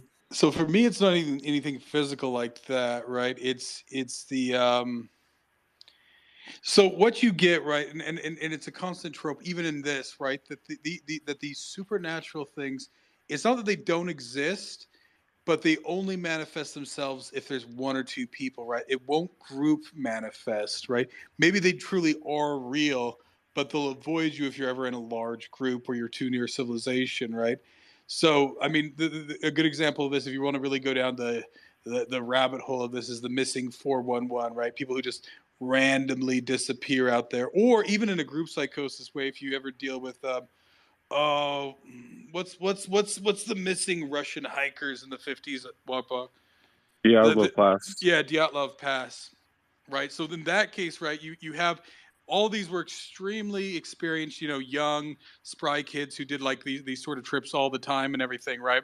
And yeah, just something happens and they like leave all their gear behind and they just go through this weird thing and nobody knows what it is. And so of course they die in the snow. But what terrified them to, run out of their shelter there in the middle of the night and not bring shoes and all this stuff and stuff like that. So, it's something that even happens like I always say, like sometimes when you're laying there alone at night in bed, right, your mind can wander into places, right? Like you're halfway between there and sleep, and you can perceive things as like, okay, what if something really horrible did suddenly appear, right? What if something did manifest right now, right? Whether it's aliens or ghosts or shadow people or Wendigo or some other thing like that, right? When you're alone, your mind sort of naturally turns inward, right? Um, and if you I don't experience know, something, man. well, that's what I say. If you experience something, then so I mean, in some ways, like because I am a rational person, I don't really worry about this stuff really. But sometimes when you're alone in the dark, or somebody is there, right? It's even the thing like, are you awake? Are you awake? If the other person falls asleep, and I think that's even what is dealing with here, right? If you're the guy who's staying awake while the other person's sound asleep, and you're hearing something out there in the woods, right? Now, of course, yeah, it might be something physical like a bear or a moose, but like for the most part, like I mean, to me, it's like yeah, you gotta be on for those things because but you can. I guess I mean, well, that's the thing. That's why I bought my 44 Magnum, right? I could plug a bear or a moose with that thing, and it's not going to be in a good mood after that, right? But if you have something that A lot of it's environmentally based too, right? If you're experiencing a new environment for the first time, your mind's going to be freaking trying to adjust to that reality as well too, right? oh, but I'm just saying, like, even laying alone in the same bed every night, right? Sometimes you just think, like, what would I do if something completely implausible happened, right? That is to say, I don't believe those things can happen, but what if it did happen? And that's what all these fears come down to when you read this weird fiction, right?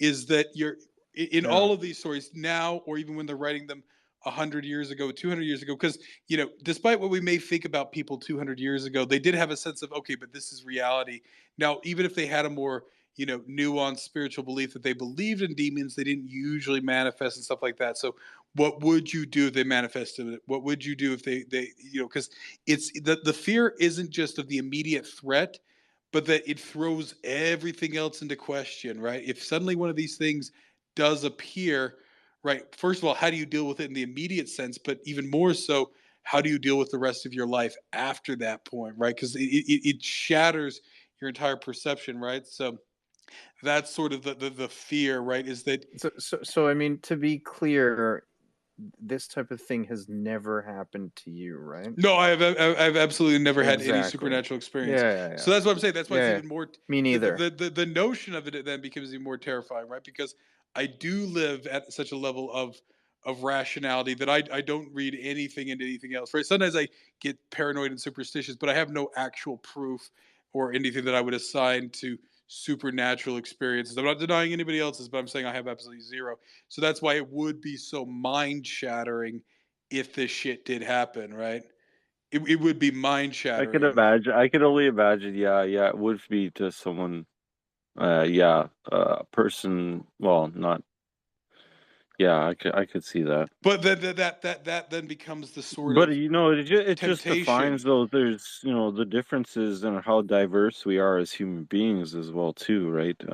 Just like not everyone could be a shaman, for instance, in old traditional ways of First Nations people, right? Not everyone was a shaman in the whole camp, for instance, right?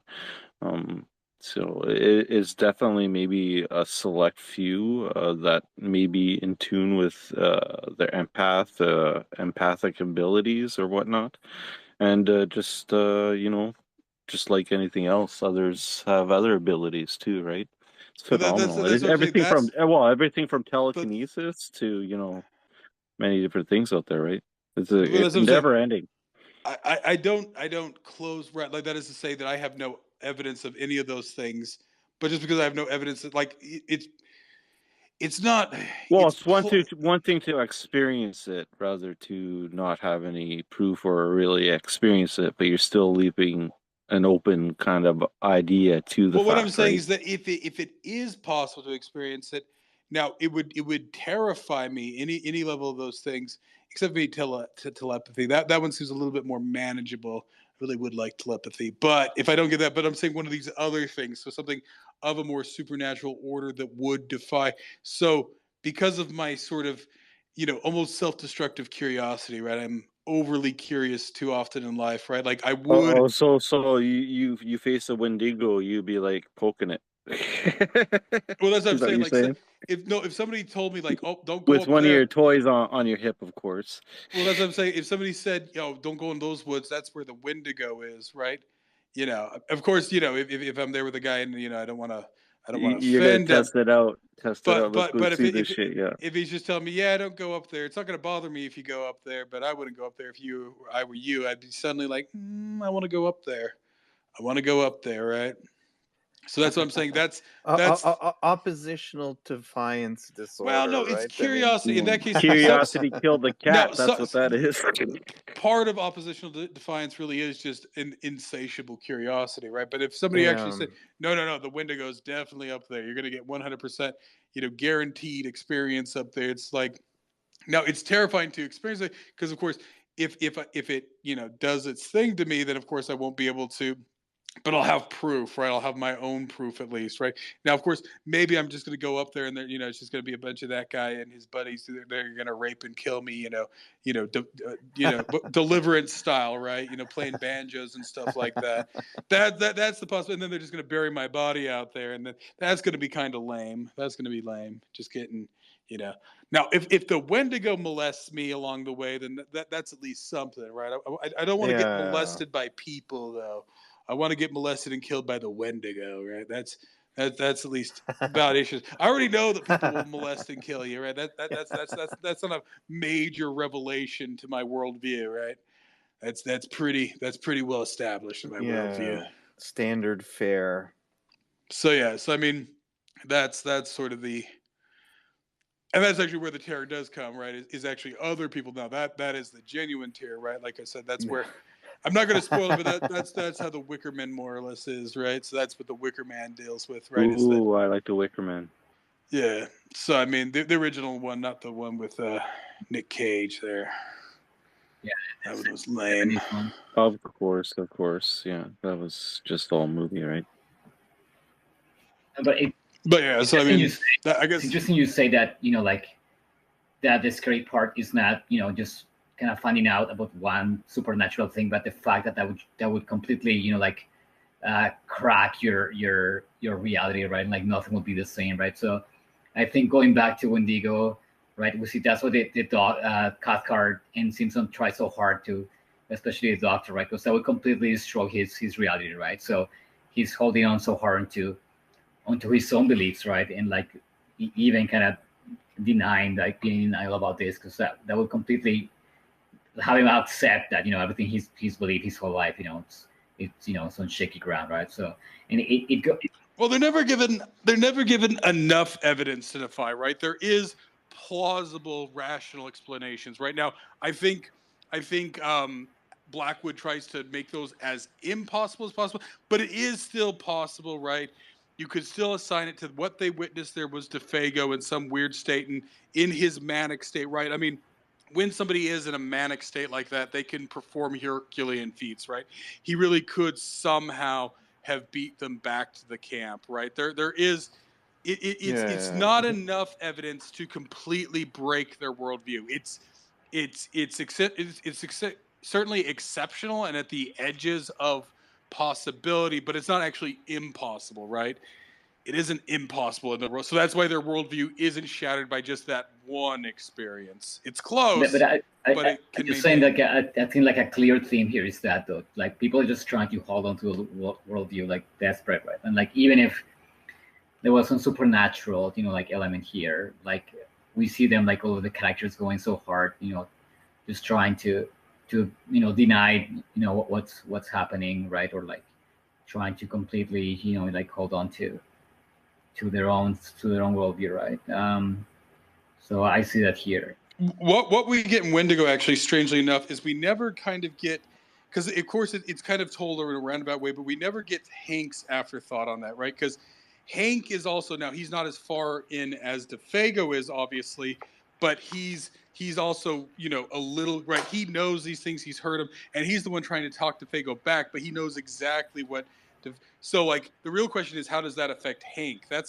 And interestingly enough, we never really get an insight into how it affects Hank, right? Because Hank, because maybe DeFago was in Hank's position at one point, telling another guy, "Oh yeah, this is not a big deal. Just don't worry about it, buddy." And then that guy disappears. And now Hank, who knows this stuff, knows the lore and all this stuff, and has never actually directly experienced it, he now has closer evidence of things he's heard about for a long time. So we never really see where Hank lands. I mean, with that reasoning, you could say he's more susceptible now to the Wendigo, right? Because he's experiencing it exactly. Closer, so exactly. He's probably next, right? Yeah.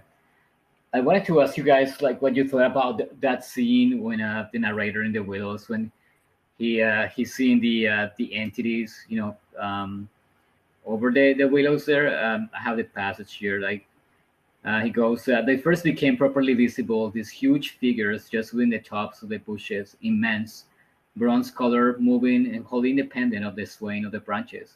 I saw them plainly and noted, now I came to examine them more calmly, that they were very much larger than human, and indeed that something in their appearance proclaimed them to be not human at all. Certainly they were not merely the moving tracery of the branches against the moonlight. They shifted independently. They rose upwards in a continuous stream from earth to sky, vanishing utterly as soon as they reached the dark of the sky. So yeah, what do you guys think of that scene? That it's like the entities, whatever's in the Willows, is manifesting now into these copper color shapes.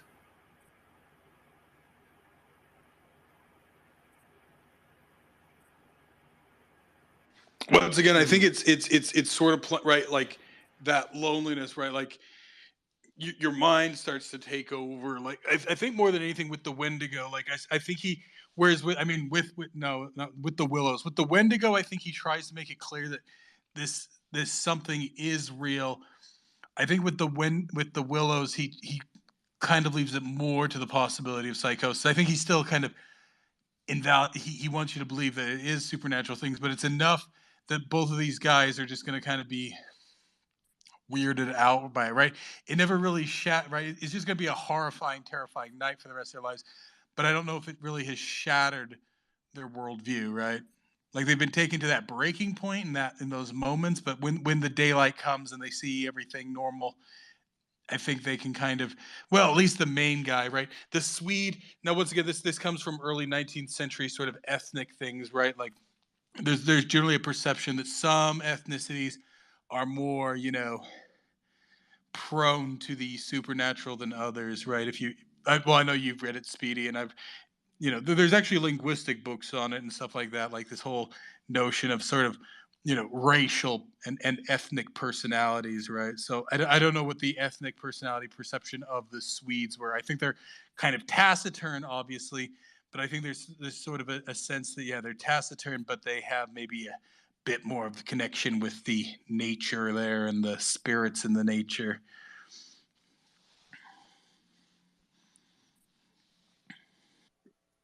I don't know. Is that something that's legit? Like the Swedes are more,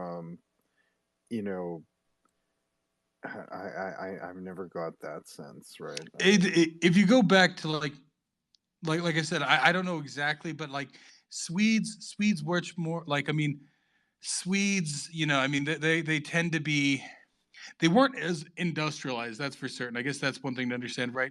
Sweden was maybe, I mean, outside of, what is it? What's the capital of Sweden? Oslo? No, that's Is Norway. it Groutberg or is it No, Groutberg? is it? No, I think Oslo is Norway. I think. I don't know, but like Sweden's a largely rural, right outside of the capital, Stockholm. Stockholm. Yeah. So I mean, there's probably some notion, and of course, they Christianized much later on. The early stave churches still had quite a lot of the Nordic in there, right? So there's some sense like certain, it's the same with the Irish, right? The Irish are a little bit more, you know, superstitious. Even in the Irish themselves, right? They claim that sort of bit of superstitiousness and the fairies and all that stuff, right? Yeah. So probably for a modern, British person, right, from Lower Britain, there, not from Wales, right? The Welsh are spooky minded too, but for a normal British person, everything's rational. It's either rational in a scientific sense or rational in a very sort of mainstream Christian sense, right? But it's not, because actually even the British perception of the Latins, right, like you said in the Wendigo, the Latins and the Catholics, right, the Catholics were perceived as being more spooky minded than a good, normal Protestant was, right? So the British generally held themselves to be extremely rational compared to maybe the British. The French would have also been seen. Well, actually, if anything, the French and maybe right. That's the entire point of what is it, Poirot or whatever, right? Is he's Belgian, right? Absolutely no imagination whatsoever. Extremely, sort of, down Only to the earth. facts. Yeah. Yeah, like just no imagine, like just like the British probably saw themselves as actually more spooky minded than a Parisian or a Belgian or something like that, right? So Yeah. Yeah, it's interesting to think about. it's something you find in 19th century sort of perceptions and stuff like that. That certain groups are more rational, and other ones are kind of more, like I said, spooky minded. Like the African voodoo witch doctor, Well, I right? mean, obviously, when you get into racial, but even among what you would consider, the civilized whites, what I mean, like, because even Yeah. Swedes, and even the Latin, right? So Italians and Spaniards were probably more considered more spooky minded than, say, the French and Germans and English, right? Yeah. Wait, I have another question that I have written down. So let's say I want you guys to try to explain this as something plausible. So let's say in the case of the Wendigo, right? Like maybe it's a cryptid, or it's like is it just a native version of Bigfoot? Like if there was a way to explain this, and in terms of the Willows, or like okay, it's like a like interdimensional, like a kind of Bermuda Triangle thing going on there, like. I want you guys to come up with like a possible scientific explanation of this for each story. Well, I don't think there's, for the Wendigo. I don't think there is. Like I said, if you read that quote, I won't read the lengthy quote there on the Wikipedia, right? But like I said, like he had the sense that everything was natural, but that there was things outside of our current understanding, right? Now with the Wendigo, I think he's really pushing that notion. But let's say if you think okay, there might be a Wendigo, do you think that's just like a maybe what I said, like a figure, a cryptid like Bigfoot, like the Sasquatch, or it's something like more like more like an alien? Like what would be a scientific explanation for you? Well, I mean, the Wendigo, the main thing with the Wendigo is it's transformative. It does transform Defago, right? Like it's not just the creature itself, it's what the creature does to Defago that kind of makes it. Yeah, well, it's training the inside, right? Like not only from the outside, but also in the inside. So it's also like trained from the inside of the person. I mean, but I it's get the forbidden sense that knowledge of some sort type thing.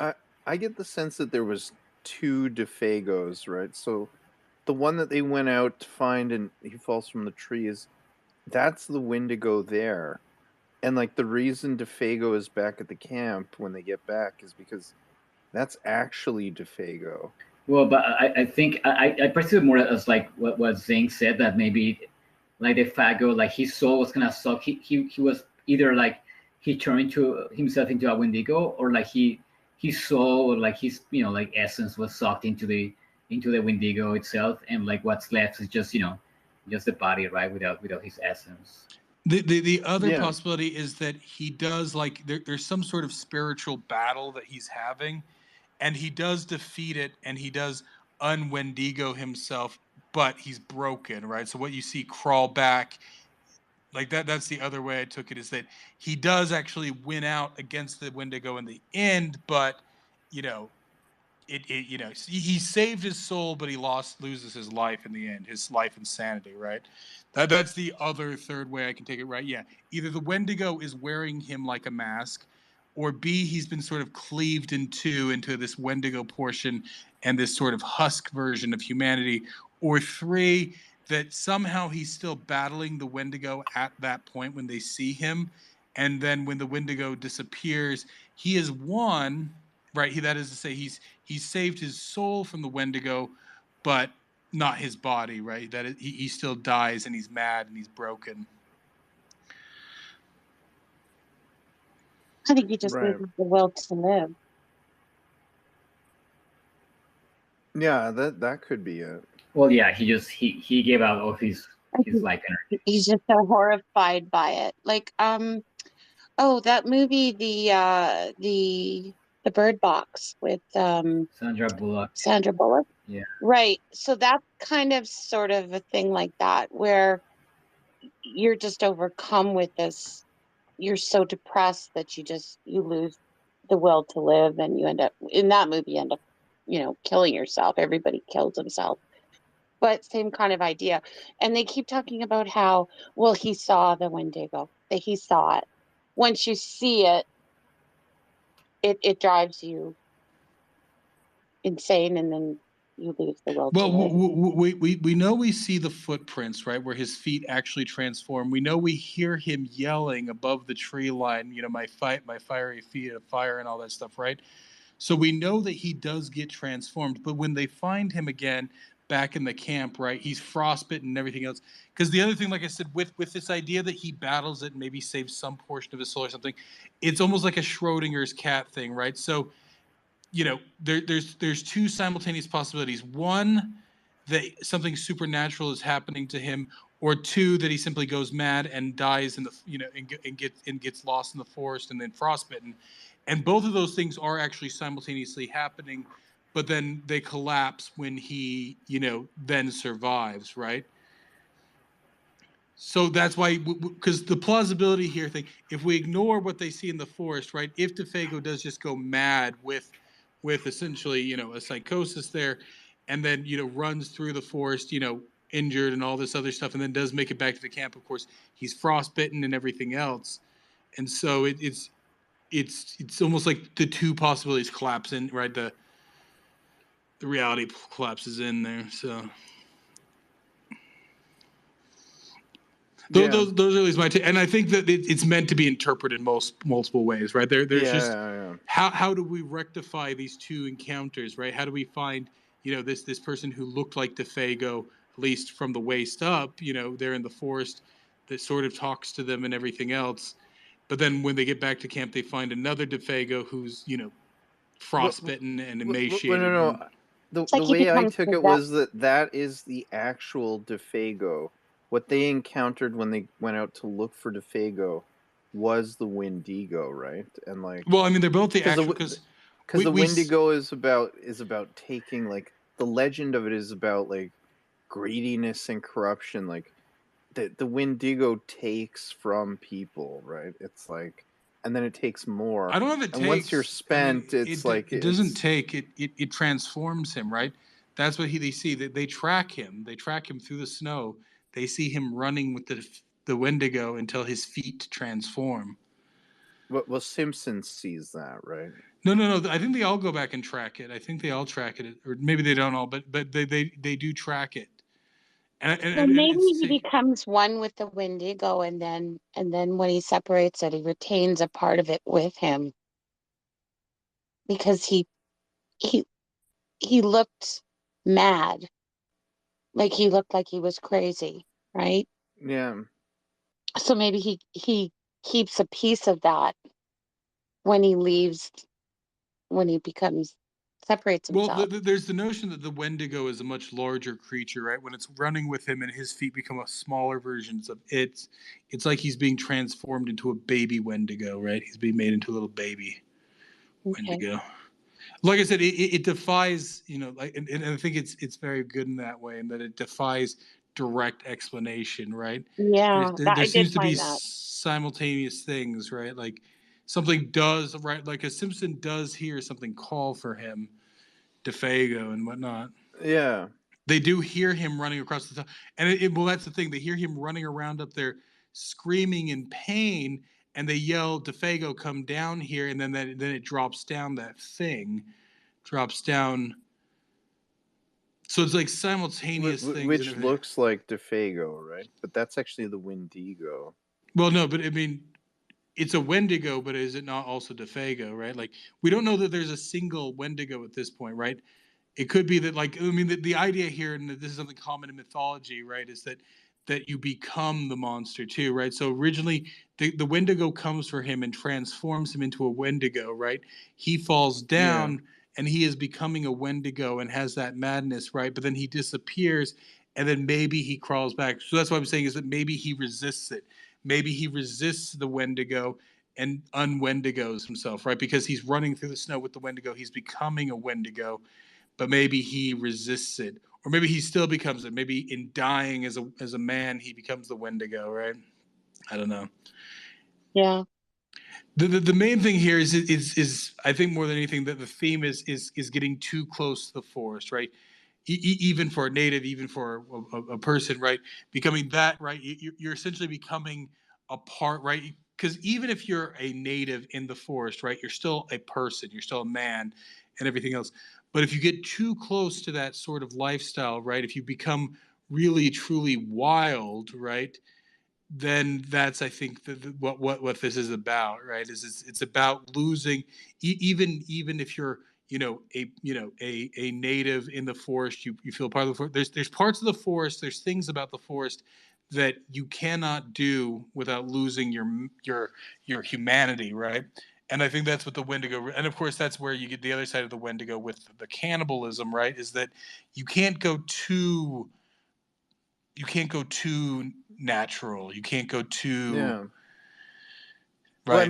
Well, I mean, there was they sort of allude to it. There was that one part where just before the Wendigo starts calling DeFago's name, it's like, oh, it's all around us. It's like you hear a fish like jump up in the river, and like, the leaves start like rustling and stuff like this. So it's like, um, that really, what you just said there, Zink, about getting too close to the forest. I mean, that part was really foreshadowing that, right? So, Well, that's and what I that's think. that's just before the It's Wendigo calling to him, right? calls to, yeah, exactly. Like it's literally the force calling to him to give up his humanity and Yeah. become a part of the forest, right? To permanently give up his humanity, and that's sort of I think, really what it's both the native and even the way it's presented in this, right? It's that Yeah. tempting, right? Because like we said with Blackwood, right? He was very much sort of an outdoorsman sort of character, right? But I think there's always that risk, right? There's some people, it's just like, I just want to go live in the forest, right? And fully give up on humanity and just be in the forest. Yeah, but I mean, so here's a question. So, like, I mean, if you go out into the forest, right, on your camping trip, I mean, it's likely you're going to take your phones, right? I mean, I can't see you leaving it behind. In fact, I can't see most people leaving it behind, right? Some people do. Some people I specifically take go my to do phone in the that. car, yeah. Like I leave it in the car, but I don't take it, to the camping site with me or whatever I'm camping. I mean, I leave it in the car just in case something happens, right? But I mean, I can be like an hour away from my car, like like an hour walk away. So I don't. And then more than anything, I mean, reception is still spotty in a lot of those places, right? Like, you go into these places and you can easily lose reception. Not with Apple's new phones. As of the iPhone 14, you can Doubt it. directly text a satellite. There's still places. You can. There's still places where, like, if you're in a deep enough valley or something like that, there's still places that those satellites have a hard time. Well, I mean, didn't you Especially see with that an was iPhone 4. well, no, the 14. That's what they introduced. It was like they even have like special software and hardware. But even people, you can contact but that's only emergency use. That's like you can't just like text out. It's only emergency like stuff. It is, yeah. And I'm telling you, even when people have those satellite phones, if they're in a deep valley, they can't reach them, right? Like I'm talking like the real satellite phones. What, the real sat phones? Yeah. You can pretty much, you will get through. No, right? Not if you're in the wrong angle, right? Because you got to get the right angle. You got to get like high on a mountaintop, and you got to do all this stuff. If you're in a deep valley and you don't have a clear line of sight, you still can't, right? Like I mean, it's usually pretty easy to find a high point and then find the direction. Yeah, exactly. But there are places still where like if you have the wrong cloud cover, there's all sorts of circumstances where that's still not reliable. Yeah, but I mean, a Garmin GPS is going to work pretty much anywhere you go on the planet, right? Like, I mean, I don't know. Wogpod can speak to this, but I mean, I know there's still there's still cases because it depends on the transmitter and stuff and all that stuff. That's why those big sat phones have a lot of extra stuff on them. It's not just that they don't have the antenna; it's that to get a reliable connection, you need kind of a bit more than your little flimsy iPhone 14 can handle. Well, I mean, yeah, like Wogpog said, though, that new service that they have, like, I mean, it is meant to go directly to the satellite so that you can send your GPS coordinates, like, send out a message for help, and, like, somebody can come and get you, right? I mean, I'm pretty sure there's still places where you're going to have trouble with that. But I mean, the GPS on your phone is going to work, right? Like, I mean, with Starlink, if you have like a tree in front of your thing, it can fuck everything up, right? One tree. Yeah. I don't. Have you ever had satellite service? Do we what? No, I'm asking Adrian if he's ever had satellite service. I have. And you have to have a clear view of the southern sky. I had DirecTV, yeah. Yeah, but it has to be, and that's in the suburbs, right? But I'm talking like if you're in a deep mountain valley, you're going to have troubles. Well, I mean, I would assume you're going to get to higher ground, right? Like, I mean, if you can, but I'm saying that there's still places where you can miss stuff, right? Where the mountain's in the way and all this stuff. Like maybe not out there, but I'm talking here in the Rockies, right? There's deep valleys. Where, in Idaho? Well, just in the Rockies anyway, right? I mean, they are called the Rockies for a reason, right? You can still get fucked. There's no doubt. I would say that it's certainly what it does. It adds another layer of momminess to the whole situation, and I think, having a kid or whatever, just for his benefit, I'd probably bring something like in case of emergency, but I definitely wouldn't have like, my phone hooked up so I could update my social medias and stuff like that. I think this is, it was one of the things that I mourned when they said that they were coming out with this Starlink stuff. I was like, oh fuck! Like now we're gonna have nanny state everywhere. Like, oh, I broke my leg, and but would you rely on the other side of that? You wouldn't rely on it either, right? Because it's still not reliable. No, I wouldn't rely on any of that shit. But I would. But it would be what? We'll just pop down, Jenny, and come back up. Does anybody know how to use a fucking one of these stupid fucking? God damn it! I'm just gonna have to like unplug it. I've got one of those Emerjo heaters, the ones that induction heater. And it's like some kind of mysterious language that it communicates in. And I'm like considering myself pretty good at like deciphering stuff. It's like, oh, the 4 dashes. Oh, the plus sign. It's like, what the fuck is this? But no, I wouldn't. I think that there is a sort of a depression that happens to people that have ventured out without that stuff. I mean, you listen to the legendary Shackleton, sort of stuff and all this stuff, like no hope for rescue, just full balls on, have to do it yourself kind of thing. And then now it's like, oh, I just push this button and a helicopter comes. It's like, But I wouldn't depend upon it either, right? Like Zink said, like I I mean, don't trust any of I'm it. not Well, trying I to mean, like, I'm not trying to build up like if you've ever, I don't know if you've ever been in a deep mountain valley there, Adrian. no, I have not. I have not. So like that's what I'm saying. Like it's weird. Like just even the weather doesn't even work the same way, right? Just Yeah. So like, but I mean, Utah, like, I'm sure you could find like a mesa that you could like climb up or something and like get a signal out, right? Like, I mean, you know, I mean like, maybe, but that's what I'm saying. Like it's still not reliable, right? I mean there's still places where the satellites can't find you.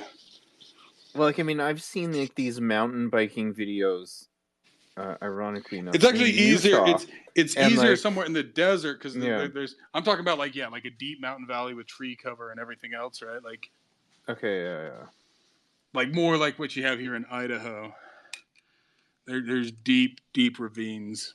But I mean, doesn't everybody out who goes like, so I mean, my cousin's friend, he's like from Ontario, and like, um he would go out to like the Arctic Circle, and he was saying like everybody out there has satellite phones. It's like Well, because that's still a it's like clear you line of have sight. to have it, right? That's a Like, clear. Like I said, there's multiple things that can disrupt a clear line of sight,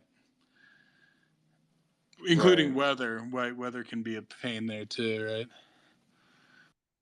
But I mean, I think the sat phones you can make a call out, right? Like, I mean, Well, it I depends don't. which service, right? So like what is Starlink doing? I have no idea what Starlink's up to, but I don't think that they're using that yet. Well, But the they're old closer. Iridium one, They're Yeah, what? Starlink is closer to like Earth, right? It's in Yeah, like yeah, super low close. Earth orbit. So Yeah. like, I mean, yeah. But they're moving faster, right? And you have to have more than one to get your poopola going. I believe it requires that. I can't remember. I did like a mega dive on Starlink and how it worked months and months ago, but all this other nonsense is taking up my time. That's normally what I'm very interested in and studying all that shit. Phased beam arrays, yay! Now I'm into fucking stupid vaccine shit. But here's so the Iridium ones, they're like stationary, right? But Yeah. they're like way up there, and their bandwidth is super low. So you those used to shit out. If I remember right, those guys would even lose connection with like industrial grade receivers like geo exploration and stuff like that. Now Starlink supposedly doesn't get drops like that, but it's much closer to the Earth. So I don't know. I mean, we could that's probably a worthy go down, but it's like I think that when let's say you fell, you broke your leg, and you're all alone, like you don't really have like that much option. Like, well, I'll just go up to the top of this ridge. It's like you're still got danger Yeah. there. But even that though, I remember when GPS first came out, and this is sort of a funny story. My buddy's dad went out and went hunting and got incredibly lost because, well, he's like, well, I got a GPS. And then he goes and hits the button. And back then, the button would just read out like your latitude and longitude. And of course, he didn't have a map with him. So he's like, well, where am I? And then it's like, oh, well, start waypoint or whatever. Anyways, make a long story short, we went out hunting in the same area. Turns out by accident, like a year and a half later, and we found this flagging tape spiral out in the woods. We were like, what the hell is this? And then I was telling him about this as a joke, like, we just went out hunting this weekend too. It reminded me when you were lost. We found this retard spiral thing, and he goes, where was it? And I was like, right after that bridge you can't drive over. And he's like, that's where I got lost. I'm like, off the ATV trail to blah blah blah. He's like, yep, that's totally it. So we had found my buddy's like circular spiral of his dad, because everyone just thought GPS was the cat's ass, but no one knew how to use it, and there was no maps involved in this thing. It would just spit out latitude and longitude, but without Yeah. a map to correlate it to, so this is kind of one of those examples of how we get into this. And I think that there is this safety net aspect to this that really bugs me, and I think there'll still be a lot of purists that don't do it, but may have like a beacon that if you hit it, then it would, if you need rescue or whatever, or a bear attacks you, then you could sort of hit that thing and it might be a goer. But there's lots of other ways to do it too. Like you have the Rolexes have that, what is it, 479 or something megahertz, and it sends a distress beacon out. The Rolex actually has this little thing you pull out, and it ends up being an antenna, and then you can hit the emergency button, and it will send out this little beacon that planes can pick up. That was Well, one of with the satellite phones too, right? So satellite phones that are designed now, they have all those kind of things added to it. GPS locator, emergency beacon, et cetera, right? Do you talk about missing 411 earlier there, Zinc? He highly recommends those locators all the time. He actually uses them whenever he goes into the woods. I think there's a purity loss, though, Mikey. I think that without the relevant risk, what are you actually, I don't know. I'm sort of, I mean, the mourned. provincial parks are offering Wi-Fi, like internet access, right? Like, I mean, I thought Banff went back on that. Didn't they reverse that decision? Oh, maybe they did. I'm reading right here. It says that Manitoba, they've started installing hotspots in their parks last year. Ontario has been like, going with the idea since established 2010. campgrounds. Like I said, it comes down to this: that there's no magic thing that can reach you everywhere. Right. I mean, hell, how good is most of our Wi-Fi? Right. It's still kind of spotty there and there. Right. Well, especially the terrain and the trees, and so many different factors come into play, right? Only so many signals could bounce so many different ways. But that being said, what do you expect you're going to see there, Walk? This is technology. It's a technological world, right? Yeah. So it's bullshit, though, for puritanical reasons, right? You need to be able to navigate the old way. You need, like I said, with Buddy thought he had his ass covered, and it's like, now what? Or what if your batteries in your GPS thing, or you drop that thing in the water? Like, I don't care. I view it as an invasion of technology in one of the purest sort of churches of existence, which is nature, right? So I don't know. I mourned it when they said they're coming with Starlink. It's like, oh well, fuck, here we go. Now you're gonna have a bunch of numpties out there. Yeah. You're gonna have even more numpties out there, right? But I don't know. What do you do now? There's sensor range everywhere. Like now what, right? Like where are we? But it doesn't mean that you can't. It doesn't mean you're gonna get clear shot, whatever, right? And I'd be interested to see just how, what's the reports on that iPhone emergency feature? Like, does it actually?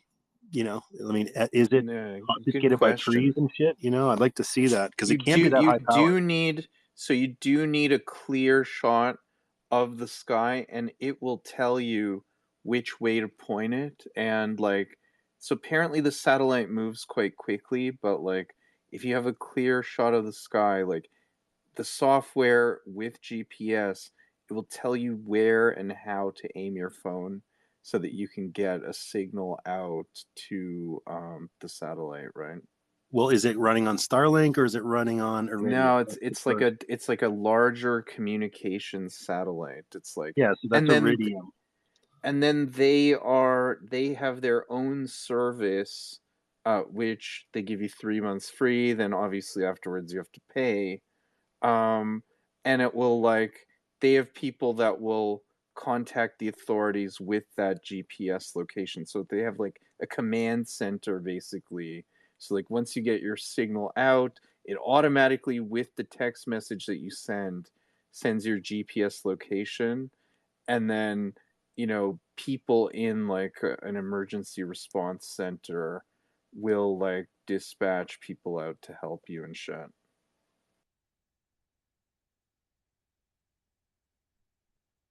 I'm looking it up now, so we'll see here. It's going to take a little bit. I'm just curious where it's been tested.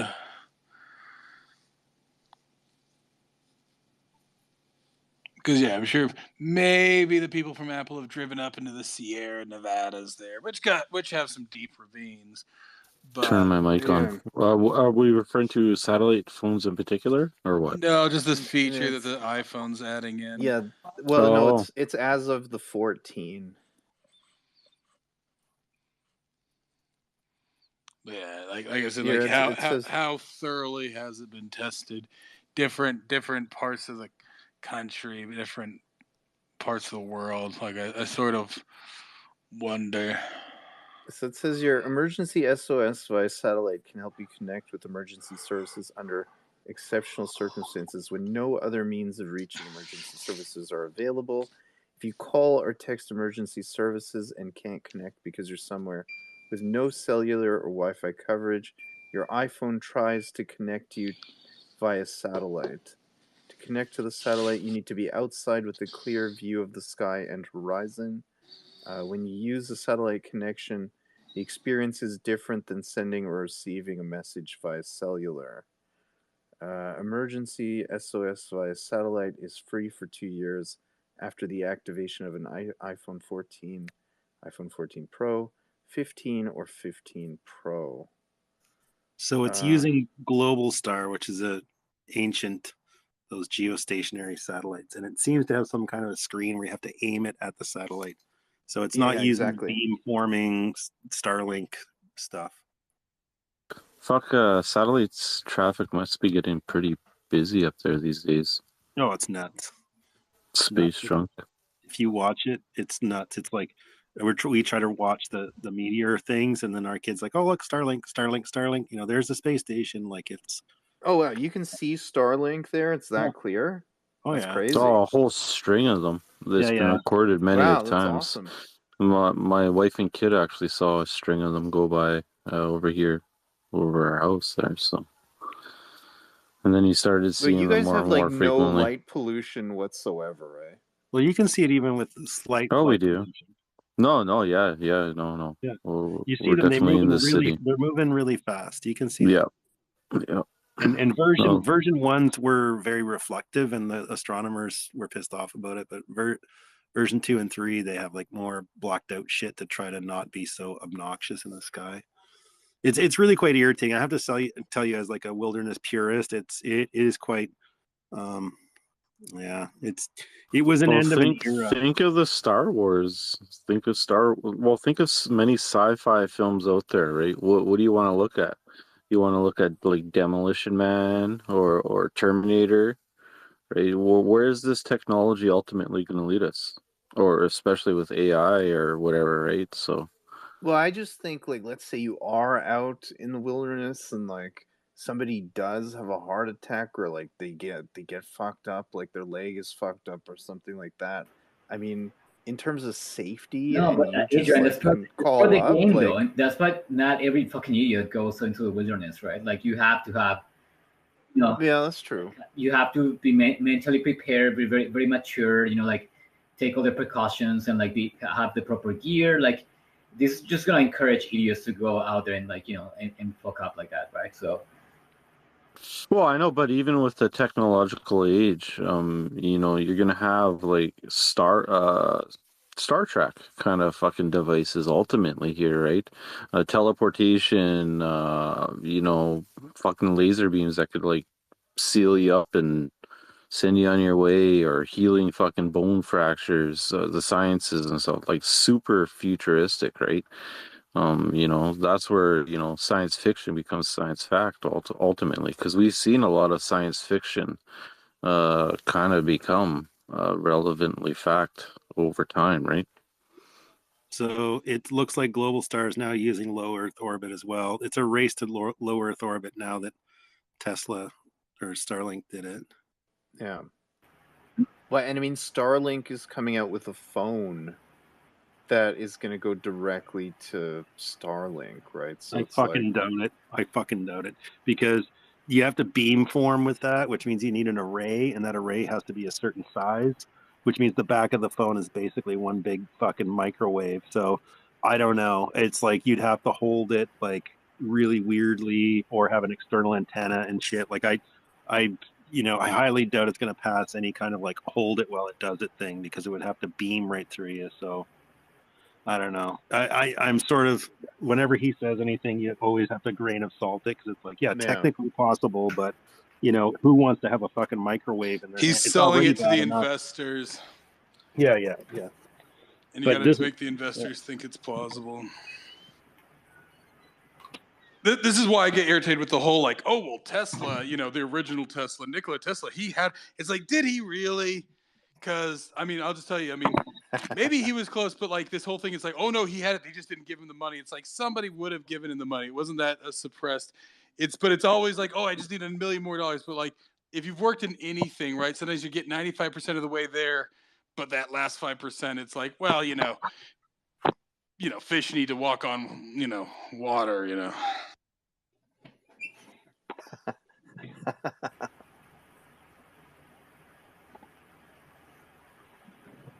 Well, like to me, when I saw Starling the first time, just felt really dystopian. That it was just kind of invasive. Like, I just went camping near Cornwall, and I was chilling there, looking at the night sky, and then Starlink. It's like, holy shit. I mean, like, just completely broke the spell out of being nature. It's like, just felt like really dystopian to me that, you can't have a moment of privacy away from the Or are they doing it to run cover for the aliens, for the UFOs, right? Maybe. But yeah. Anyway, so because that's what I want. I want to go out there and I either want to get Wendigoed or abducted or something. Just not raped. I just don't want to get raped by rednecks. Again. Unless it's the Wendigo. You got to take him into them BC woods there, Walkpug. Yeah, I'll give him the old Wendigo.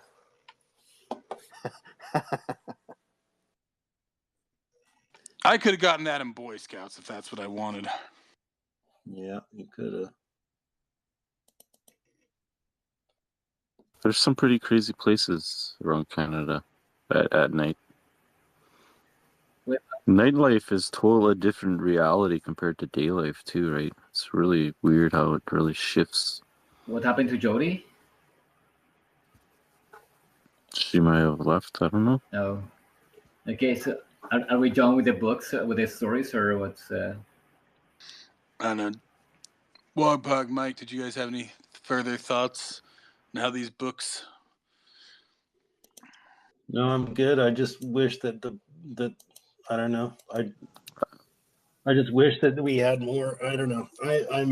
I think it's an end of an era, because I think these little fucking safety collectivism things, the lore and the inner exploration of these, that's why I hesitated to read that book to my kid, because it's like, you remember, like, you're implanted with all these like visions of what the woods is, but there's tons of lore about, every area has some mysterious, shit about it, and it's almost designed to keep kids out of the woods so they don't go too far deep. But it's I don't know. I think that these things are really important about this lore of whatever. You don't think it actually causes temptation into the forest more than fear?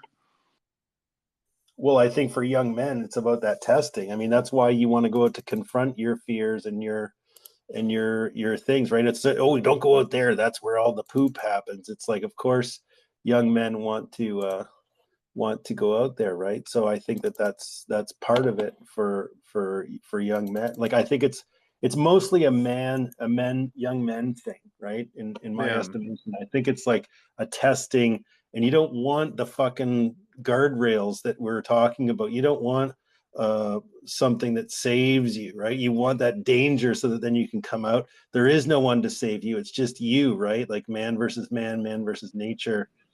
And sometimes, but I mean, you're okay with taking maps and a compass, right? Yeah, sure. Yeah. I mean that's a piece of technology, right? Fuck that. Fuck that. Go old school. Just walk right into the woods and see if you survive. No, I mean, to a certain extent, here's the thing. Of course, I've talked about the missing 411. I guarantee you in coming years, people are going to be out there, and that whole Apple service is going to be, it's like, well, because, I mean, how long does it take them to scoop people up there, right? 3-4 hours, right? If you're up in the bush and you do get able to hit the satellite, it's like, oh, yeah, we got him there. But, yeah, we found the phone 4 miles away, and then we found his boots, 8 miles. I mean, that's already how those missing 411s are, right? So I don't think it's a perfect thing. If anything, it's going to reduce the rate of rape in the forest, probably, right? But even then, I mean, unless they're like, really taking their time. Like I said, I don't think they could scoop people up there quicker than 2-4 hours, right? At best, yeah, you can fire that up and then freeze in the woods for 4 hours. And if you can survive that, then so I mean, I don't think it takes the risk out of it, right? Now it's gonna lead, like I said, to even weirder stories. It's like, oh yeah, well that's where we last got the signal, but then he was nowhere to be found, right? Because I mean, really, you could do the same thing with a flare right now. There's similar sorts of things. Now, I wouldn't rely on. I mean, my point here is like, yeah, if all I can do is send that really thin signal, it's not like you're going to be up there like FaceTiming is. It's like, oh, I think the Wendigo is up here No, behind me, no. right? So Yeah. I don't think it's completely. Now, of course, the bigger fear, of course, is that way, daddy government knows where you always are, right? That's an unpleasant thought. But yeah, I mean, even if you look up at that night sky and you see things zipping through there, is that a Starlink? Is that a UFO? But it's certainly not a comet, right? I'm willing to bet 99.9% of the times it's not going to be a comet. So yeah, and you wouldn't even know it if it was. It'd be like, nope, that's Starlink, right? Because it's so rare, so it's nothing special. So maybe there's that loss, but yeah, I don't know. Like I said, I think there's still places now. Now it's not everywhere. Now, of course, in North America now, yeah, from Southern Ontario, you probably from Oakville there, you probably got to drive a good 4 or 5 hours before you're anywhere that could even be construed as wilderness. Well, I mean, so just a little bit north of me, it used to just be farmland, right? But they are developing, they're putting tons of homes there and shit. So it's like, yeah, like there's one subdivision now that like in the 80s was just being constructed, but now it's like full suburbia. So I mean, but if I go like maybe 25 minutes north, like, yeah, no, it would have to be like 40 minutes. Yeah, you can get to farmland and country for sure. But like, Farmland is not wilderness. Farmland is not yeah, wilderness. Rural is not wilderness. Most of southern Saskatchewan is not wilderness, right? That's farmland from end to yeah, end at this point, right? So I'm talking wilderness. I'm talking about where, like real wilderness, right? uh, Farmland is not wilderness. yeah, Now no, you gotta go like 2 hours then, like, yeah, 2 hours north, 3 hours. exactly. That was what I said. Because if Yeah, you think yeah. if you think that's wilderness, then it's still not wilderness. 4 or 5 hours, then it's wilderness. Yeah, so like, I mean, You're like, there's yeah, trees yeah. here. It's like, no, that's just like campgrounds and stuff. I'm talking like, yeah, like the shit. Getting into the shit. Yeah, Well, literally that's like the Algonquin pictures I've been Park, right? I sharing mean, that would online be. here is like literally in the city of Moncton. So Yeah. Yeah, no. 3 hours, I would say you're pretty close. Like, I mean, it's not. Yeah. well, it's different for every province and territory, right? Depending Well, where you are. I'm saying from where he is there in Yeah. in the GTA. Now, of course, to be fair, it takes you about 3 hours just to get 50 miles out of the GTA, probably most days. So It's that big, exactly. well, I'm just saying traffic. Yeah, Trying to it's trying to pretty get bad. out of the From getting GTA. point A to point B, you just get through the fucking city. Yeah, no, I know exactly what you mean. 45 minutes in Winnipeg last I was there. 45 minutes on average to get from point A to point B, depending where you were going in the city. Now 3 hours outside of Boise, I could hide a body that nobody would find in a million years, right? Right. Like your Tinder date profile that's on your Tinder And profile. apparently that's what they use the landfills in Manitoba for lately. So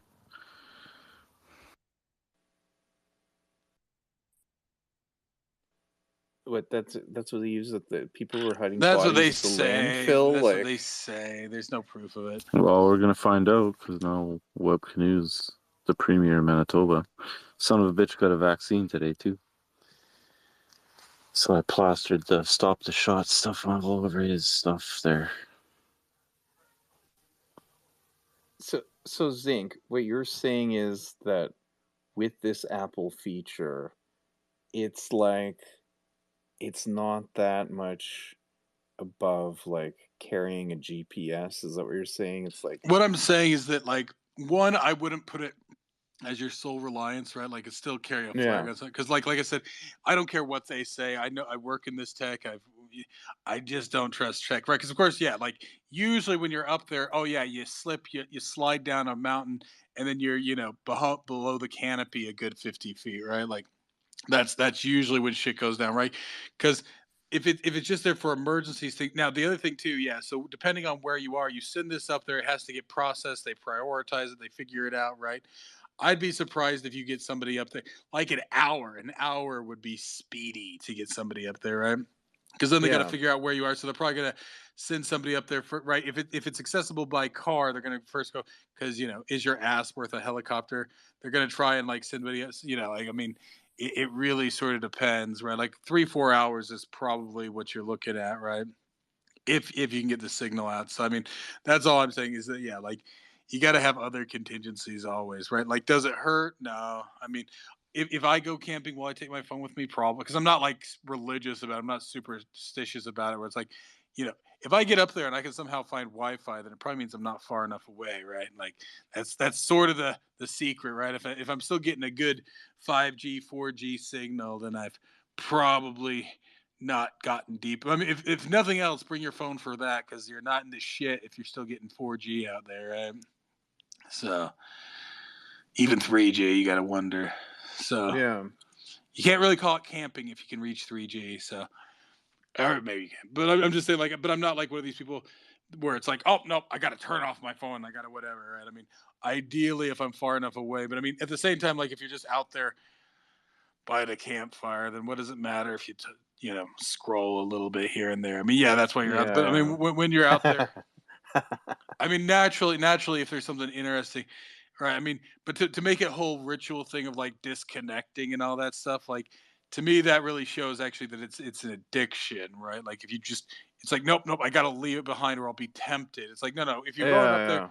if you're going up there and you're actually finding what you want up there, you won't be tempted, right? If you're going up there and you're bored with the woods, then you're probably going to turn on your phone, right? That's your right? Yeah, see, that's what the gayness is. Like I can just imagine people taking Starlink portable things with them and being out in the woods, but still. Anyways, does there any interest in me going over the system architecture of this thing, a little bit of the history of Global Star, or is it completely boring? Well, did you guys have any other thoughts that you wanted to put on the book? I'm good. No, I Yeah. think I'm good. There wasn't any.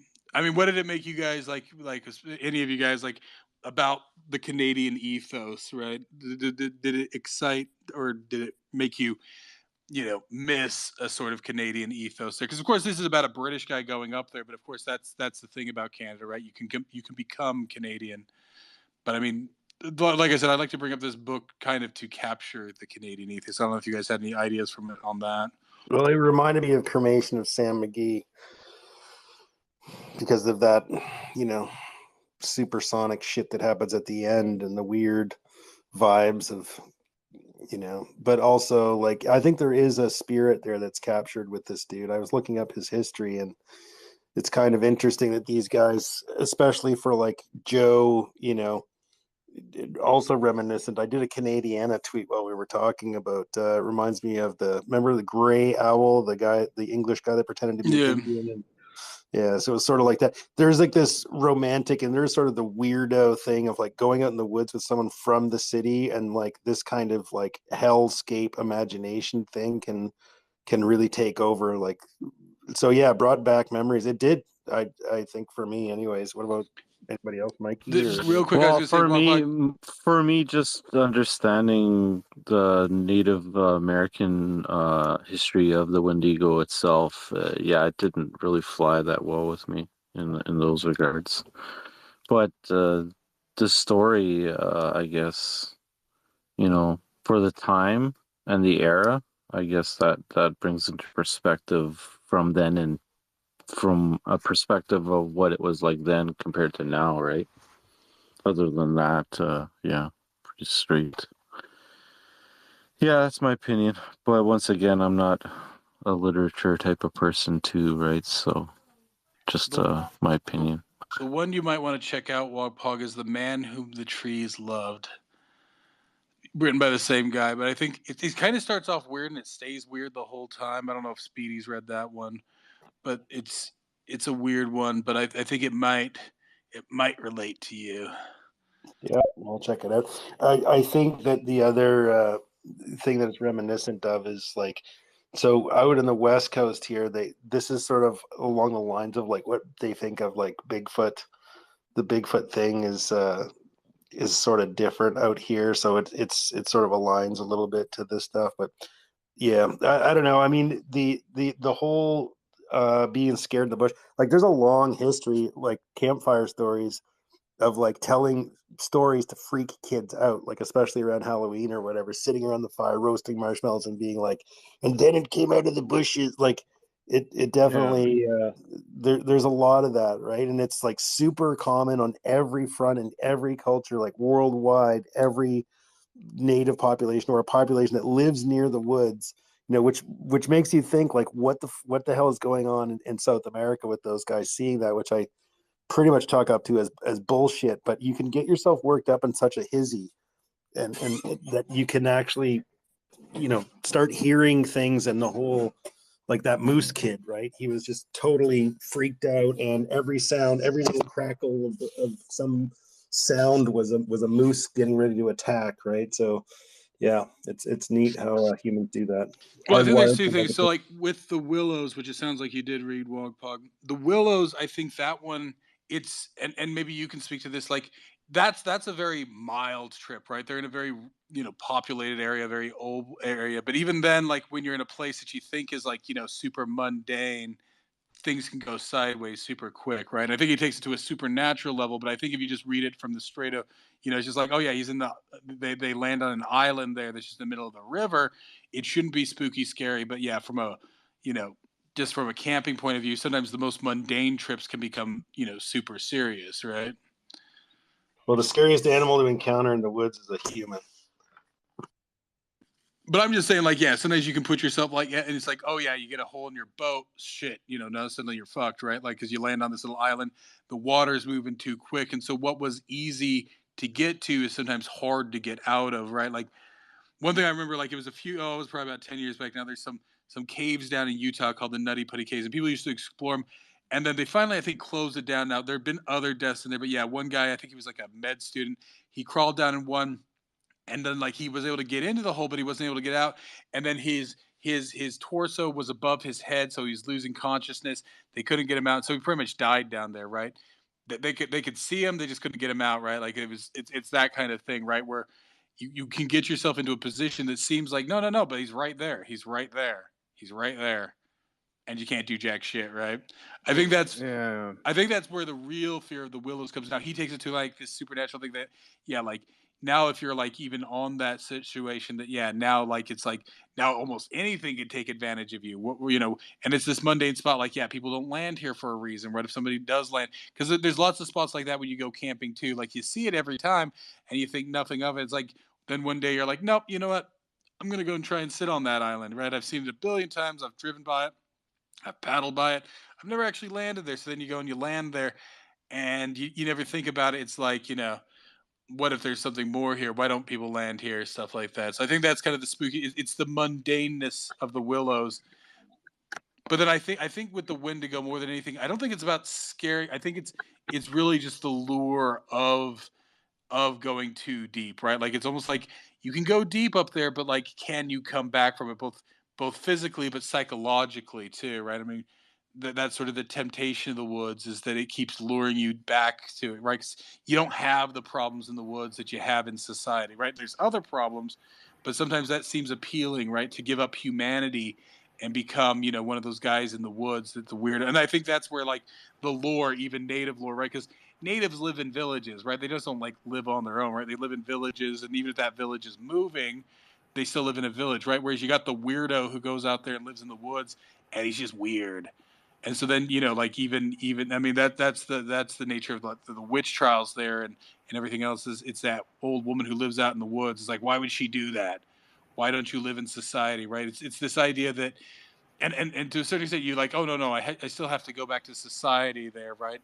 This idea like, oh well, I would do that, but I have a wife and kids, I have responsibilities, right? So it's like, it's that sort of removal of, and so actually on that level, and I don't usually like to make it about people, and we won't say the name, but there's a person that we all know Yeah. who's been lured in that way. And of course, there's a lot of people Yeah. saying like, what are you going to go out there and do? Why are you doing this? Right? I mean, I don't know what your guys' thoughts are on that. In it, because funny enough, I think I'd scheduled this before we even knew his I little. was actually gonna bring this up, Zinc, but I know you don't like people being mentioned on this, so Well, like I think we all know who the person stayed. is.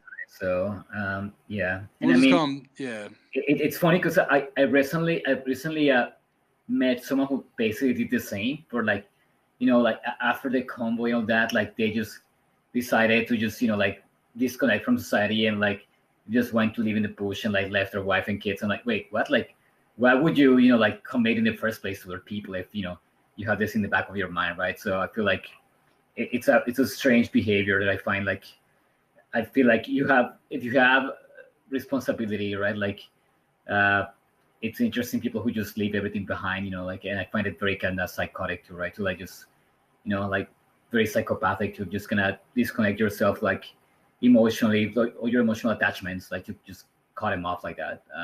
But yeah, I just met recently someone who they've been living in the bush and like they've been just kind of camping around and trying to, this person was trying to kind of raise awareness that they've been doing this as a means of protest. So I was like, okay. So yeah.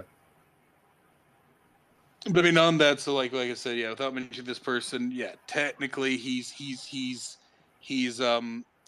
fulfilled all of his financial obligations. He's given that all. Now he hasn't given any indication that he's not, but I mean, of course, he's he's made it so that if something does go sideways there, whatever. But I mean, of course, we can see it, right? The lure of kind of escaping it all, right? I would like to add that this person is only going for like roughly a week, right? So I mean, That's what he says. I mean, this is the question, right? Like, this is the lure of it all, right? Like, and I'm not saying like that he's going to do anything sideways there, but like once you go out there, right? Like, and you sort of can hear your own thoughts again for the first time in a number of years without all the noise of being a you know responsible member of society, right? And technically, if you've done all the the things you need to be able to stay out there longer. yeah, I'm just saying, like, yeah, and it's yeah. interesting that, like, yeah, right now we read this story, and I don't know what your thoughts are, Wagpog and Mike. You probably know who I'm talking about. What your thoughts are in relation to this story there with that person. Well, I think a lot of people that are in distress mentally tend to seek out the woods, right? It's like super common because you want to like have some kind of grounding, or you're romanticizing like the existence, like, oh, I just want to go out in the woods and exist like in this way, and it's like it's usually not a good sign, and it's usually a sign of someone being a little bit off kilter and all of that. So yeah, I don't know. I mean, it seems like it's an attempt at grounding, but perhaps if it's done correctly, there's so much effort to be done living in the woods that you're just busy all the time doing like manly things, right? So I don't know. It's Well, It's 1 week, guys. 1 week. that's what well, he he says. that's That's not what he yeah, we says. don't know. Like I said, people can say, and you can even believe it yourself. But then once you're out there, and technically, he has nothing requiring, right? He doesn't. I mean, he says he does, but when you're out there, like I said, and more so, I mean, yeah, this person is in middle age because, of course, to Wagpog's point, right? Yeah, when a young guy goes out into the woods, right? It's there to challenge, right? To challenge, to kind of prove their masculinity, prove their manhood there, right? But where's this kind of other side of this old man, middle-aged older fella going out into the woods? Is it to recapture youth? Is it to yeah, to kind of, because out there, in the woods, right? Yeah, your body's a little creakier than it was maybe before, but age is just a number. Nobody sees, there's nobody there to remind you of your age or anything like that, right? You kind of become timeless in that regard, right? You cease to be old or young. It's purely with your physical capacity, which maybe you're not at the height anymore, but if it's enough to sort of still, handle that situation, people, the wrinkles on your Yeah. face and the gray hairs don't mean shit out there, right? if those are the only signs of age. So that is another question. Yeah, what would be the allure? Yeah, for somebody who's closer to middle age or even older age there. Maybe it's the same thing. Yeah. Maybe it's the same thing. Maybe it's just another test, right? Back to maybe they didn't feel like they ever tested themselves, or that they weren't manly enough to, you know what I mean? But do you think it's escape? Because of course, actually, this is what No. So I have spoken to this person on Friday. They came into my space, and it's sort of like the journey is sort of a demarcation point for what is going to happen next, which is doing music and that's what he says. Stories. That's what he says. But there's other ways. Like I said, the fact that the journey is itself the thing, right? So, whatever he says on the other side of it, he decides to do this phase first, right? And life is what happens when we're making plans, right? He is doing this phase first. Whatever comes after is regardless, but he is doing this, and so it's just something else. I mean, I guess the other thing is I often really when I was younger, high school, early 20s, there, weed was great, right? Because with that, when you're younger, you have so much time and energy, but you're bored, right? And so weed. Yeah. It was actually South Park that said that weed makes the danger of weed is that weed makes you, satisfied with being bored, right? But then as you get older, at least for me, I really find no value in weed anymore. Right, that is to say, with when you're younger, you're looking for the noise, right? And so I'm thinking that as you get older, going out there, it's to to hear something else again, right? I don't know. That's just thoughts. I'm somewhere in between, I guess, on age scale there. I'm not old, I'm not young. So, I mean, does this inspire you to do something similar? Is that why you're so kind of taken by this? I guess to me, to a certain extent, now and I am projecting there, but at the same time, like I said, this person, sometimes I think they have one set of plans, but will they admit their real set? But I can certainly see after the last several years, right, everything just sort of becomes a burden, you know what I mean? But at the same time, too, after having been ostracized by society, like many of us were, we've sort of become resatisfied again, to Speedy's point there, and I think that's where Speedy's at. We realized that we weren't planning on that, but then it was kind of foisted upon us. And then in some ways, like I said, while the last 3 years were sort of horrible, for some of us, we did find a certain amount of pleasure in the solitude, I guess you could say, right? There was something like that.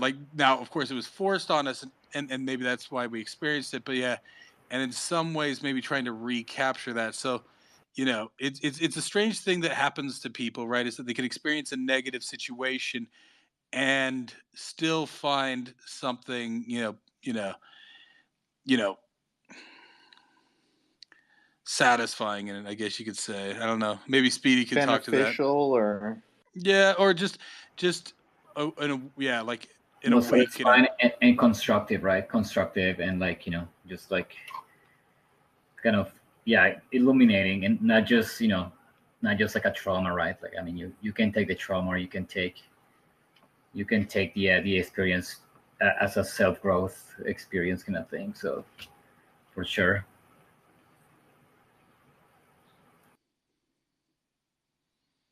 And I mean, technically, that's even what I did during some of the lockdowns there, right? I bought a banjo, and I got reasonably good. I haven't done it recently, but a lot of us discovered things that normally you don't discover, in middle age, in the more middle years, right? Usually you have a lot of time in your, childhood and early 20s there, and then you get older and you're just kind of plugging along on things. You don't really have that time for self-reflection like you did, like we all suddenly did to a certain extent. Now, for me and maybe for Speedy, we didn't have a wife and kids kind of still, Well, I had a wife, but he had a wife, well, but you, not anymore. You extricated yourself from that. Yep.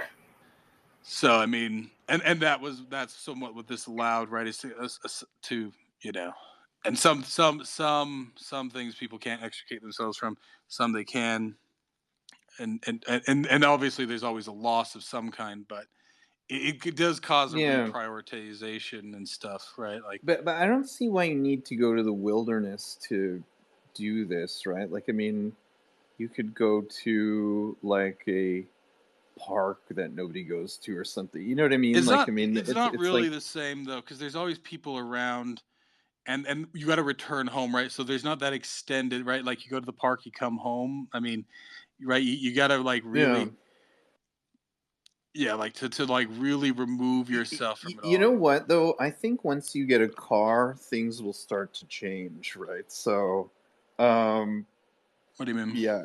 Well, like I mean, just having that mobility where like you can like move around and stuff like that Well, yeah, on a move around whim, you know? but like I said, for me, I mean, if I want to go to some store or location somewhere nearby here, right, I can hop in an Uber and I can do that, right? Like that's why I don't really need a car just to get around. Like even in the middle of the night, right, you can get an Uber in a certain amount of time there, right? Like to go anywhere in the city, right? So a car in Right. this, I mean, But yeah, it's.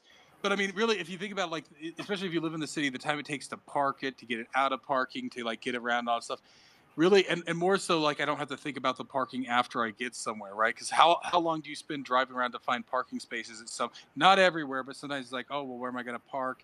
Then you find a parking space. Like I said, like with a bar crawl, like a car is awful, right? Because like I've even said, like people who have a bike, like when it's like, oh well, I got to go grab my bike, and then we got to lock it over here, and we got to lock it up, or they're worried about their bike, or they're worried about their car. So like, at least in the sense of being in a city, right? Just being able to go to another store. I mean, really, I pay $5-10. Somebody can scoot me off to a store there, right? Like, it's not mind blowing, this notion of freedom, right? That I could not in well, the way it was before. So like when I was in Montreal, when I first got when I was in Utah, I needed a car, right? When I got to Montreal, you can get to most places in Montreal, but on foot, bus, or taxi if you really need to. Like this is before Uber was out there or Metro, right? Like it's all very accessible. But then of course, now that we have Ubers, even in Boise and places like that, right? Like you can get around, right? The place you can't get to with a car though is to the middle of nowhere, right? Somebody might drive you there, but you're not going to get a ride back, and they might not even drive you there because they're not going to get a fare back, right? Like, so that's well, I that's mean, that's the benefit of having your own car, right? You can drive yourself out to the middle of nowhere, right? yeah, Yeah. but I'm saying, but that's the only reason I want it, right? I mean, how often have you driven yourself out to the middle of nowhere, right? So I don't need. I do this all the time though. I do drive myself to Carlo does. I all Well, the yeah, mean, he time. does now. He yeah, does now. So that's what I'm saying. I want to do that yeah. now. So that's the only reason I want a car now. Before I didn't need a car because I can get everywhere I need, like as far as like normal place, like non-middle of nowhere places. And that's why it's very specifically I'm looking to buy a real piece of shit, right? So that'll allow me to, take the dirt roads.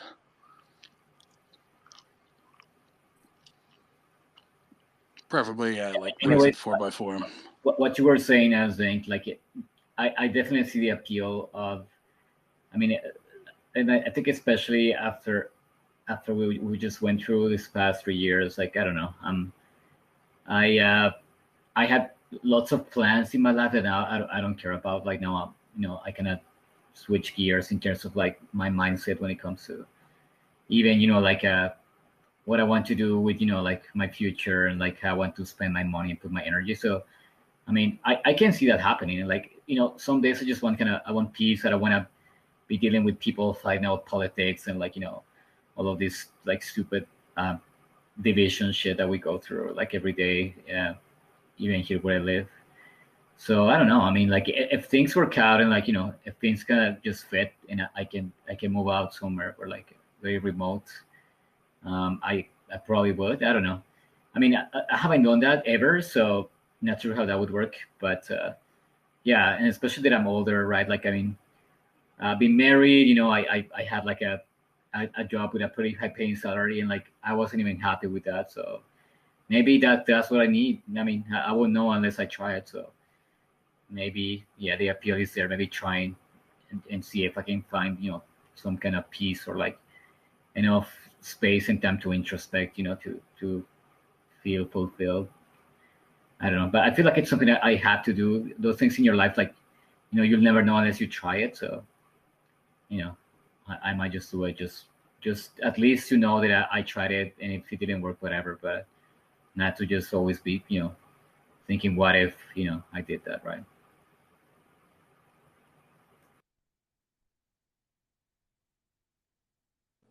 Yeah. So so Documentary shows. so I'm just curious. So I mean, um, how long would you try it out for, and then like to like really give it a shot, like a year or 2 years, and then like Yeah, a couple of years. reassess? But Yeah, what I told you, Adrian, like I'm actually like where I am, like I have everything I need. I can get all my food from, like I don't pay tax for things I buy. Like I got a pretty good network here. Um, like I got pretty good at like working with my current budget. I mean, I know the area. Like I don't live in the city. I live in the suburbs, like far away from the bullshit. So I'm actually in a good spot. It's more like the government, just being on my ass. All these new things that you have to, like they're being more and more invasive. So that's the reason why I would like to disconnect. Like I feel like I don't have to deal with many of the crap that people have to deal with, right? Like yeah, it's most just that, like, I can imagine what's going to be in the future, right? But like, yeah, now if I want to renew my license for my motorcycle, I have to get an appointment to a doctor, get a COVID test and all that shit. Like, I mean, I don't want to do that, right? Like, or like, like when it's going to be that you have to show your ID to, let's say, yeah, to do any of your get your IDs or stuff done, right? Or like if you but want to. you need to get a COVID test to renew your motorcycle Yeah, license. yeah. I mean, that's what they're What? saying for the medical exam of that. But I mean, I'm refusing, but that seems to be the tune, right? So yeah, Wow. yeah, and that's what I'm saying. Like all of this stupid shit, like where the government is just like dictating all these dumb rules that it's just invasive. And I can imagine how bad it's gonna be in the future. So yeah, we spoke about this before, but one of the reasons why I want to just disconnect is this, right? Or even move out of Canada. Like it's not even the way society is going, or like kind of the corporate, invasive, like their influence in like culture. It's more that just the government, like really just being in my shit, like Yeah, so yeah. yeah. Also, like, and it kind of goes against what, like, when people are on here, it's like, oh, well, what are you doing locally? Here's the thing: I grew up online, and like I always talk about the reason people got online in the '90s and made friends there, right? Because whatever your niche thing was, you could find the 10 other people in the world who were into that thing, right? Whether Yeah, they exactly. lived in New York City and you lived in middle of nowhere, West Virginia, right? And everything, right? Like you could find people you had something in common with. Because like what's weird about the suburbs, because like I brought this up before. So the reason camping took on kind of a negative connotation for me is because Mormons do it so much. Now it's not like really, you know, like I said, I've never done it in a small. I've never gone just like I've gone camping with my family, or even just like a few people. But like I'd say, yeah, it's never been less than like 3 or 4 or 5 people, right? Like not even three. Like it's always been, yeah, with the church, like a church thing or a scout thing or family thing. I've never just done it on my own, really. And because the way if you go to if you live in the suburbs of Salt Lake like I did, right, where people are like literally 95, 99% Mormon, right, pretty much everybody in your neighborhood is in your ward, right, your neighbors are in your ward, everything like that. So you're socializing with people who you don't necessarily have anything in common with, other than you moved into the same neighborhood for whatever socioeconomic reason, right? um, Yeah. and those are the people you're spending, because like I said, Mormons do things throughout the week, and so so like to me, yeah, like this whole thing that like it's even the notion, like I bring it up before, like you make friends with people in high school and junior high for whatever reason, whether you have some common thing or you're the leftovers or whatever. And then of course you don't usually maintain those high school friendships. You do, but it's for the nostalgia's sake, right? Usually you diverge, even if it's not like you're bitterly opposed and they're a junkie or something like that. It's just that you hung out because you were both into, I don't know, like heavy metal or something, but you know you go one way, they go another way, and it's a very your lifestyle doesn't really coincide anymore. And that's sort of what you get with this idea that it's like people in your neighborhood. So like for me, yeah, like socializing with neighbors just because they're neighbors. Now, of course, you should like it's always interesting to meet people that you don't think you have anything in common with, but like this sort of compelled socialization, right? Because even I guess that's my entire thing throughout life is I've been compelled to socialize with people, because of course then you have large Mormon families, right? Like all these extra cousins and second cousins and third cousins and everything, and just like it's like do I actually have anything in common with it? But then there's also like this thing of like, well, you got to be united through the church because that's the way it all is, and so yeah, I mean, yeah, I mean that's the Yeah, thing, I like. mean, I lived in the suburbs. I live essentially where I lived when I was in high school, and the religious thing really was not here. I mean, Well, I mean, like I said, that's yeah, so that's why it's such a bitter thing for me because it was like multiple layers of this sort of compelled socialization, right? Which is why for me, maybe to a certain extent, yeah, like I don't, yeah, like and I'm naturally sort of like yeah, introvert there or something like that. So if I don't want to socialize, I'm not going to right, yeah, exactly, like yeah, it's just like days that like and that's why space is nice. You can hop in if you want to socialize, and then you can decide at what level you want to socialize. If you don't want to socialize, then you just don't show up, and that's it, right? exactly, And exactly. and so that's the problem, right? Like so, like yeah, when I live in the city, right? Like the irony, of course, is and it's well known, right? Like that the closer you live next to people, the less you sort of want to deal with them because you sort of naturally deal with them, right? So you don't because of course if they make too much noise and everything like that, so like yeah, people who like live in apartments, like I have no idea who lives right across the way from me. I think I've seen them enter once or twice. They've seen, if even that, right? Or the people on either side of me, no idea, right? Same with any Yeah, apartment building, right? But then on the other side of that, like if you live in the suburbs, then people. Whereas like people who live out like rural Saskatchewan, right, where everybody's like half a mile away, right? They know everybody there, right? And some of that's a yeah, survival thing. Now, of course, technically they're not half a mile away because the way they originally did those plots was that like everybody'd be like on the same like corner with each other, even though they had 100 acres behind them. Their houses would face each other on those four corners, right? But even outside of that, they probably knew who lived on the other four corners just down the way, right? So it's a weird thing like that. I don't know. So yeah. Your best friend that visited you from Utah. Would you say that you're growing apart from him? no, not necessarily. We just kind of like Right. for that, it's just that we've known each. So in that case, like, yeah, he actually was like for briefly, like literally, I lived in that house that was across the way from him for less than a year. Um, Right. and so yeah, but so we've just kind of been in and out of touch over the years, just going on and on like that. Right. Right. So that's kind of like different. Like yeah, like in that case, yeah, we've just known each other for a long time. So my best friend, who I know from 1998. I mean, he's lived in his house, um, like ever since he was born. Um, and I've known him since 1998. So like, I mean, he lives like 5 minutes away from me.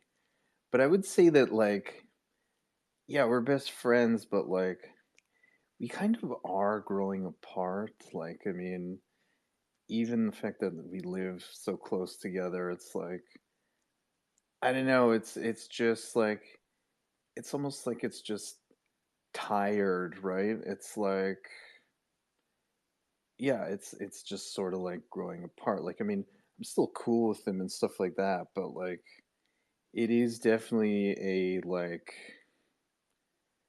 yeah, it's just moving apart, right? Like, I mean, you know, it's not like there's a beef or anything. It's just like, yeah, it's certainly like a growing apart, I would say.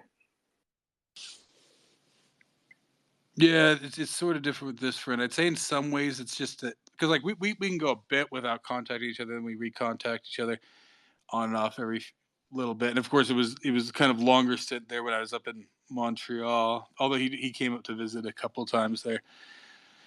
In some ways, I'd say that both me Yeah, and him are both kind of constants, right? Like it's the people right. around us who kind of like go through the different like because like I said he's gay. And yeah, he's never been in a long-term relationship there. I've never been in a long-term relationship. And so like, yeah, the people around us, yeah, they're peeling off, having kids and stuff like that. So So it's similar with me and my friend. He's not gay, but similar situation. Um, but no, I would say we are certainly growing apart, right? Like, I mean, I could see him every week if I wanted to, but I don't, right? So I mean, um, yeah, it's just he's on his own thing, and like I'm on mine, right? I mean, now, I mean, if we get together, it's all good, it's fine. Like, we can talk about things, but like, yeah, I mean, he's not really talking about anything that interesting anymore. It's like, I don't know, it's just like he's just on a different wave, right? I mean, that's yeah, the that best way that I can happens. That's really, describe it. like, and this is what I tell people too. Like when it comes to like marriage, like usually the marriage only becomes bitter when people try to hold it together long, right? Like they should have actually separated. They could have separated and stayed on good terms, and who knows, maybe even reconnected, like even sexually, like Yeah, years later, right? Because people just go through different phases there, and sometimes those phases never realign. Sometimes they do realign at random, right? And I think the biggest problem with any of those relationships is when it's forced, right? Like it's like nope, nope, nope, we got to meet up, right? So then it becomes almost a chore, right? If anything becomes, and of course, yeah, in any relationship, there's a certain amount of give and take, but when it really just becomes like a sustained chore because you're trying to recapture something old and you're not allowing it to evolve into something new, then that's sort of the problem with anything. It's just yeah, like yeah, no, yeah. it's Like I mean, interests diverge too, right? So I mean, you know, that's another issue, right? It's like, yeah. yeah,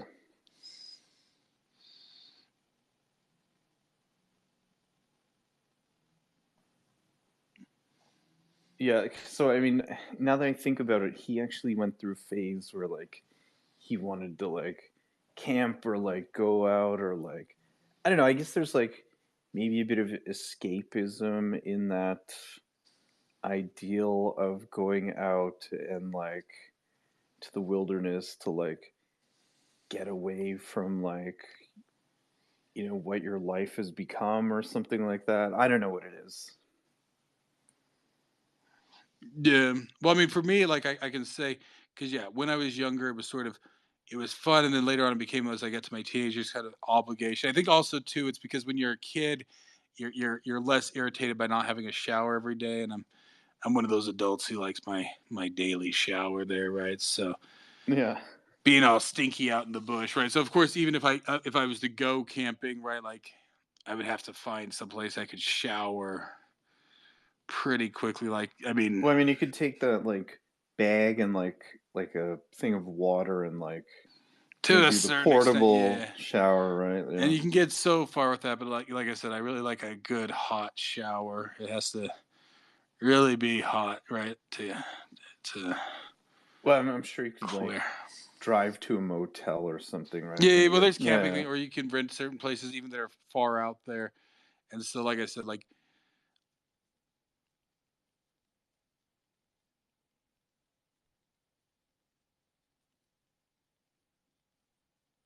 but of course, like to some extent, like yeah, like I don't know, like because even if I lived more rural or in the suburbs, right, you still have neighbors, right? Like you got to make sure I'm far enough away from neighbors that yeah, if I want to, you know,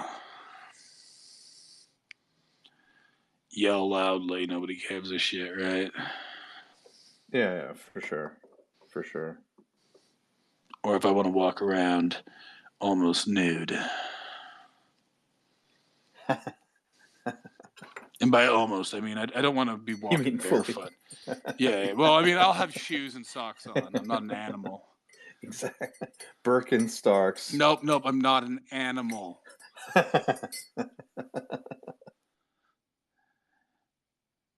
Also, I just don't like my shit hanging down, where you don't know where it's gonna land. So some underwear and some shoes. Right, Hey, right. I have to go. I work super early tomorrow, and I have to Okay, well, thanks. do some laundry. But I love these stories. You know, having read it, it's like the third time that I read this, and I'm amazed like how this guy uses like all these tropes. Right, it's kind of tropey, but he uses them so well. Lots of foreshadowing. Even like like all the beats. Like I was kind of paying attention. Like break into Act 2, break into Act 3. Like it's very defined, it's very clear. But like it's what I say. He's playing more like with the characters react. Speaking of foreshadow, the one part I wanted because I was as a assistant is the part where they hide the canoe and then DeFago tells Simpson, it's like, oh yeah, if you for any reason you need to go back, just do this, this, and this. And he even says, and he Yeah, said this as it was the most natural thing, right? Not to foreshadow, it's just natural advice, right? Because a yeah. guide can sometimes get injured, and a good guide's going to tell him, it's like, okay, make sure you're never in a position where your charge there can't get away. Of course, obviously, it is foreshadowing, but it's not because he was paranoid that he wasn't going to make it back. It's just natural advice, right? I think it's That- obviously foreshadowing, but he wants to make it clear that DeFago, because that's the thing, DeFago goes through those phases where sometimes he's very brooding, but in this case, it's just it's nice, chipper DeFago, and he's just giving general advice. It's like, oh yeah, if anything happens to me, just dig out this canoe and yeah, head no, west. And he's been a like a trapper, a guide, right? So it's very it feels very organic for him to say that, right? It's not like cheap, like he inserted foreshadowing there just for the sake of having foreshadowing, right? Like no, it's very like appropriate to the character to do that, right? And I but feel at the like same time, it does also explain how Simpson's able to get back home. exactly, yeah, head due west or something, yeah, he tells him, but yeah, and you have like in what I said, like a lot of the things that happen that like they are formulaic in even more recent stories. Like they use the same tropes, the same beats, and they're formulaic. Here they are, but he uses them super well, right? Like super well integrated, and just what I said, like using a lot of the like characterization to kind of reflect that and to put that there. So yeah, I mean, this is so ahead of its time. Like it's incredible. And what I said, like even the way he plays with these tropes and with the beats here, like I mean, it's like a clinic for even modern writers. Like I wish like the guys would do this now. And like, no, yeah, you guys don't have to be that blunt and like like kind of like formulaic about it. You can have the same beats, the same the same tropes and the structure, but like just make it more just more interesting, more organic, like this guy. Like I mean, What's interesting is how the two stories are, like I said, almost foils for each other, yeah, right? But what's weird to me is that the Wendigo was at least published later, because in some ways I would have seen the Willows evolving out of the Wendigo.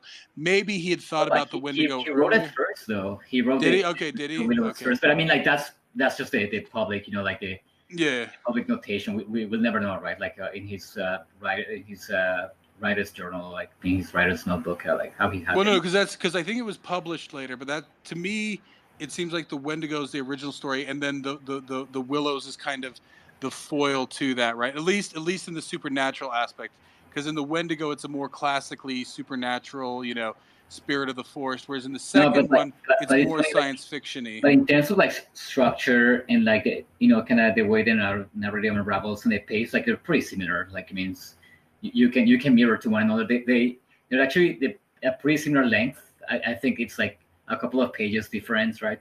I don't know what's the time, but it probably like around like I said, when it comes to foil, like I said, because like with the Wendigo, they're out in the middle of nowhere, whereas with the Willows, they're really not that far from civilization, right? Yeah. But then the other side of that is in the Wendigo, you're dealing with an inexperienced, and right there's a power differential and experience between Simpson and DeFago, right? Whereas in and the tension there is the less experienced man, whereas in Willows, right, they're both kind of implied to be equal, right? That's why they hang out together, because they're both equally competent, right? They're kind of equals out there, right? Yeah. And so there's, like I said, in some ways, the Willows is kind of a response almost to the Wendigo, right? The Wendigo is kind of a much more classic story, right? They're out in the middle of nowhere and everything else, and there's there's a guy, everybody's kind of like filling a trope there, right? Whereas with the Willows, it's kind of like, okay, well, maybe they don't go that far away, and they are both experienced, and they are both whatever, right? Like, what would you do then, right? Like, so Yeah, that's the thing. The Willows seems like an you know what I'm saying though? Like, like for example, like I don't know, the movie Alien, right? Like it's the same thing. You have a group of people, like crew, right? They go into this isolated place, and like you have the external force, kind of disrupting their, like their status quo there. It's the same with Predator, right? Or like I don't know, other movie. I mean, most horror movies have that same format, right? You have a crew, right, and they go to an isolated place. It can be space or like, I mean, Jaws, right? Same, right? You have the three people there, a crew to go. They're now out in this. But that's not how the Willows is, right? So that's what I'm saying. Wendigo is much more classic in that way. Yeah. But the Willows is almost a response. The Willows is actually very unclassic in that way, right? Like they aren't that far away. They aren't really, isolated. Isolated, yeah. It's more just that, like, in this mundane spot, which should be mundane, right? Like I said, one, from the real survival point of view, how quickly the mundane can become dangerous. But then two, how like it's like they're 30, they're just 5 feet from sanity, right? Like how close insanity and sanity are, even in a physical sense as well as psychological sense, right? Yeah, but, like I see it.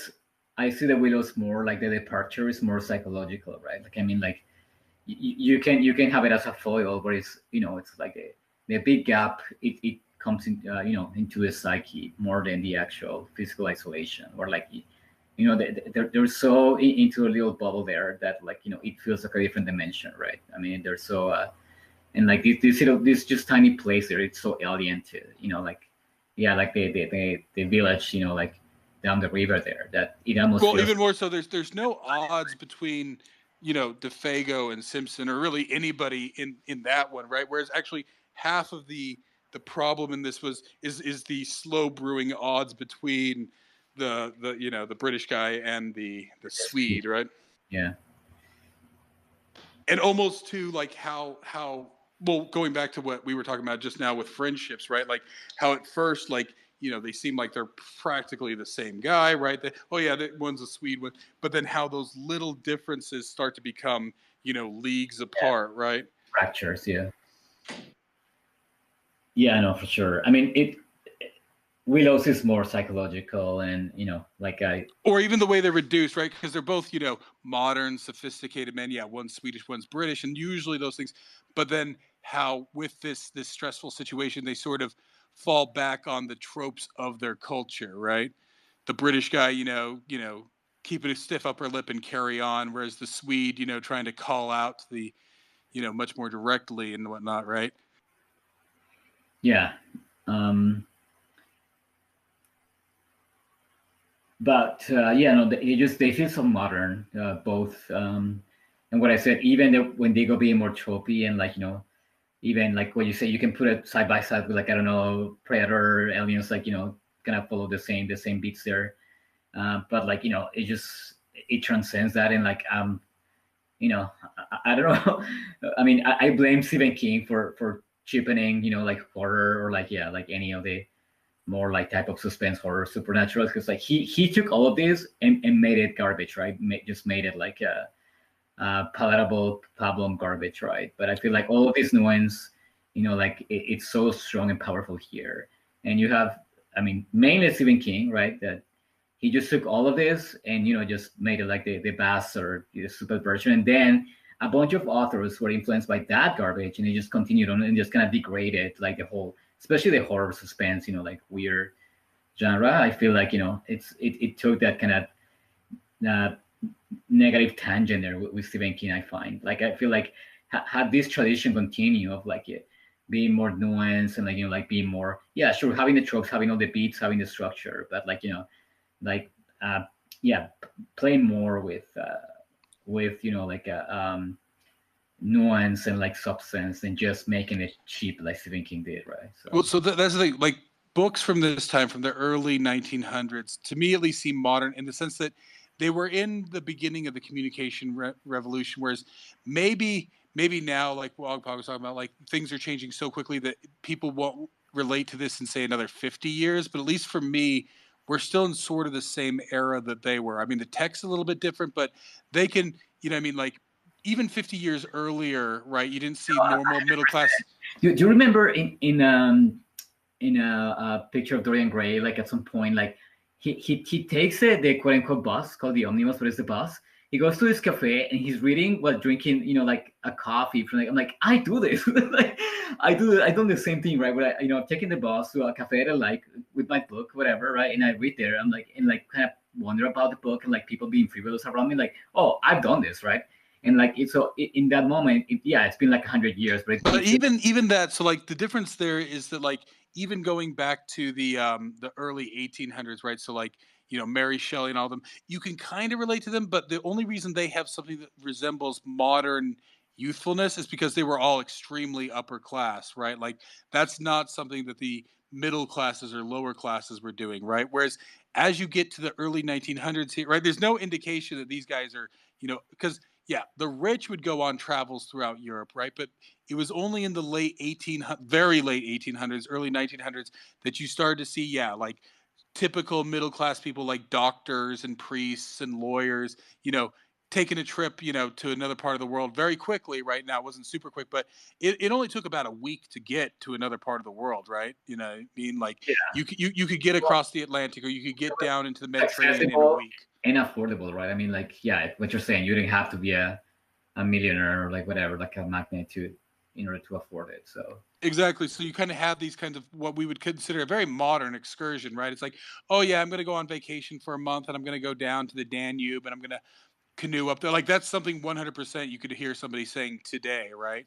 yeah. Or it's like, oh yeah, I'm going to go up into, you know, the far reaches of Canada for a hunting trip, right? From Britain or from wherever, or Scotland or whatever, right? Like that's a very modern, and that's not a trip that people would have taken even 50 years earlier, right? Like they didn't have the fast moving steam boats and all that stuff. So there was so like we're in some ways in the same. Now they're at the very beginning of that range and we're at the very end of it, because yeah, to our point there, maybe this won't be possible another 20, 30 years, but we are at a weird point where even though the tech is a little bit different, the overall sort of experience is about the same, right? Like even if me and you were to go on that same trip, right? Yeah, we're going to fly there, but we're still going to rent a canoe and we're still going to go up the Danube, right? Like it's not a really big difference, right? We might still get stuck on a weird island. You might have your iPhone with the satellite your iPhone 14 with your cell phone. Yeah, but if it gets wet, right, it's still tenuous, right? Like that's the main thing, right? Like it's amazing how quickly that stuff can get fucked up, right? Because they are in a storm, right? Like that's the thing, is that more than anything, they get caught in a storm on a little island of the Danube, right? Like a storm, you know, can throw off a lot of stuff. Do you put cases on your phones? I mean, I don't put I mean, most of them are waterproof to some extent, but yeah, like how much, IPS right? Like rating. Yeah, like how much, you know? So usually you can drop those in the water for a while there, but you know, I mean, still the point is that it's still right. Even if you got that signal out, it's like, well, it's a storm out right now. We can't get anybody on the water right now, right? Like, yeah, that's true though. I mean, yeah, you don't even have to be in the middle of nowhere. Like if something like that happens, like a flash flood or something, right? Like something fast and like, you know, like unexpected. Even if you have, I mean, you usually, even if you could call, like, I mean, if you wanted to make this modern and you wanted to give them those special cell phones, they're going to send that message and the cops are going to get back to them. It's like, oh yeah, well, once the storm goes down, we'll come out and rescue you. Just hunker down there on the island for 4 or 5 hours and you'll be fine, right? That's just what they'll tell you, right? So you're still going to be, because they're not going to put their necks out. It's like, well, it doesn't sound like you're overly whatever. Just hunker down. We'll be there in the morning, right? Because I mean, they weren't at real risk. I mean, yeah, there was a little bit, but there was, yeah, that it's not going to get totally submerged. You're fine, right? Of course, you're still going to be nervous as all hell, but they're not going to be overly out to, right. They're not going to go get on choppy water just to save your dumbass, right? Yeah. So anyway, I mean, go ahead. Oh yeah, no. So I was just saying, like, to me, like that's what holds up, and what's interesting about these, because it was even the thing I brought up with Kafka and some of these other ones, was just like that period.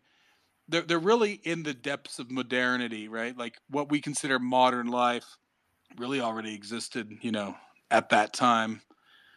So there's nothing quite like the irritation of living with someone for an extended period of time and grossness. It's like being in the woods there, and because you're hitting on like sort of the irritation of men there, and that's another special case of just where it can get so extremely irritating.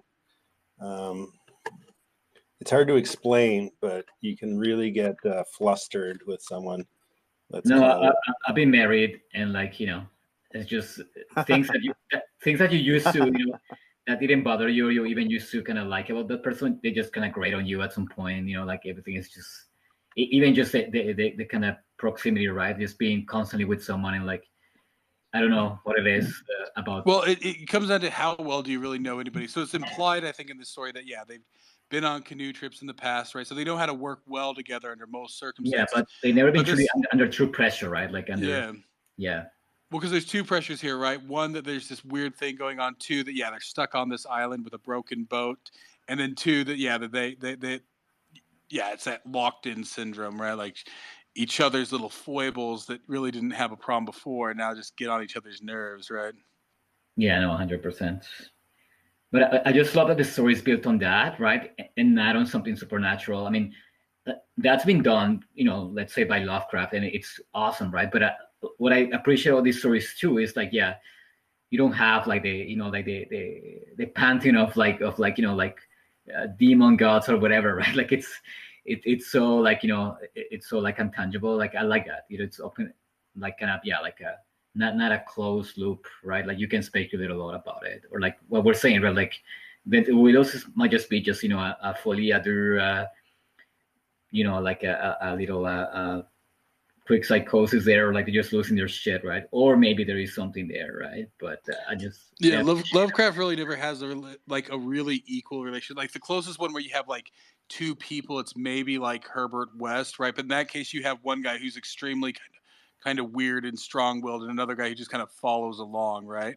Which is kind of what's different here, is that these are both, like I said, when you see them at the beginning, and they're still sort of equals throughout, but it's just their little differences that start to cause problems, right? Like but that's like an awesome way to like like have tension going, like build up tension, right? Like I mean, it's, and what I'm telling you, like a lot of modern horror stories, they just go for like the low hanging fruit of like having some dumb monster, right? And like they make some of the new ones like this, right? So I feel like so ahead of its time, and like like using tropes you see now, but like just like just so much more, like. But when you bring that up, Wogpug, you really have to read The Man Whom the Trees Loved, because without getting in too much, there's essentially a three-way sort of relationship between a guy, his wife, and nature, and it's told from her point of view as she's trying to understand, that she might be the third wheel in that, and of course it gets weird too. But I think you'll enjoy The Man Whom the Trees Loved.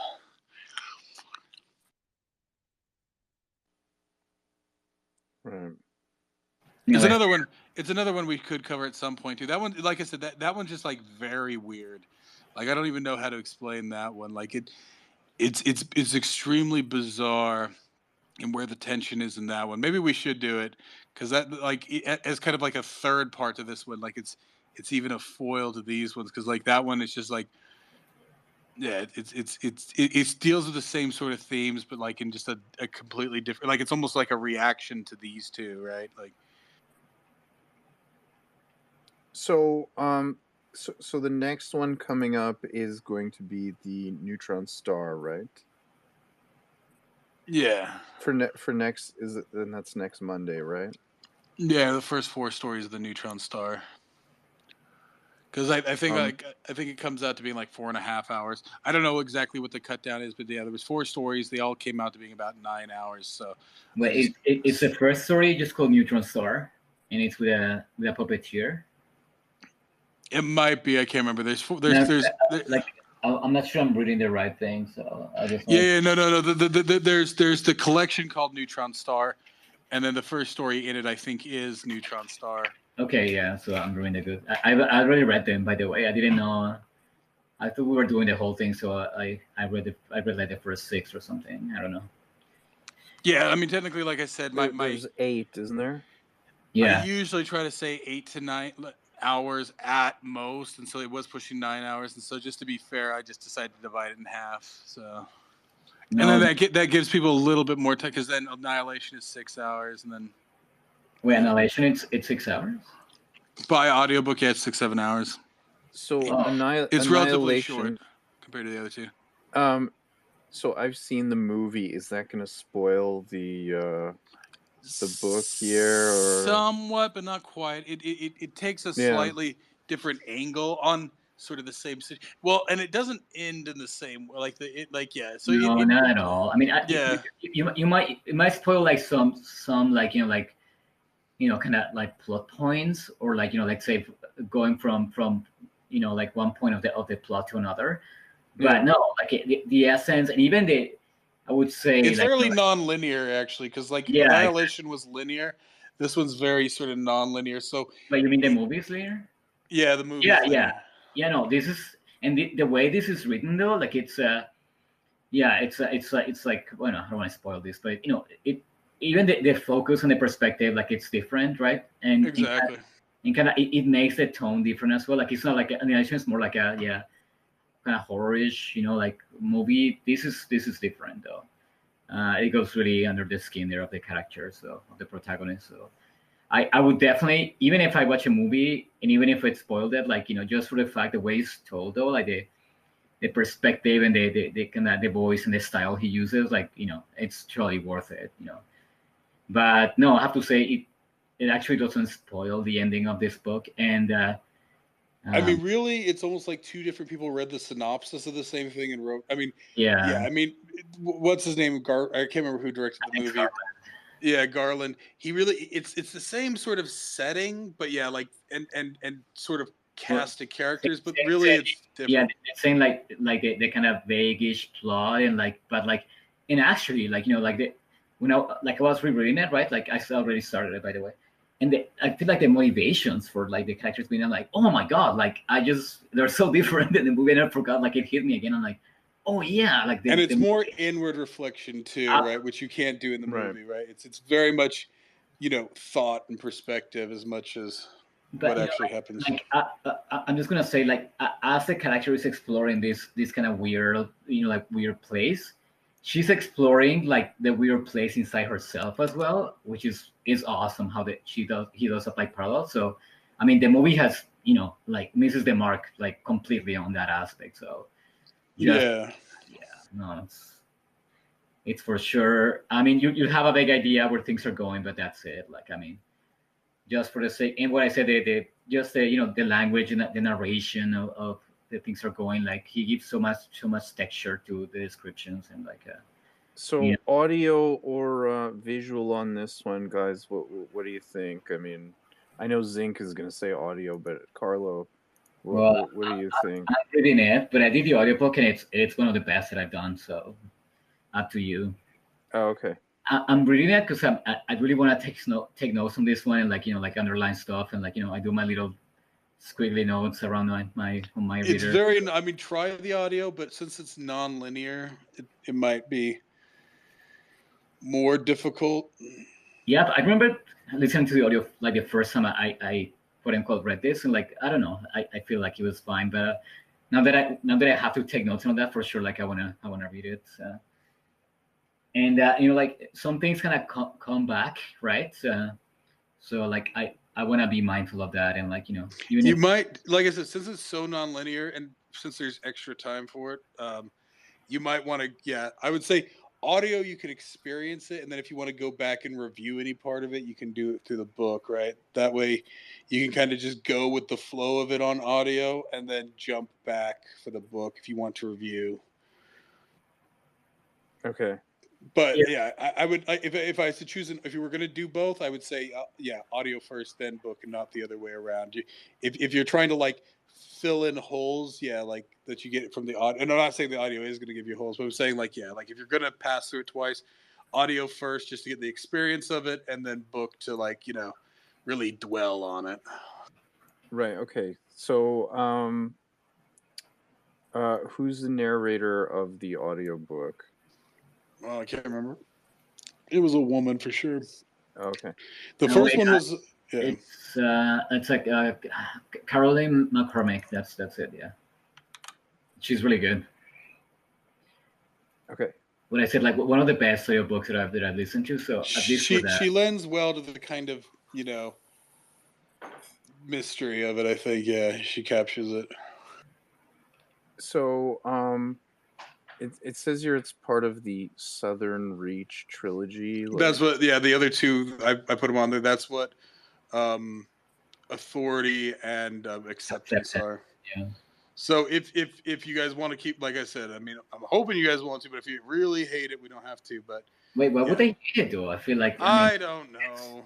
Really, I mean, we read Embassy Town, and like you guys didn't rage quit. So I feel like after that, I mean, so wait, Authority and Acceptance are the two afterwards. Yeah, and they're lengthier. They're about 10 hours each. That's why we have break. That's why I put them after breaks there.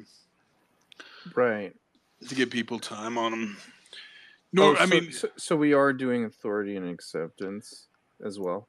Yeah, unless like I said, you really hate it. I'm not sure. Right. Does it follow the same character, like? Sort of. Okay, it follows the same thread. It kind of. Yeah, it kind of moves through it and then kind of unites. Like, yeah. I mean, essentially, yeah, without going too much, like, yeah, the first one's narrated by a man. The second one, I mean, the first one's narrated by a woman, then a man, then I think a woman. It kind of, yeah, it kind of goes, they converge more on the third one. Yeah, and I mean, the title tells you it's about this place, right? Yeah, Area X. So it's about what happens there. So you just kind of follow it from different perspectives a little bit. Right.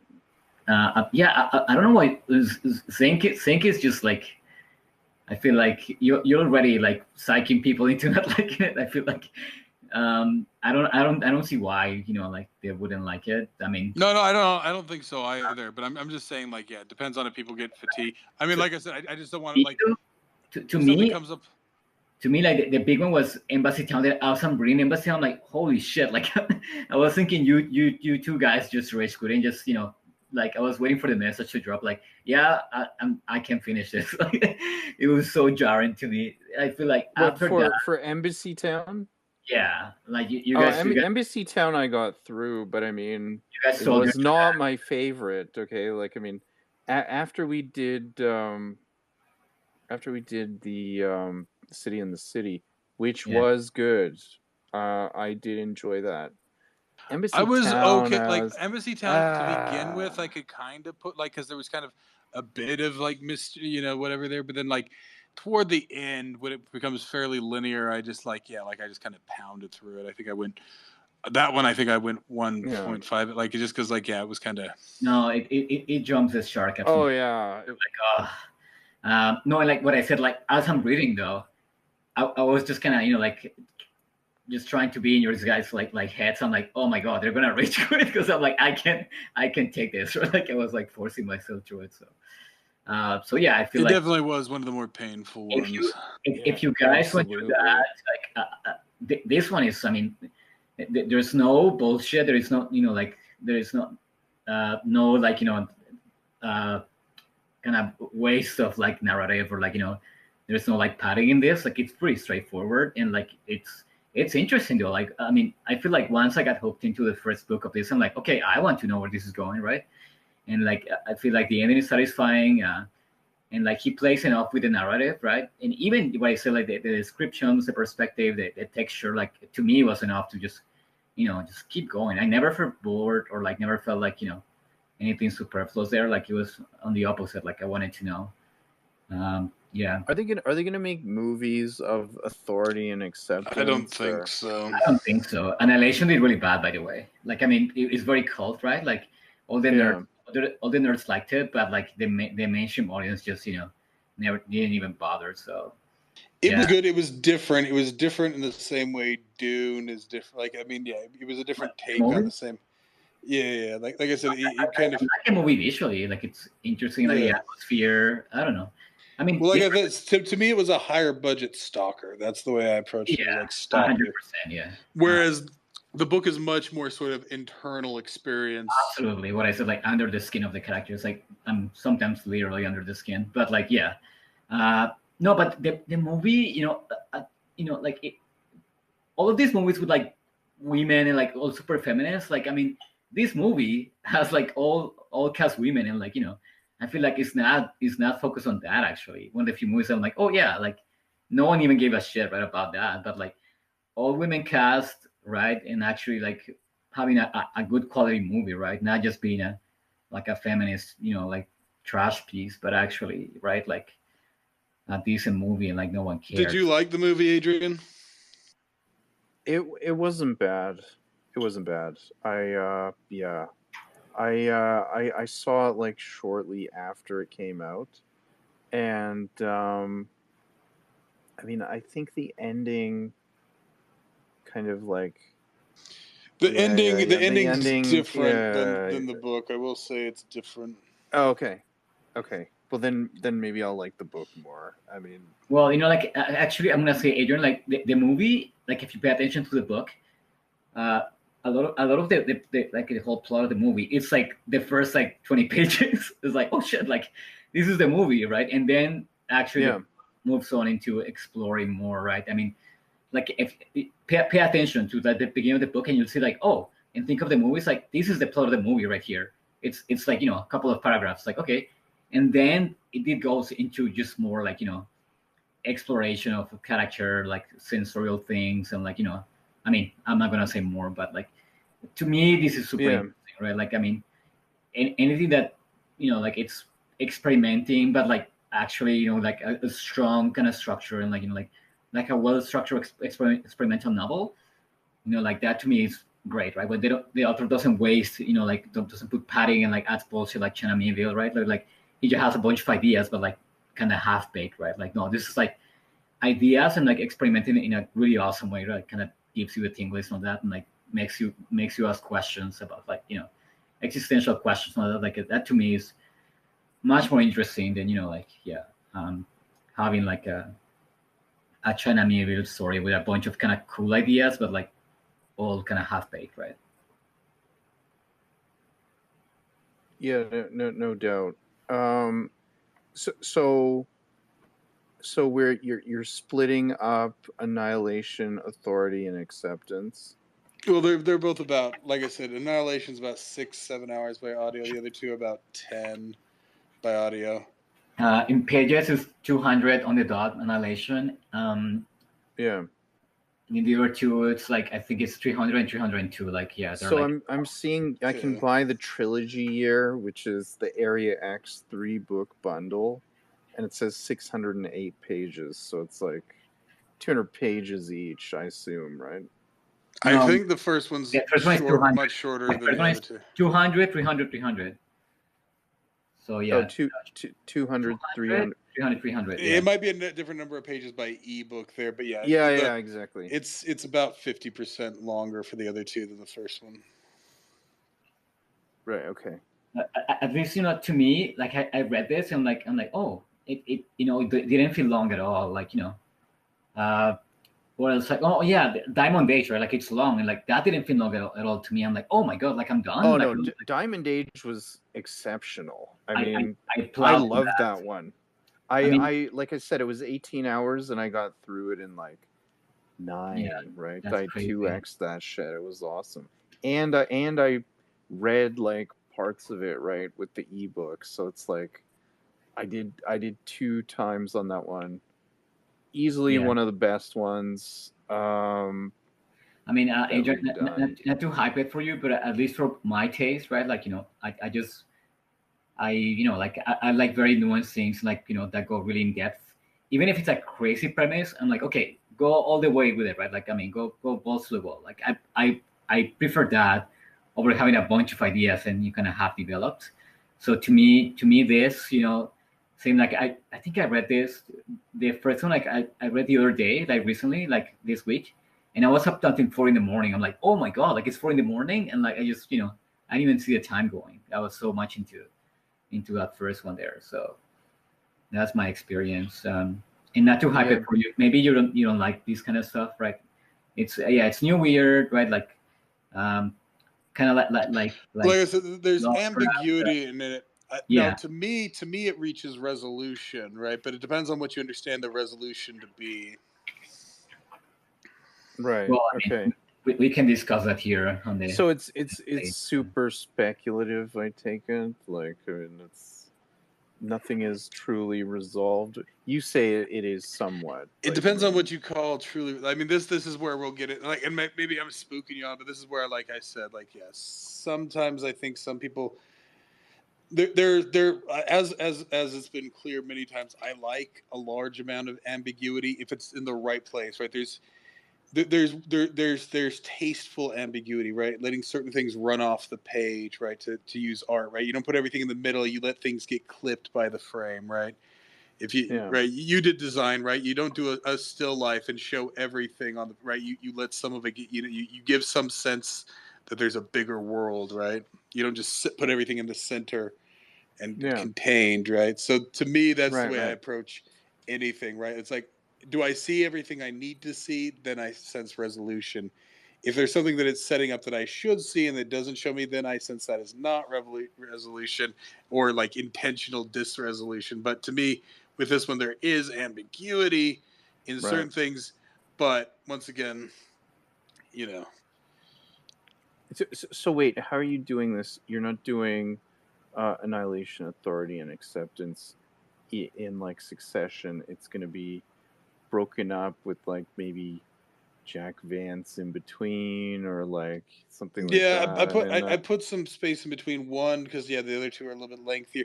I mean, technically, people can read them and whatever. There's technically enough time in all of this stuff that yeah, if you want to run ahead and read them both back to back, like during the breaks there, right? Because we'll be skipping the week Which ones? there.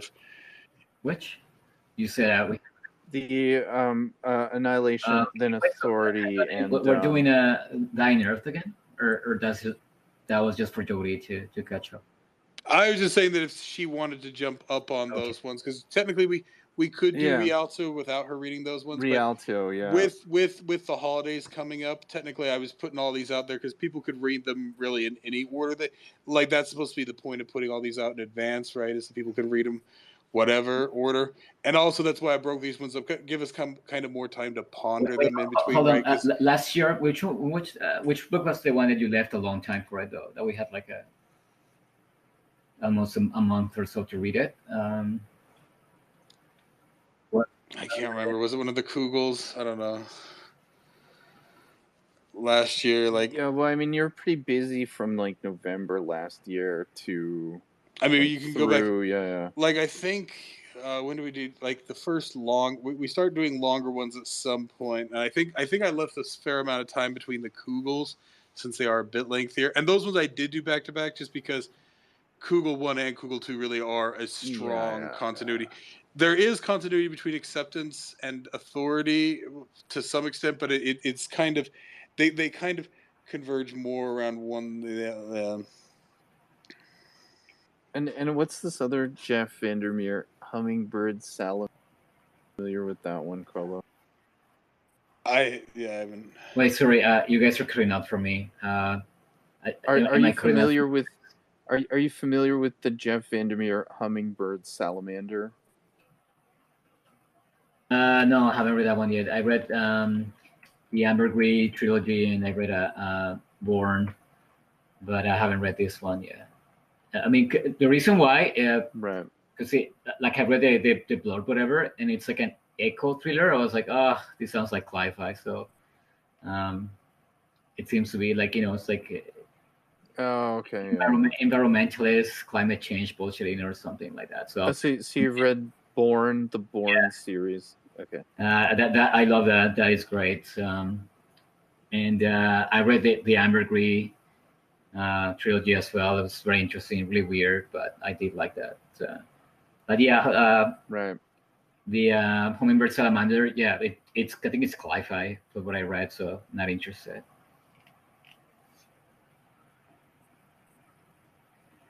But Zinc, what do you think of doing Hyperion? Do you think Adrian could hack that or too much?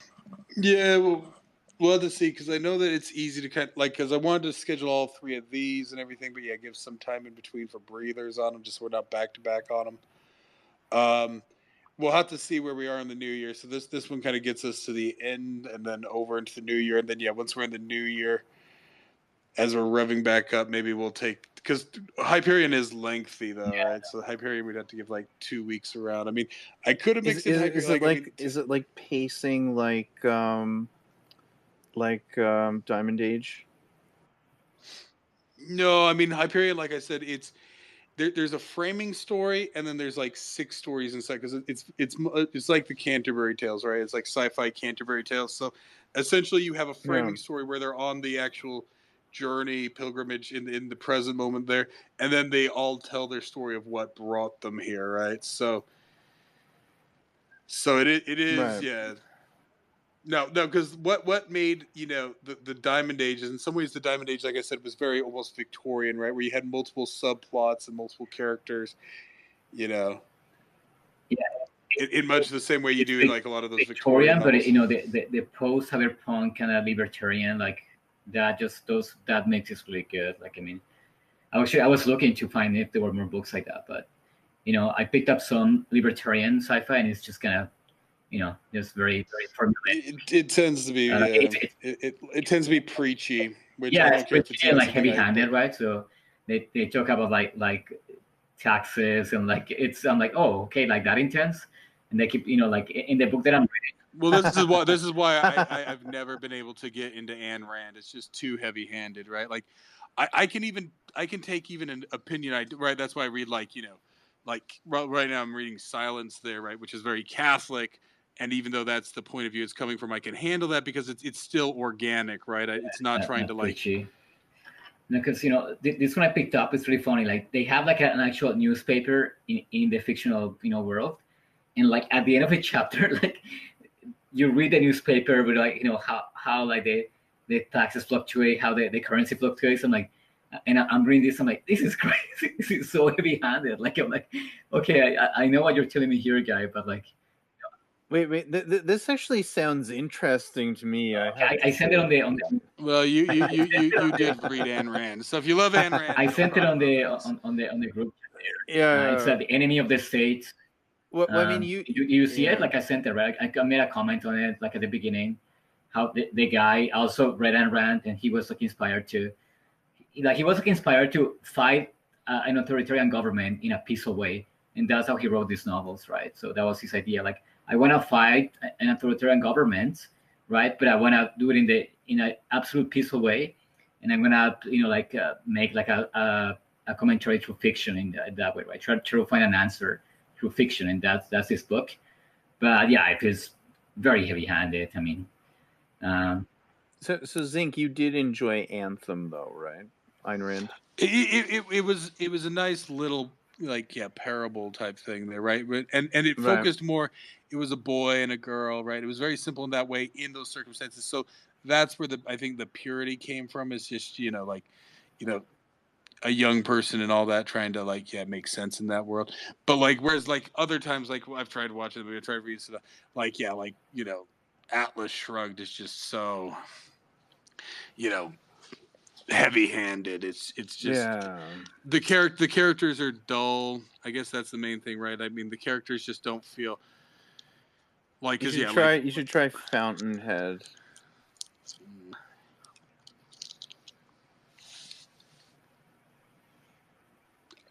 That's actually, I find that better than Atlas. Speedy, have you read that one? No, I couldn't. I tried and I got bored. You haven't read Fountainhead? No, you ask me every single time. I tell you the same thing. You just got bored. If Speedy got bored, you can only imagine what I'll do. Speedy's far more tolerant than I am. Actually, so. He is. I've read so much trash.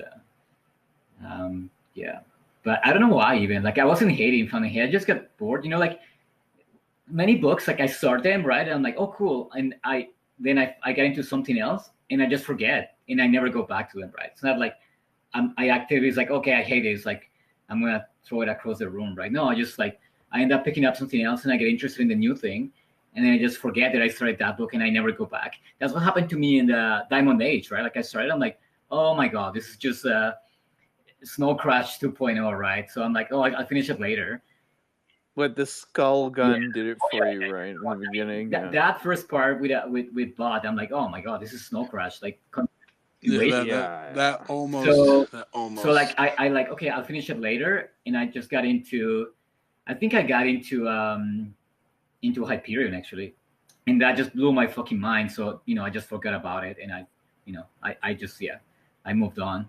So this is what happens to me in many books. Like I don't actively like trunk them or anything. I just Maybe we'll do Hyperion. Maybe I'll push Annihilation out a little bit further, and we'll do, because Hyperion, the only problem with it is it's lengthier, right? So I mean, with Diamond Age, it was lengthy, but I gave you guys pretty much all of August to read that, right? Like I announced that one like 3-4 weeks. I read it in like a week. Like I know. Oh yeah, I read it in like 2 days. But I don't. But did you guys do it right when I announced it? Right. So I pretty much announced it, and then I gave you guys a fair amount of time for that one, just because it gave me time to think about it, and there was so much to unpack, right? Like I mean, huge book, lots of ideas, lots of problems to.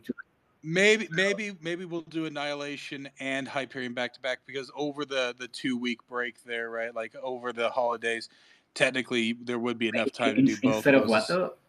Are you substituting something else, or just? No. So right now I have not Annihilation, Acceptance, right? The third Southern Reach after the holidays, but I could put Hyperion either immediately after or the week after that one, right? Because that way, if you guys want to, you could read them, over the 2 weeks, because we'll be off for 2 weeks in that case, right? So you'll have over the holiday, but then of course over the holidays. So wait, you're skipping Authority and going. No, Authority is earlier. Authority, I think I put. Okay. Authority, I put the week after, because I'll be gone. I'll be in Vegas on the 27th. Well, I'll be coming back from on the 20th, but I'll still be in Vegas that week. So like pretty much the week after Thanksgiving. So yeah, the 18th. I think it's what is it? It's the week of Thanksgiving. We'll do Las Vegas, Fear and Loathing in Las Vegas, and then the week after that we're off. And then the week after that, I think I put Authority. Again, I've seen the movie of that, but you say the book obviously offers more. Oh, I have no idea. What is it? Fear and Loathing in Las Vegas. I mean, yeah. I mean, it's interesting. I don't know if it offers more. I mean, it's just. I just figured we'd try it. I don't know. Yeah. I mean, right. We don't have to do that one. I mean, is there? Can we discuss that book or not? I feel like there is. Yeah, I don't know. I mean, I've seen the movie, right? So yeah. If funny it's enough, the same it's a longer version of the movie with like some footnotes and stuff, but there's. Funny enough, I do quote, like I've made it a post, and I frequently post that around the wave speech from that, right? Which is anytime people bring up like, oh, how do we get another convoy? And of course, pretty much the point of that speech is like, I think you don't, right? You can't recapture a certain event like that, right? But what does happen, right, is some people keep dwelling on that, and it's just like, oh well, we got to revive the spirit of the 60s. I've heard fucking hippies saying that shit. And that shit happened before I was fucking born, and I've heard these old fucking hippies. It's like, well, we just got to remember the spirit of Woodstock, right? I was there on day 3 at 12 p.m., right? And it changed my life. That's entire everything. I base my entire life around that, which it's an event and it happens, but some people just like cling on to it. And I think that's the thing, is it's kind of that retrospective of, Wait, kind of. You mean this book or the movie? Not sure what you're talking about. Both. I think the movie's probably fairly close to it, right? It's just kind of like, I think it's and maybe we don't need to do it. I was just tossing it out there just for the hell. Maybe we should do Rialto there instead, right? Yeah, that's a good idea. Yeah, Rialto. Well, I wanted to try and give Jody time to catch up on the other books, because you can do it without. Wait, can we just do a short story, like I don't know, The King in Yellow or the. Maybe, I mean, technically speaking, I mean, I don't know. Which books do I need to catch up on? I can read those. All the Dying Earths. The Dying Earth, Jack Vance, all of the Kugel series, that the one I short gave stories. the link I gave you has all 4 in there. It has the Dying Earth, which is a series of 6 short six. stories, Yeah.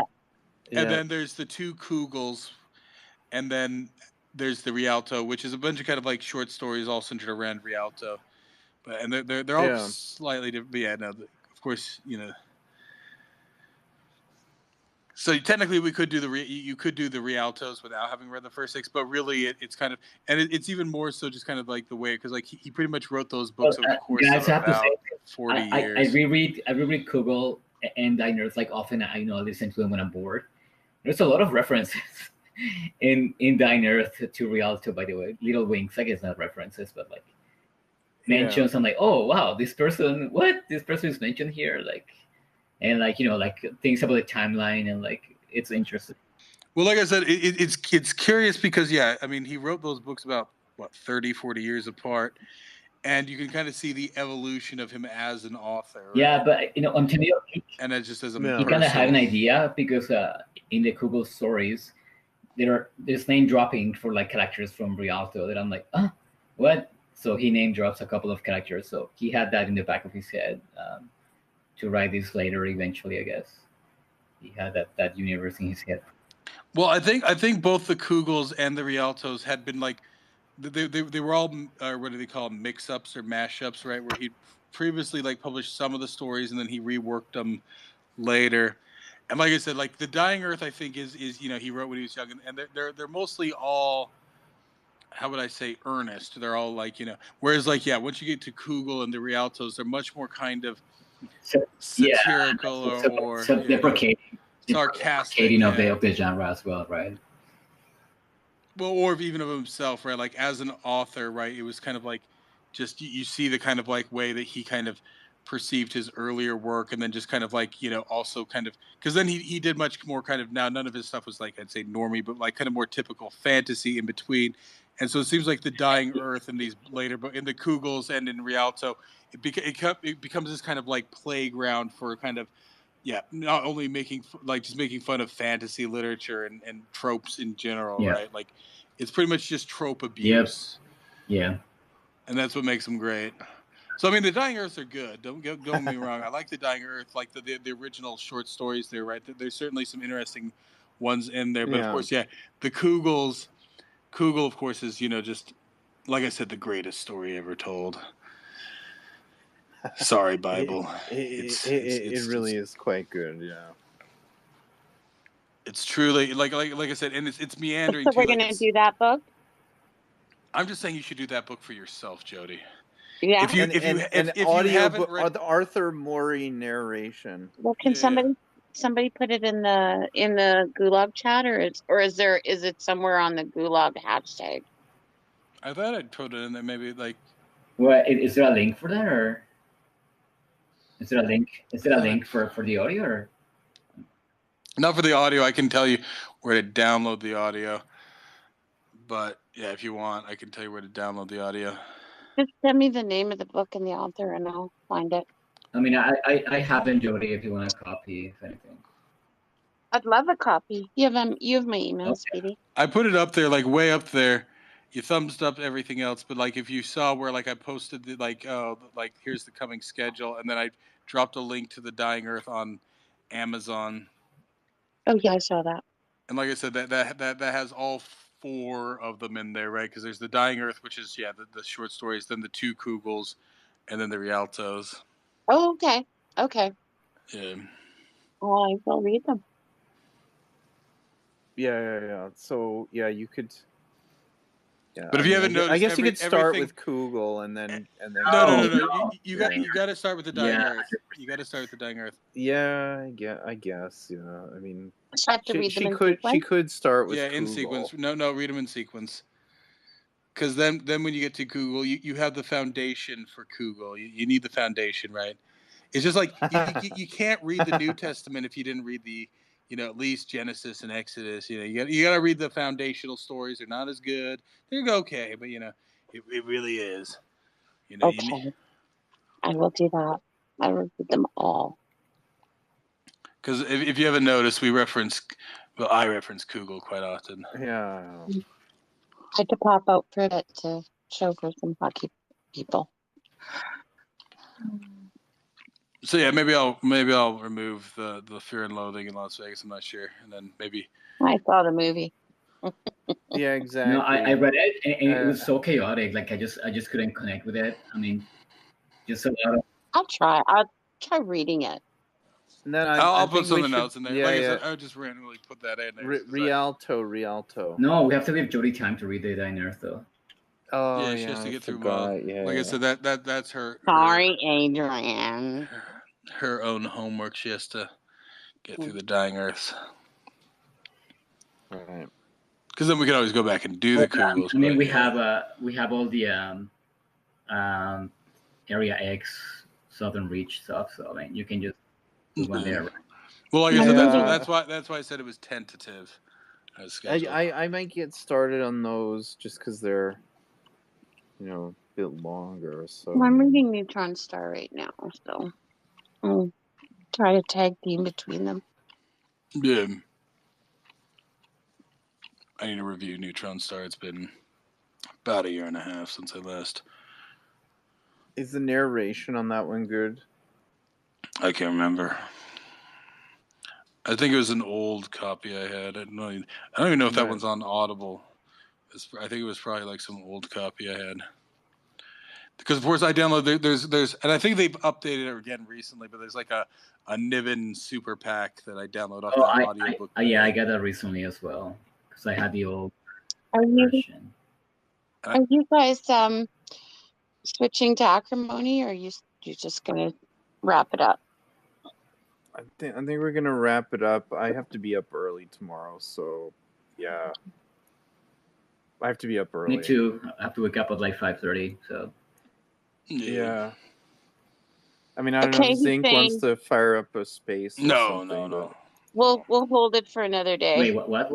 Yeah. I'll do one tomorrow night. Hussein and Jody and everyone else. You better tell Tracy. She's gonna be very disappointed. Yeah. Oh, I got some additions for it too. Hey, Jody, check your email. Pardon? I will. Thank you. Yeah. Thank you, sweetie. So yeah, like I said, I'll restructure those, but yeah, for now we'll do Neutron Star. Wait, so Neutron Star and then Annihilation? That's it? Yeah, the first 4 stories out of 8 from Neutron Star, and then probably Annihilation. Okay. All right, that's good. Yeah, I've been reading that. I thought who wrote Annihilation? Jeff Vandermeer. Yeah. Okay. They made a movie of it. The books, they're somewhat similar, but they're quite a bit different too. So. Yeah, it's the movie with Natalie Portman, Jennifer Jason. The movie was so like Alex Garland. It's like, it's Alex Garland. Oh, okay. Yeah. I do like Alex Garland. Me too. And the movie's great, but I feel like it's Alex Garland, stroking his ego there, right? I mean, he's making Stalker. I guarantee you he wanted to make Stalker. Oh yes. No, it's Stalker. Actually, yeah, some of the visual parts, right? Like the shimmer and all that, it looks like Stalker a lot, yeah. And some. Well, I mean, that's right. Like just the what do you call it? The atmosphere, the attitude. But that you mentioned it though, like the cinematography though, like the way the lingering shots and like like the kind of the low angles, so that like, oh my god, this is from Stalker. Like you're making me think about it now, and I'm pretty sure he just wanted, like many directors, right? They just want to, just remakes whatever they like the best, right? So, no, now that you mention it, 100%. Like, I mean, the cinematography, a lot like Stalker. So I wouldn't be surprised if he's. Well, I was saying, how do you make Stalker without making Stalker? Well, you make Annihilation, right? I'm almost certain that Annihilation. I'm pretty sure that the Southern Reach series itself was based off Stalker, right? So the novel, I'm pretty sure I read it though, and like no, it's it's really different though. It's no, narratively, but the setting, right? This reachable area, right? Like that's called the zone in Stalker, the zone, right? But no, I feel like the novel it focuses on something completely different. Like it doesn't. Oh yeah, the novel for sure. But actually, the novel is more like a techno thriller kind of thing. Like it But I'm pretty sure that like he must have known about Stalker. But when he the wrote it. settings and like like the sort of like well, I don't want to spoil the novel, but yeah, he might have been inspired for sure, at least the general idea. But yeah, having read the novel, we could do that novel actually. It's pretty interesting. It's more techno, like techno dystopian in a cool way. By the way, just interesting existential questions. Wait, Carlo, what about that Greg Bear one that you were talking about? Music. Which with the nanobots? Love music. It's so wild. But blood music, yeah.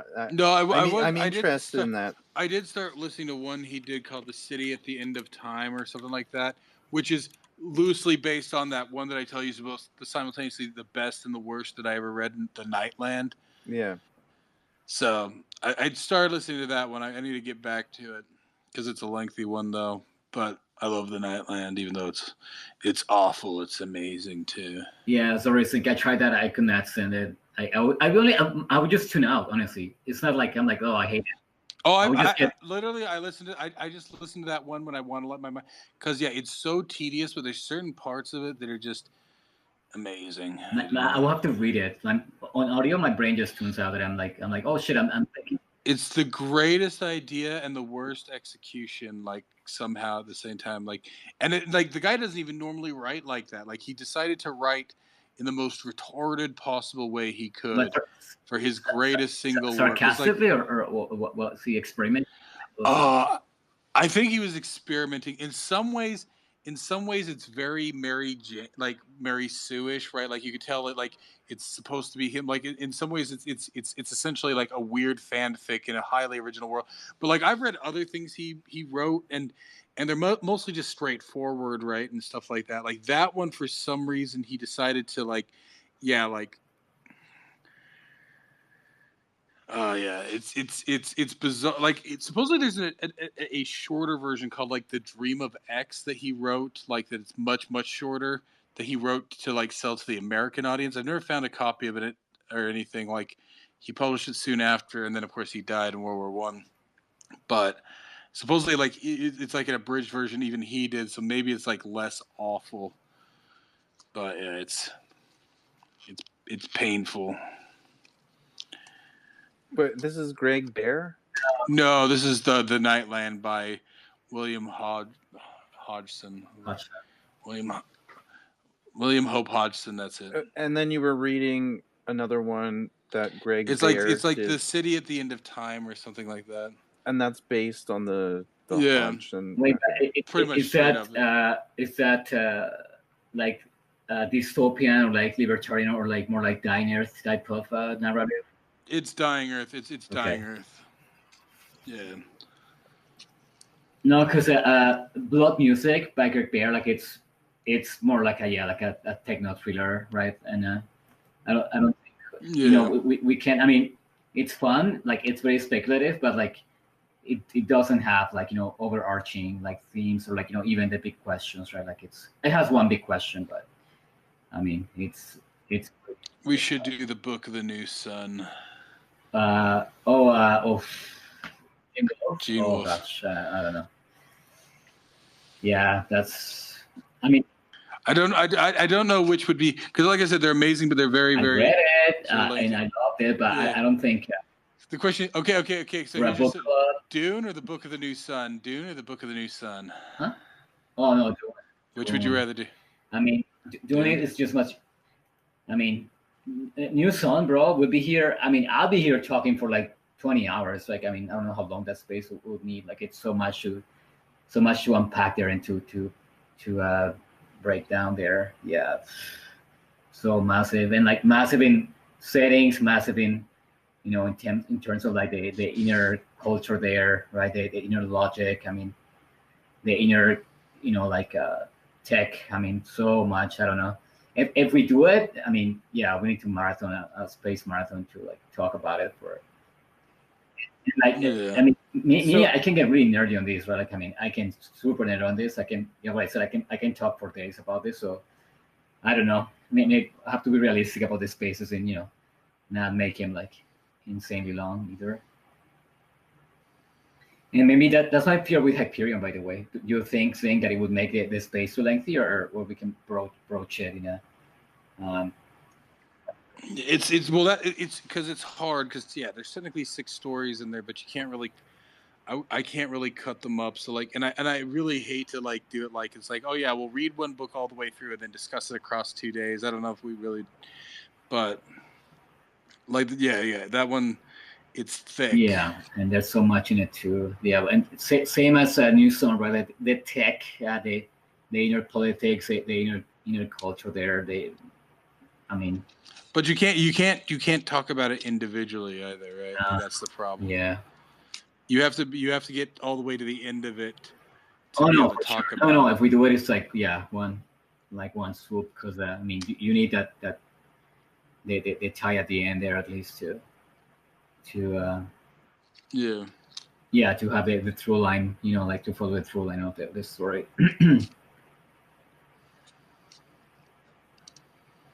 Yeah, there's some books that are just too difficult. Like, because like I said, I don't like to do the whole like let's read one chapter at a time and discuss it without running ahead, because spoilers and whatnot. Because of course some people are going to run ahead, and it's not going to make any sense until you run ahead. I don't think difficult, but that you mentioned New Zone. What I'm telling you, like, I mean, how long would that take to discuss this book? I mean, it's so much nuance, so much world building, and so interconnected. Like, yeah, I don't know. I mean, we can. Yeah, well, I mean, it's really 3 books. Yeah, right? we can try. We can try Hyperion, see how that goes, because it's lengthy and it's also very dense and very complex. So we can experiment with that and see if that's too much. Maybe we can do something like that, or if that goes well, we can maybe tackle New Zone. I don't know. Yeah, maybe I'll move Silence to before, or I'll move it and just do.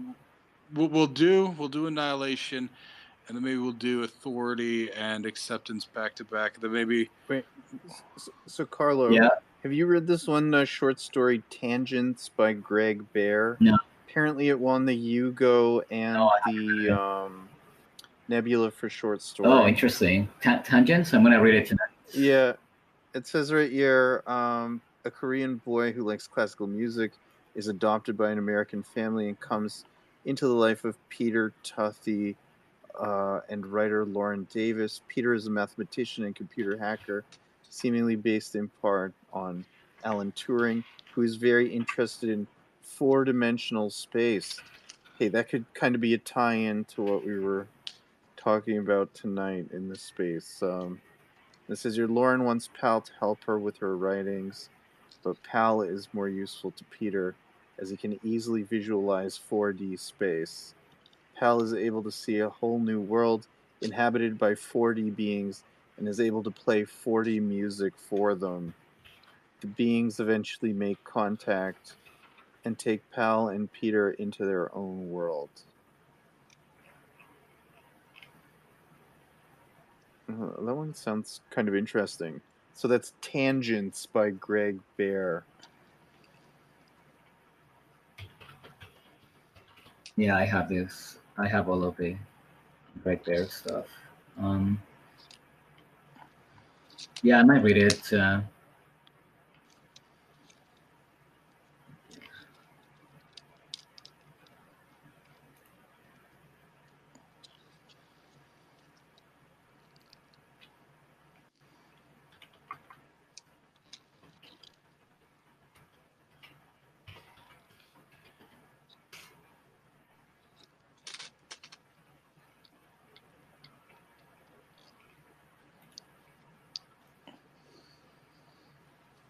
Anyway, wait. So what happened to Jody? Did she come back, or? I'm looking at books. There's actually this book I was looking at this book. What happened early though? Did you drop, or did your connection crash? I already said that I had to go and pick up some people from the hockey game. Okay. They were all drinking. So. Oh, sorry. And no, no. I'm the designated driver. I agreed to it, but you guys were talking about satellite phones, so I figured I'll just come back when you didn't miss anything. Yeah. So I'm back. Like, yeah. Yeah. I figured I'll be back. I didn't want to interrupt. Okay. Anyway, so I'm drinking a Slurpee. Oh. I got a Slurpee. So yeah, if you guys want to reorganize the schedule there in a new way, let me know. Okay. I just found It's this a kind of rough a neat. draft. I found this neat book online. It's called Neuromancer by William Gibson. Oh yeah. I've proposed it in the past, and Oh, I don't think anybody wants to do the I'll do it. I don't care. cyberpunk I just stuff. Right? it's so overdone, but like I mean, is it? Oh, okay. It just looked It might be but- interesting to you it guys. does like, look good. Yeah. For me, a lot of that cyberpunk stuff is just. I mean, Okay, no, just maybe suggestion. Mona Lisa Overdrive is I thinking, live like, in tech and then the internet. Like that's why it's either infuriating and just if it's Okay, incorrect. well, I have to say I picked it because I thought maybe you guys would be interested in it, and if you're not, I'm fine with that. Here's the thing I've always heard about it. It was interesting, probably like back in the '80s or '90s when the internet was still cool, but at this point we're kind of it's overplayed. And the other thing I've heard is that it's very plot and world driven, which isn't going to age well. So I mean, Speedy and other people who've read it have told me that like I don't know, like if it really holds. I don't know if it. no, I don't know if it holds up well. If we were to read it, it's 80s cool. Kind of for, it's 80s for cool. like the nostalgia machine, right? But like it doesn't hold up at all. Outdated. Some of the like the tech predictions are wrong, right? I mean, it's like and like it kind of suffers from like a snow crash syndrome, where like how cool the tech can be, but like in terms of depth and like like more like Diamond Age, or like truly like speculating and like tying it to culture, right? Like it's more like okay, how cool can it get, right? Like our culture with tech, but like not really asking the big questions. So I don't know. I mean, I'll tell you, I hate Ghost in the Shell. So well, yeah, it's kind of like that. That's I love Akira's better. Ghost in the Shell, that's what I mean. Akira's a classic, man. Well, that's what I'm saying. Fantastic. Is that My Akira? God. That's what I'm saying. Akira becomes almost more kind of like it looks almost cyberpunky, but it transcends that, right? So that's what I'm trying to say. Whereas Ghost in the Shell, I never liked Ninja that. Scroll. Thank you. Well, I mean, those are the classics. No, I did joke we could do the Vampire Hunter D's. Those were actually originally light novels. That's Thine Earth, like in a Japanese version. Exactly. Basically. It's very pulpy and it's very cheesy and tropey, but like there are questions there that if you read it, like kind of like in Diamond Age, right? Or like even in there was a story with the organ bank, having a blank. The story we just read, A Gift from Gift from Earth, yeah. Like there is like kind of themes in there that are similar to it. In what, Vampire Hunter D? Yeah, no, yeah, in Vampire Hunter D. Yeah. I mean, I've always meant to read like cheesy and like like pew lasers, but like it actually has like interesting themes and like in terms of like class and like like power dynamics and like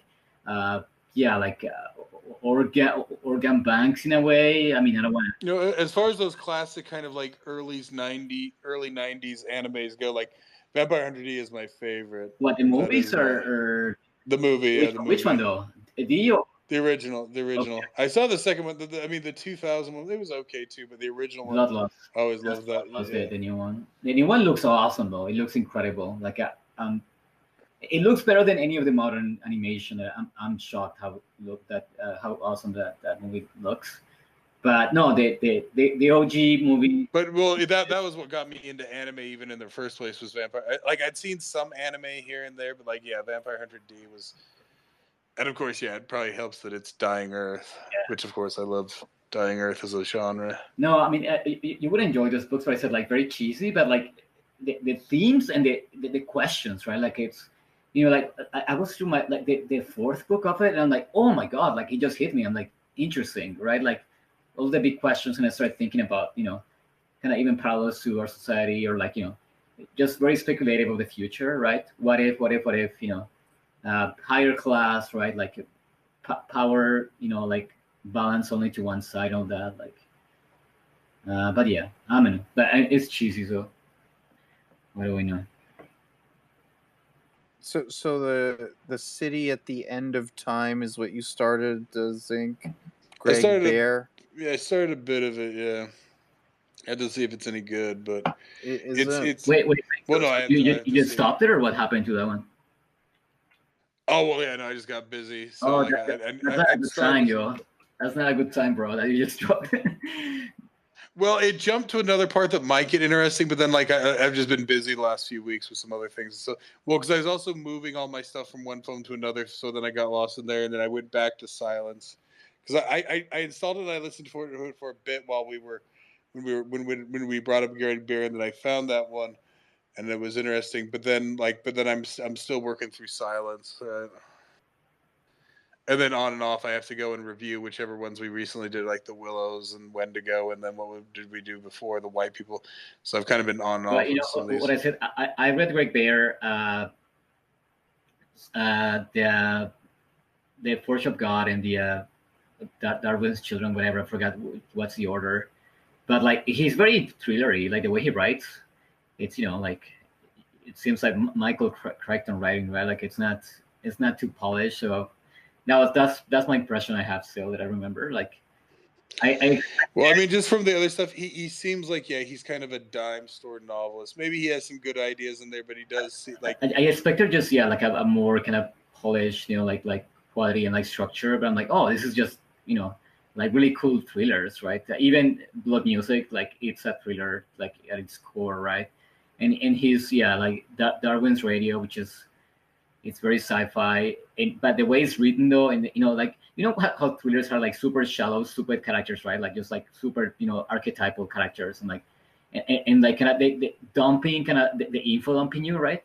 Like often that's what thrillers do, right? Where like you have the scientist who like the archetypal scientist who's like basically being like an info dump box, right? Like he has that going, so yeah. But I mean, I haven't read all of his things, so he might get better from 1999 or whatever when he wrote Darwin's Radio. So, and I think he wrote Blood Music in the mid '80s. So yeah, I don't know how he's writing now. So yeah, no, I'll have to see if I get back to it. now, what was your first impression though? I think with that one.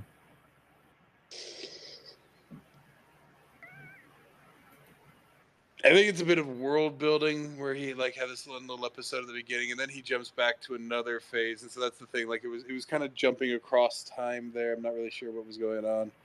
So he's probably building towards something, and I mean, literally, I was just like 15, 20 minutes into it, right? Which so you got sometimes you got to give it more than that. So. But yeah, it didn't quite hook me to begin with, but in some ways that's just because I think he was building the Nightland portion of the world at the beginning to some extent, which I'm already familiar with, so it wasn't too exciting for me. So I'll have to see. I'll see at some point here, but and yeah. So is that it? Oh, I was just gonna say that the Vampire Hunter books are really short too. They read like novelettes, right? Like they're Yeah, they're called light novel. That's the Japanese term for them. Light novels. Yeah, exactly. And I mean, you can kill that in an afternoon or something. They're not heavy at all. Yeah. If anything. Anyway, I have to go, guys. But yeah, I've got to go too, guys. Yeah, so like I said, that's why it's a tentative schedule. So if we want to reorganize anything on there. Sure, I was just looking at a book that looks interesting. It's called The Hollow Man by Dan Simmons. Oh, yeah, that's his take on the and a twist on the Invisible Man. But he everything he writes is amazing, though. Didn't they make a movie of that with Kevin Bacon? Is that? I'm not sure. Hollow I know Man. he did The Terror. That's actually, you guys ever look that up? They did a second season, which was unrelated, but the first season of The Terror pretty much covers the book. Hold on. But in the Hollow Man, like this guy can kind of hear people's thoughts and stuff. Is that how this happened in the movie or no? No, Hollow Man is like it's like the Invisible Man, like, but he does all these like No, crimes and no, no. stuff like And that. this book is different. It's like a twist on that idea, but it's more like he's like an antenna, right? He's like transparent to people's thoughts, and he can hear everything. So yeah, it's really interesting. And I love the way this guy writes. By the way, he can really just write, just build interesting. I saw the TV series with the Terror. That's a bit of Canadian, right? Because it covers the what is it? The Franklin Wait, what is expedition. this? Oh, the Terror. Oh yeah, The Terror, yeah, the awesome book Terror. too, yeah. Oh man, Well, the TV series is great. That one once again has Jared Hess. No, not Jared Hess. Jared Harrison. Jared Harris. That's it. The guy really from he can really Chernobyl. build suspense and like just build that narrative, right? Like he can just build, and then boom, like he unloads. So yeah, I love this guy. I do hope we do Hyperion. I mean, so epic. Yeah, we probably will. Did you ever do the other books in that series, like the sequels? I read the Hyperion sequels, yeah, Endymion and Rise of Endymion, but honestly, I didn't love them. I, I wish people just read Hyperion. I feel like Endymion just brings it down. Yeah. It was like the Fall of Hyperion. No, what do you mean? Did you read that? Wait. No, like What do you there's mean? there's Hyperion and then there's the Fall of Hyperion. Wait, that's one book though. You have to read that. You have to finish it. What do you mean? Well, no, it's two separate books. No. Hyperion, the Fall of Hyperion is just a book chopped in two, and you have to finish that to know the ending. Yeah, well, that's what I'm saying. I haven't gotten to that one. Whoa! You Well, don't no, know it the is two ending. different books. Holy It is shit. two different. Yeah. Well, no, but it's two different No, books. no. Right. Well, that's They're published differently, but he chopped it because it was too long for marketing purposes. But that's the same story, and like it all ties. well, I know that, but I'm just saying, yeah. Well, because like the first one's 20 hours or 28 hours. It's the first one's lengthy, right? That's what I'm saying. Oh no, it's just long, yeah. And like I thought we were doing all of it because I mean you have to finish it. Like I mean, all of the like the timelines and like each character arc like ends in the Fall of Hyperion. Like that's the book. And the story of this is like he went to a publisher. He's like, hey, this is my book. They're like, nope, we're not publishing this monolith. So you're gonna chop it in two. And yeah, he ended up just kind of making a title like half-assed last minute Fall of Hyperion, but it was just meant to be. Well, I think the problem because like for some reason the audiobook the first audiobook they do like a full cast, right? Like each of the different characters gets a different voice. Are you sure you didn't listen to all of it though? Like, did it have a resolution when you finished it? Because I mean, they're walking toward the temple, like singing a song together. The time tunes. No, yeah, you're not done. You're far from done. Yeah, exactly. I know. Well, that's. I mean, it stays on that. So I mean, that's what I'm saying is. But like I couldn't like it's this is sometimes the problem you run into with an audiobook is if you get one narrator and then like the second one they don't have the narrator because like yeah that one they did like a full cast and like I don't think they've done the Fall of Hyperion with the full cast. I don't know. At least not that I can find. I gotta go and look. I don't. But it's lengthy. I mean, I'm pretty sure it was 28 hours or something just on its own. 28 hours, something like that. It was.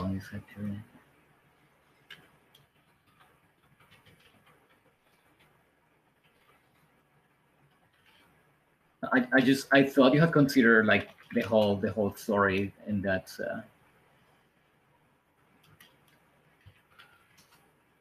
No, I mean for sure. I mean, sure it's been 8 hours, but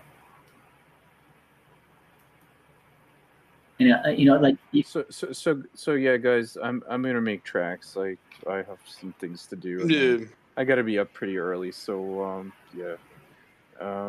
Yeah, I'll talk to you guys later. All right, take it, Adrian. Great night, Adrian. Night. Yeah, I like these books, Sync. I like these kind of stories. Which I one? like the ones that we did tonight, the Wendigo and the Willows. I like the stories that are more about like the supernatural or different dimension. I find that really interesting. I like science fiction, but like not all science fiction. But yeah, I like the metaphysical, like yeah, I like that. the spirit world and things like that. Kind of interesting to me. And also different dimensions, and I know I'm really into like black holes and neutron stars. I'm gonna enjoy this. So Wait, are you Jody? Because it's actually really hard sci-fi. Like it hit me. I just read the first, I think, 3 stories, and I was like, oh my god, this is like Yeah, but it's. that's what makes Niven good, is that he does hard sci-fi without being a bitch. I'm like, yeah, this is out of. it's really not that hard. Like it's really not that hard. It's actually a really I'm finding I'm learning a lot from Niven. Well, And that's what I'm saying. He's good about explaining it without like jacking off, yes. but then not losing the story in the Yeah. science. Yeah, like you don't. This is why I can't stand Asimov or. Okay. I mean, like, Don't get me started with Asimov. Like I abhor Asimov. And I mean, oh yeah, no, he's not injecting any type of politics like Asimov or Mieville, right? Like he's not injecting it. Even I have to say, even like libertarian novels like sci-fi that I'm interested, like yeah, they're preachy and like it's like it's just injecting the ideology there, right? And the story is very weak in comparison, right? But yeah, I guess so far Niven it's okay. I don't know.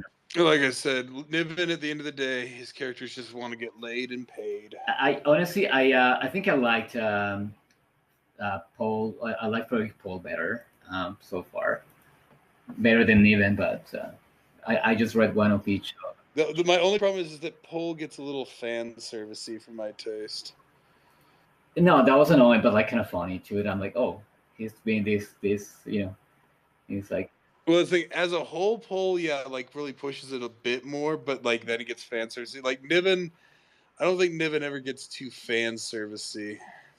By the way, yeah, Hyperion. Each book is 500 pages, so it's like 1,000 for the whole book. So I don't know if you want to do this on the book club. It's 1,000 pages. Yeah, I don't know how long that's in audio, but probably like what 40 hours, 48 hours. I don't know. No, more than that. It's More than that? Say 50, 60. I'm pretty sure it was 28 hours for the. Bro. I'm pretty sure it was 28 hours just for the first one. So I'm I think I have this on. I think I have the audiobook somewhere in my stuff. I'm pretty sure what you would call it, Imagica was something like 700 pages, and it was 40 hours. So, yeah, let me see. Audible Hyperion. Pretty sure it was 20 hours. Yeah, so it was 20 hours. For Hyperion. With like the first one or. So yeah, the first one's 20 hours and 44 minutes. The second one is 21 hours and 45 minutes. Like, yeah, I needed to finish. The reason I didn't do the second because I don't know why they did this. Right, the first one they do with a full cast recording. Right, so each of the stories gets a different voice and all that, which is great. The second one they don't have a full cast recording, which is fine. I mean, I'm used to it, but it's just nice to have that full cast recording in both places, right? Like that's the only problem with doing audiobooks is that, you get used to one reader and then the second book, it's like, no, I don't like any of those. Yeah, I'm not picky, honestly. I mean, if some voice actors just can't send them, so I just read it in that case. I just read it. Yeah, no, I'm just saying, like, you just get used to it. So, like, it just. Okay, so but yeah, no, it looks like. Hyperion is 20 hours and 44 minutes, and the full of Hyperion is 19 hours and 18 minutes. I'm seeing 21 hours and 45 minutes. If it's read by Victor Bevine, who's the narrator on the first one. Shit, actually, I don't know. I have different narrators. Which here. Is it? Yeah. Bevine. Oh yeah, no, I picked Fauci or something too. So. Yeah, well, I'm going to do the Bevine one because he was the narrator on the first book. I think he was the narrator, and he also did what is it, the consul? Whatever that character? Yeah, the consul. Yeah. Yeah, so that's the version I'll be listening to is that one, since at least it has some continuity.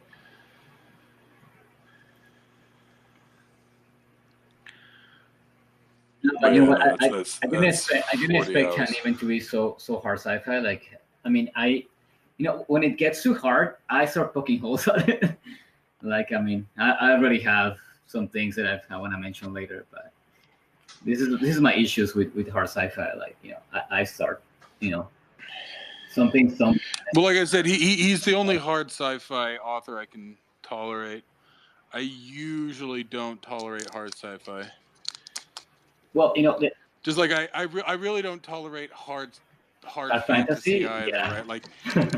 Like that's my big thing. Like when they get too jack-offy on their bullshit. Oh yeah, it's like Brandon Sanderson. It's like because sci-fi. What does jack-offy on their bullshit mean?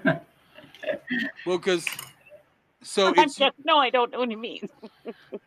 Just like two up their own, like on trying to like it's well, like Jody, if you have a book with like a fantastic I'm a girl, and they have like a magic system, right? And like the author tries to explain like how the magic works in a kind of science kind of way, and they explain like the way every hair moves on the character when they pull out magic. But it's still bullshit, right? It's fuck! made well, up. Then I'll just I'll just buy a magic book, like learn how to magic. Yeah, so okay, I get it. But then sci-fi is actually the same way. Sci-fi is bullshit, and so like you can kind of hint at some things. It's like to get to the point of when you're dealing with like the ramjets, he talks about it. He talks about it enough to understand why it will take so long to travel that long, right? And what the ramifications are for people. But he's not like sitting there and telling you like it's like, oh yeah, and then you gotta make sure that you button your boots up right and all that shit. The issue with hard sci-fi is like it has creates plot holes, like eventually small ones or big ones, and many people just kind of go with this, right? They just continue reading, and to me that just blocks me. Right? I'm like, wait, why? And like I try to understand. Why is it a plot hole? Well, like I said, the entire point is whether or not the science works. It's just like, if this is true, what does that mean for the way humanity deals with it, right? So that's why you don't need all the details. You need enough to get the gist of what the limitations and what are. And so, like, when you're dealing with like traveling, at light speeds and all those things.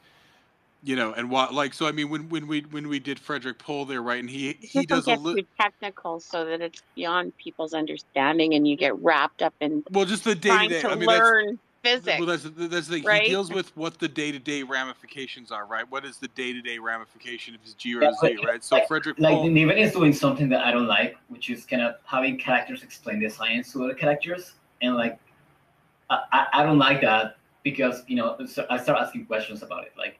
Wait, like this like space federal race doesn't know a simple physics concept or like astrophysics concept. So then I start poking holes at things. So that's my issue with hard sci. It doesn't have to be a hole in the science themselves, but like when there is a universe with really hard science, like I start questioning. You might get some of that in some of his early stories, because you got to remember these were written in the 60s, though. So he was one of the first ones kind of doing that.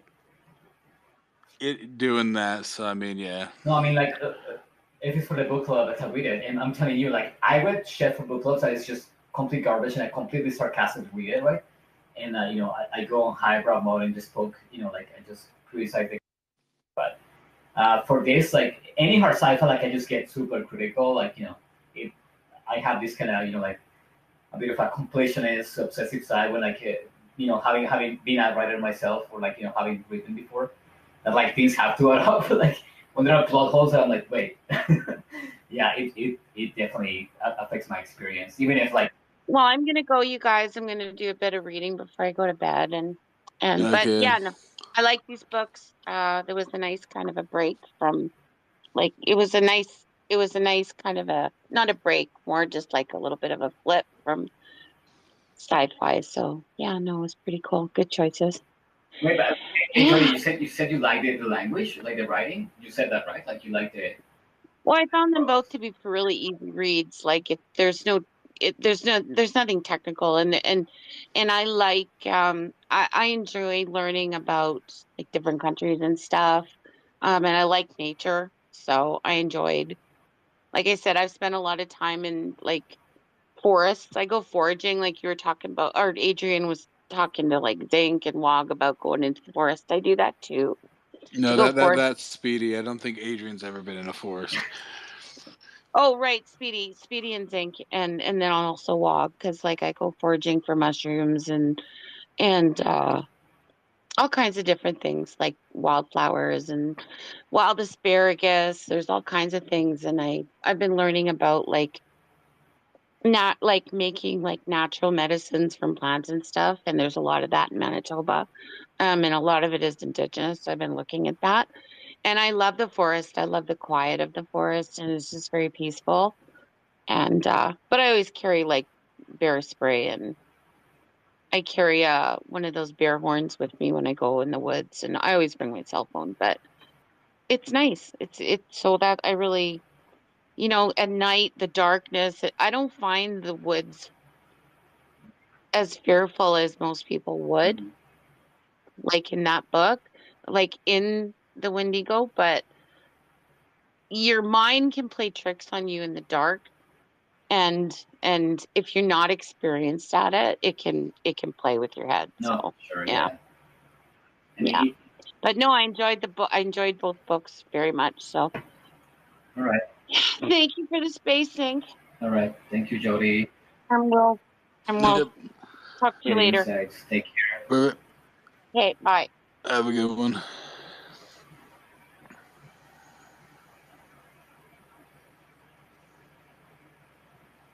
Yeah. Anyway, so yeah, not sure if you were thinking of doing Hyperion, but I just forgot how long it is actually. Well, that's what I'm saying. Like, 2000. because like I've doing the first part is hard enough, but yeah, doing all of it. No, and if That's you're gonna do it, you have to do all of it. maybe Like maybe when we take a long break, like maybe if we take a long break, so Midsummer. like or even like maybe a midsummer type one, because then we could do the whole thing. Just because like I mean just the one book alone is long Yeah. enough. No, like I'm telling you, you have to finish it. I mean, it's like I mean, all of the arcs and like the main story concludes like pretty, I mean, I don't want to call them anything for you, but it's like it's a pretty, defined resolution, right? Like you're like, okay, like, this is what the story was going, right? So, and like, I mean, you see how it's going, like different characters. So like they have, everything kind of wraps up on this Nightball, like all of the kind of storylines. So if you're bored enough, I would try. I would just be curious because I've already gone through it, and just listen to it. Just listen to it. That Kingfisher one with Hillary Huber. Oh, I mean, that's probably easy because it seems like trash. And I tried. Oh yeah, I tried her books, trash, and like but they're just they're like modern, like modern woke stuff. well, like I said, like the one is obviously a What- ripoff of the white people, and then which one is- the other which one one's is a the- ripoff of the Which one Hollow. is the one you? Oh, I think it was like the Hollow something or the Hollow Place. One second, let me see. Because Oh my god, it actually sounds like erotica. yeah, no. The Hollow Place or something. It's almost like you could tell that she's the kind who writes erotica, and then Oh no, she does. She does. I mean, that's what I'm saying. But this is like when she didn't write erotica, right? But like the characters in her books are sitting there reading erotica. Like you can tell, like I said, it's basic white bitch. The Hollow Places. oh yeah, it sounds like erotica. That title it's kind of porny there. No, but it's not erotica. Like I said, it's just like like a basic white bitch finds a portal essentially. Like not to spoil it too much, but like she pretty much inherits like a curiosity shop from her grandpa, and one of the curiosities, this little It's thing. an anime. What's it called? I don't know, but one of the the thing she focuses on is that otter thing, right? The otter that they see in the Willows, right? Like with its weird eyes. Wait, how does that tie into a novel? I'm interested now. That's what I'm saying. So she finds this little figurine of the otter. Somebody sends it to the curiosity shop. Oh, right? that's cool.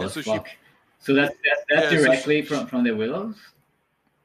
Well, like I said, there's that otter thing that they keep looking at. It's Yeah. like, but was it an otter? Yeah. So she takes that and she puts it on the shelf in the curiosity shop, and it pretty much tears a hole in the wall that leads into this other dimension. Okay. And yeah, there are some interesting things in there. I listen to it like to just like bedtime reading where I just feel asleep. Oh yeah, exactly. Like I said, I mean, yeah. Like I said, I would never have read it. I listened to it because it was Yeah, Hillary Huber reading it. Yeah, So. I'm getting it. But I hate this author, by the way, because I tried to read a book by her and like it was like borderline like erotica. So I'm like, fuck you. Oh yeah. No. There was another one she did called The Twisted Ones, which is pretty much a takeoff of the white people. It pretty much, yeah, The Twisted Ones. Also read by Hillary Huber though. Yeah, So. I think I have that one. I think I started that one, and I started something else. What's it called? Sword or something.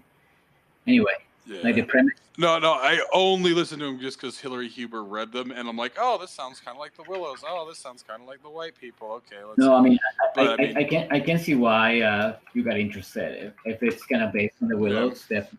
I'm not denying there's some bullshit in there, but you know, like I said, it's something to listen to while you're in your fucking truck, right? Like it does not take a lot of brain energy. Yeah. Right? Like, I mean, but this woman is woke as fuck. Because I went to check out.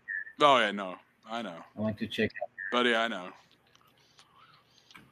Yeah, there was a sci-fi book that I tried by her, and it's just woke.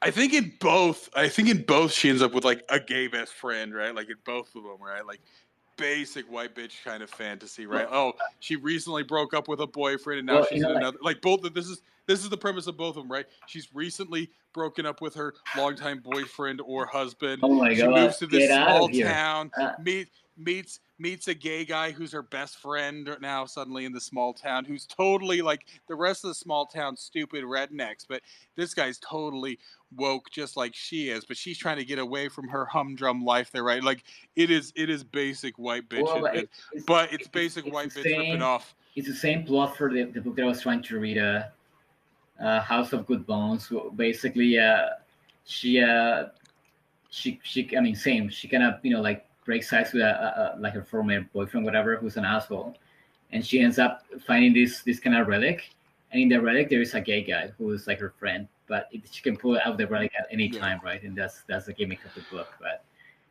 the hollow ones is probably more interesting. The other ones, I mean, like I said, they're something to get through there, right? Like yeah, like I was like listening to them, just like playing video games, just like mine, you know, not give. Yeah, you don't need to devote like full attention to them. And sometimes I purposely try and find books like that too, right? Like yeah, there's the books I listen to as I pay more attention, and there's books I listen to like when I'm just like doing something a bit more. I do those for like bedtime, right? Like something just some trash. Yeah, it doesn't make me actually think. But I can just. Exactly. So that's what I'd say to use these for. And like I said, yeah, read by Hillary Huber, so she makes it somewhat tolerable. She really captures that white bitch angst. Well, I mean, I'm curious now to see where she takes the Willows references. I mean, that is she hints at some interesting things. The overall plot itself isn't particularly interesting, but she kind of does hint a little deeper at some things that are somewhat interesting. There's like one or two things in there that kind of made me think a little bit, but not too long.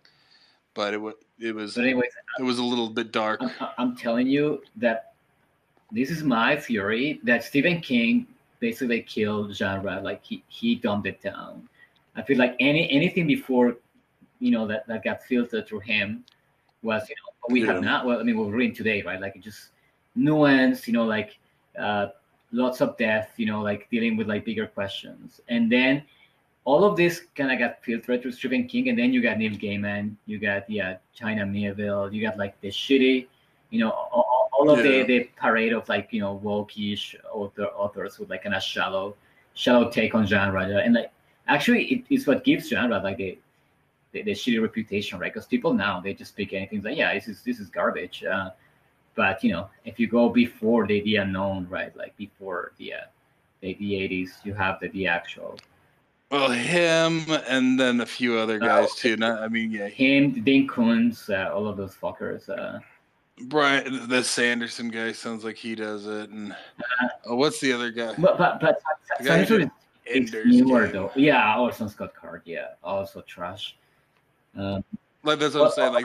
Like a lot of Orson Scott Card is like. Frank Herbert and H.G. Wells bastardized, right? Like It's like the Yeah. Bastard version with Heinlein too, right? With Robert Heinlein.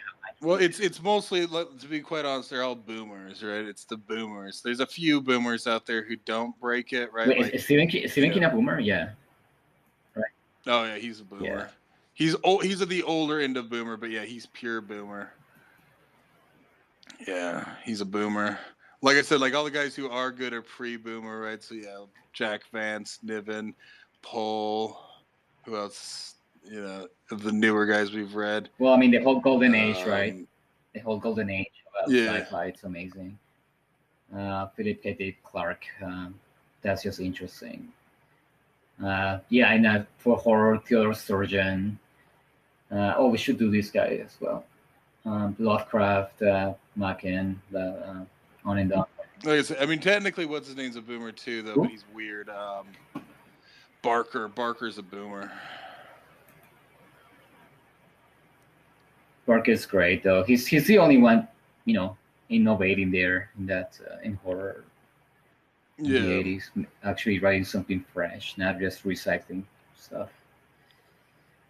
Well, because in many ways he wasn't a typical boomer, right? Like I said, he had that very sort of pastoral childhood, and then he becomes a rent boy in his early adulthood there. So he's not the typical boomer.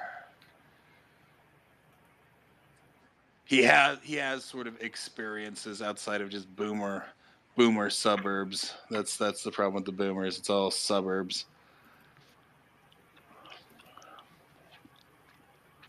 I can't get this work.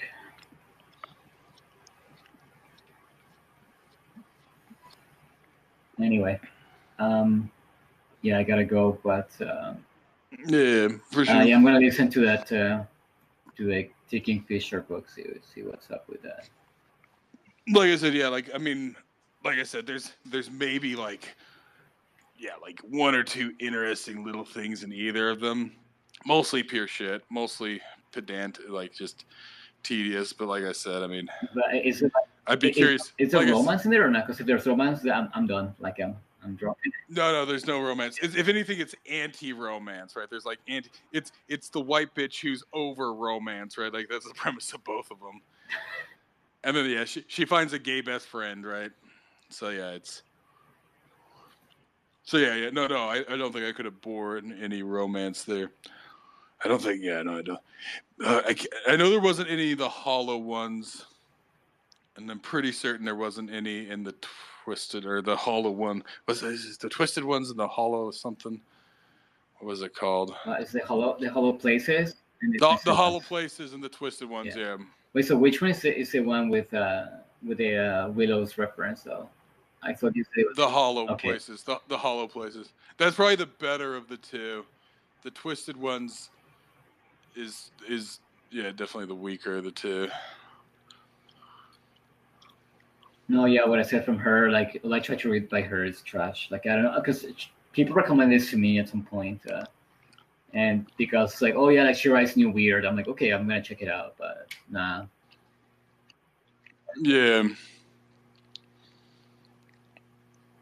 Yeah, no, those like I said, those were the only two I tried. Oh yeah, those are the only two read by. What made you think to consider doing the Vampire Hunter, the actual novels? Oh, for one, they've just like when I first got because my brothers listened to them, and like I said, I was always a fan of that movie. And then actually, when I first got on Audiobook Bay, they were just barely coming out with like the audiobooks of them. So I know there's audiobooks of them. Are they good? Have you ever listened to any of them, or are they probably? No.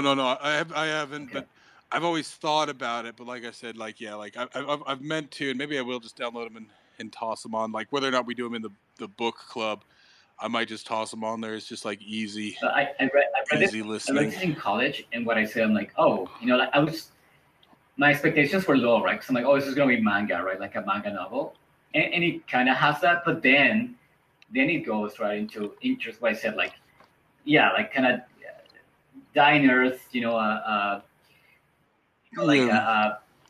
this kind of millennial dystopia, like themes. I was not expecting that. I'm like, oh shit, like this is here. I don't know, and I just expected it to be more shallow than it actually. It hit some depth, and yeah, what I said, like. kind of speculating on like a far future where like you have a power dynamic that's pretty fucked up, and I don't know. I was not Yeah. expecting that. Yeah, it has the cheese, right? Like it's cheese heavy with the lasers on that, but it goes into philosophical bits a bit that I'm just like interesting. Not expected. Didn't expect that to happen from this. I mean, in yeah, having like watch especially the second movie Bloodlust. I'm like, oh, this is based on the mangas, and it's pretty like it's just entertaining, right? Like the movie, but Yeah. Well, like I said, I mean, like, yeah, I mean, manga. I'd read some manga years and years ago, well, I can do manga. but of course, manga. I mean, like The, for me to sit down and read comics or manga, I'm like I can just read a fucking book. Like I mean, I don't justify sitting down. there's some that are better than others, but like when it comes to comic books, and I would almost still encourage people. Like I'm almost tempted to like make them part of the book club. The Inkall series by Jodorowsky. I haven't read that. What I'm telling you, I have no interest. I read what Oh no, but those I ones, read I'm not kidding you. Those ones, the Inkalls are truly amazing, truly you mean amazing. the art or just the story? The story, the art for it's good too, and the art really says it. Pretty much, The Fifth Element was and I love The Fifth Element as a movie, but The Fifth Element was a cheap ripoff of the Inkall. The Inkall is so much deeper.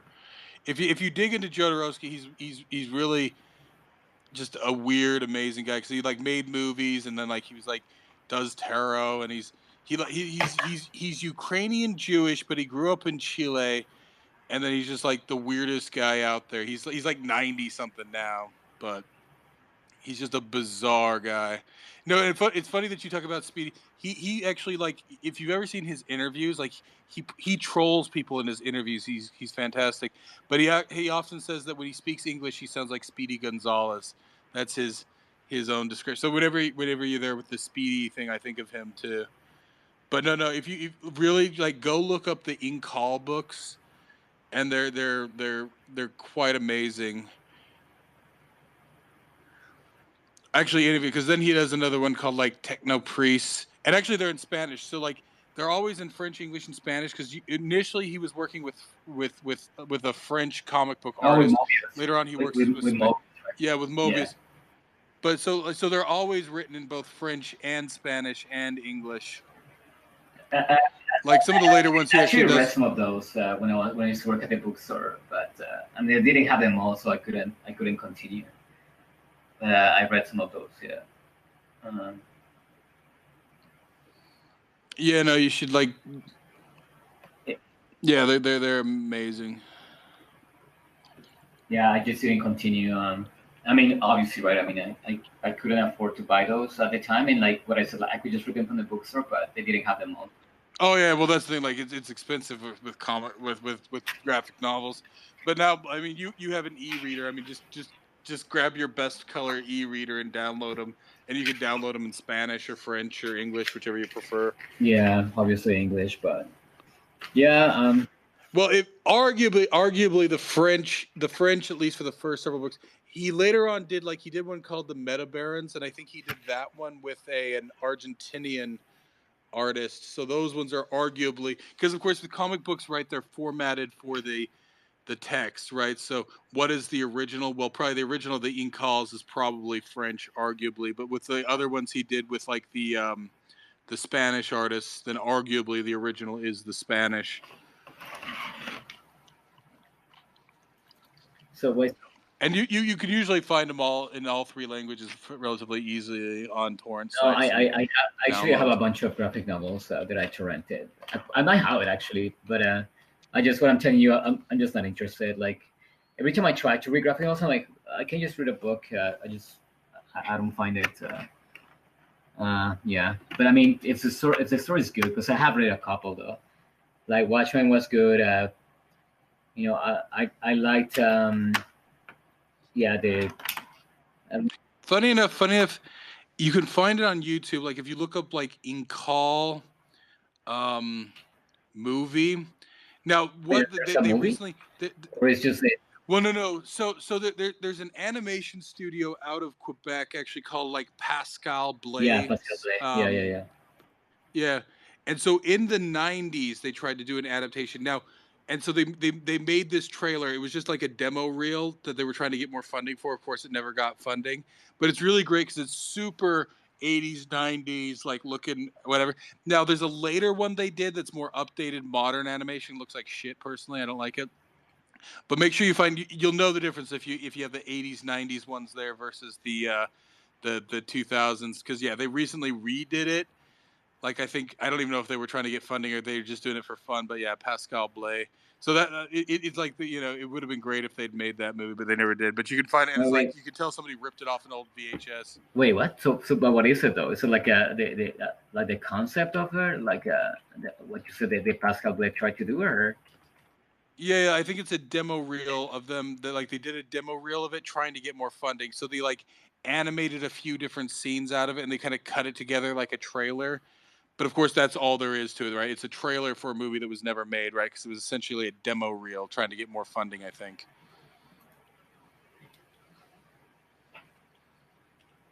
I mean, yeah. Like I mean, I read some of the in call there. Even the art. It's the Fifth Element rip a lot of that, right? Like the imagery, Yeah, right? Like it. yeah.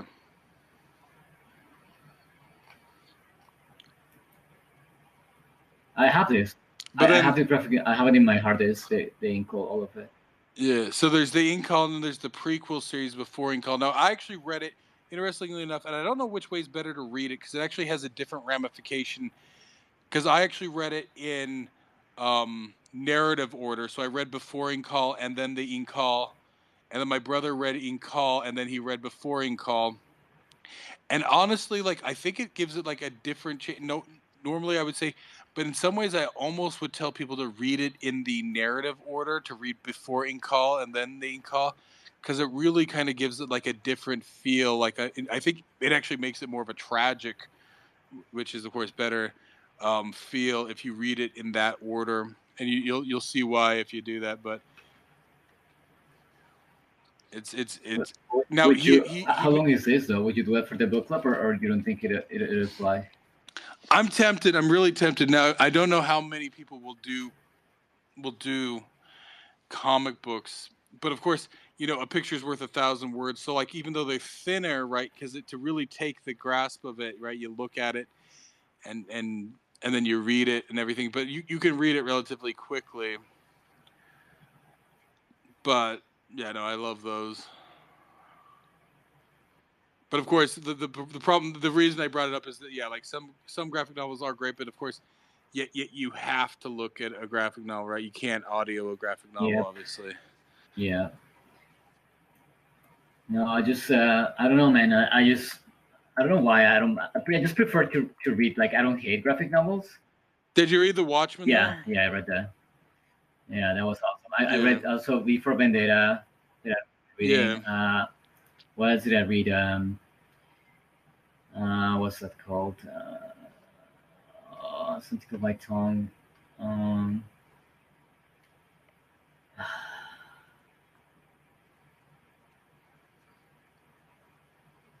I mean, there's something one called "Why the Last Man" that I really liked. It's Yeah, I've heard of that one. like I read that. That's surprising that I like that because it looked like shit, but no, it's actually really good.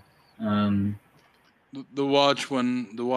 Now, like I said, Alan Moore is fascinating because once again, he's a boomer and he's a leftist, but I think he unintentionally creates like libertarian heroes. Like he can't help himself.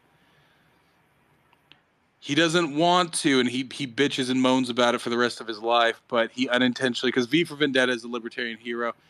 Rorschach, right, yeah, from whatchamacallit, even if he tries to make him too weird, is essentially still the hero of Watchmen. And he's libertarian, of course, too, right? Like that's what's weird about Alan Moore is that once again, like I said, that's the thing is that like even though you know what his politics are, he can't help himself but write organically, right? And whether or not he wants it, he ends up writing libertarian. which is why I would actually say his book, V for Vendetta and Watchmen are far more libertarian, even though he's not overtly libertarian. Versus some of these, the book you were mentioning or whatever there, or Atlas Shrugged. Oh, well, I'm just saying, overtly libertarian books, can't stand them, can't read them, won't read them. They're painful, right? Oh yeah. Even the wait, who's the guy? Neil Stevenson. What's his name? Neil Stevenson. Yeah, Neil Stevenson. I don't it's hard to say with him. He's just a weird guy too. Well, he's like Alan Moore, right? Where he's into weird shit. He's a fucking lefty. He reads sci-fi. He's a lefty. Well, as I was saying, he's not truly libertarian, but he doesn't want to be libertarian, but he can't help it, right? Once again, in many ways, he's very similar to Alan Moore because they both are obsessed with he dresses up in Victorian shit and everything. So he doesn't want to be libertarian, but he is, right? He won't admit it, but then he ends up writing libertarian shit. Same as Alan Moore. That's why I can read them both and they end up making the best stuff because, they don't want to, but they can't help themselves. Yeah, it truly, their stories become alive, aside from their politics. So that's really interesting. Did you read talking about graphic novels? Have you read Junji Ito, the Japanese guy? No, I don't think you so. don't know this? No, what's his name? Junji Ito. I feel like that is, staple. What did he write? Well, he the most I guess known work is called Uzumaki. And it's. I saw the movie of Uzumaki. Oh, you did? Okay. Yeah, I saw Uzumaki the movie. So yeah. I don't read a lot of manga. I've never read a lot of. No, but since you were mentioned, But funny enough, so the big graphic. Ironically, this is the one thing that the Europeans do well is comics. I've actually always preferred, for the most part, European media I find to be crappy, but I do like European comic books more than American and even Japanese to some extent, right? For whatever reason. I'm not an expert, so yeah, I don't know. I trust you. Take your word for it. Well, that's what I'm saying. The French do comic books better than other forms of media. Oh yeah, no, for sure. Yeah. Yeah, I've never been a big fan of French film, but I like French comics. A lot of the classics, graphic novels are definitely French. Yeah, I read a bunch of super graphic novels, but the big names, Alan Moore, for sure, and a bunch of the Scott Snyder. I don't know if you know Scott Snyder. He writes a lot of, occult, monsters and all that. So he has a novel called Witches with a Y, and that's a big series that I read too. That was really interesting. He also has one called From Hell, which is a Jack the Ripper, I'm familiar with that one. I don't know if I read all of it, but I think I've thumbed it or something. Scott Snyder, and I don't know. I remember just reading that. Mainly because of the books where I could just borrow them, right? I could just grab one and read. So that's not read the most, because I don't justify spending the money on that. A whole series can be like $500, right? If you buy it. Oh yeah, no, it's brutal. Yeah. So yeah. Anyway, I am going to bed because I have to work early too. Yeah, same. But that was good.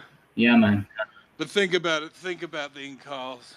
Oh, I have it. I actually have it on my computer there, because I do download stuff kind of when I see it's there's a torrent. Because if you do it, then we can probably get Adrian to do it too. But you think he'd be down though? What is he? Do you know what's his take on graphic novels or not? I don't. But if you do it and you like it, then we can probably maybe convince him. Well, but if I assign it and nobody else does it, then it's not going to be very effective. But if you do it on your own, then we can probably. It's been a while since I've done them, but yeah, it'd be interesting. Well, what I'm telling you, I'd rather just read a book, to be honest. And like I feel like because I read so few graphic novels, like I don't have like a, like I don't think I can maybe discuss or like even like have like a critical, like perspective on it as good as a book, right? Like I mean, I know very little of the graphic novel medium there, so yeah. You can quickly adapt to it, though. I mean, it's like I said. What's fascinating about, say, if you take Watchmen, right, is that I even remember reading like that they were talking about how Watchmen. Dave Gibbons was talking about how it's like, oh yeah, like if you read like the Marvel handbook on how to write comic books, they defy it, right, because every frame is the same size, Yeah. right, which is not the Marvel way to do it. But in the case of that one, it's a ticking clock, right, and it has that very sort of tick, tick, tick, tick, tick, and then at the end of the chapter, right, you have that full page, like the chime of the clock, right.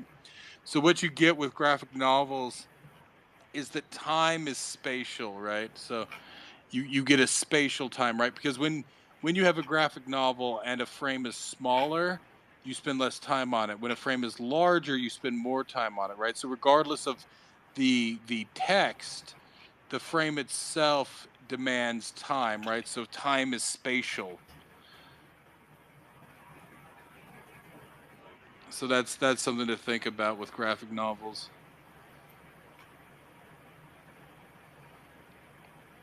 Yeah, like one of the reasons why I like books so much is having the, kind of inner monologue of the character, and I feel like that missing from the graphic novel to me, it's huge. I feel like.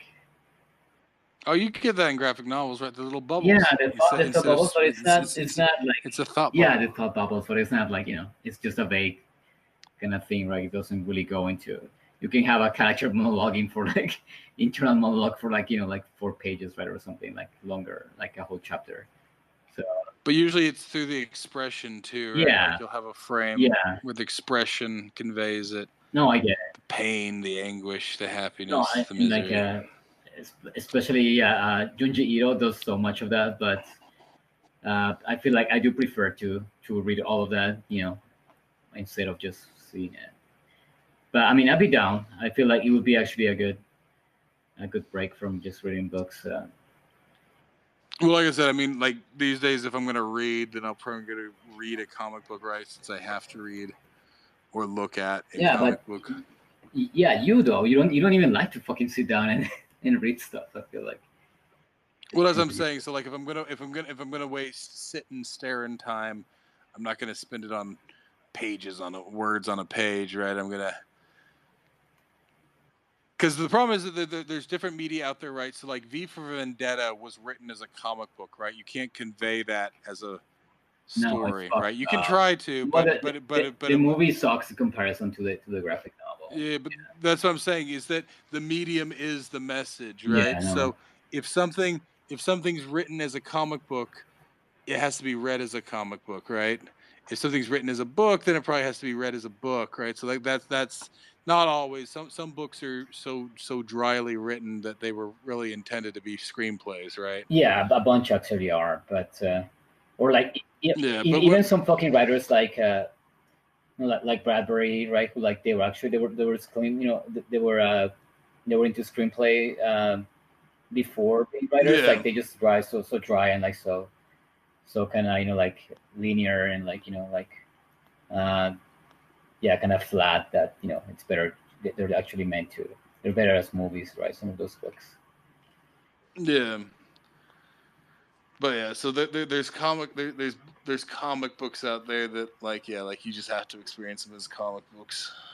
Well, Watchmen and E for Vendetta, and what I'm telling you, anything by Scott Snyder, like, oh, there's actually something I read that it's like fucking Stephen King's son, Joe Hill, um, that, um, wait, I'm forgetting the title of that. They made a Netflix series of that, and it's complete trash. What was it called? Lock and Key, I think. Yeah, Lock and Key. Did Uh, you see it on Netflix? Maybe I don't know. I haven't looked on Netflix in a while. I know they were putting a bunch of his stuff on there. No, like like I read that and like I liked it, and I'm like, oh, they made a TV series, so I was curious and like, no, like I mean, And I feel like this would have been easy adaptable, but I feel like even then, like it just missed a lot of the nuance there. Actually, that's one of the last things that I watched on Netflix besides Black Mirror. That show. There was one I watched. It was about like a priest, and he goes to a small town, and then Wait, kind of what? A graphic novel adapted? no. It was just a TV series on Netflix. It was like 6 episodes. It involves kind of vampire-y stuff, but it's an interesting take on it. What was it called? It's a Midnight Mass now. Yeah, that one. Oh yeah. It was original, so like I kind of liked it. No, yeah, I saw it and I didn't finish it. I'm so bad with TV. That was like the last major thing I really watched on Netflix.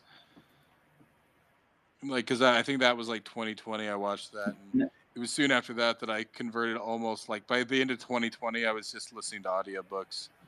No, me was me was that show Lock and Key, and just because he was based on the graphic novel, so I was really curious about how it would turn out. But, yeah. Anyway, so yeah, we'll do Larry Niven next Neutron Star. Perfect. Cool. Talk to you later. All right, man. Thanks for the space. Take it easy. You too. Have a good one.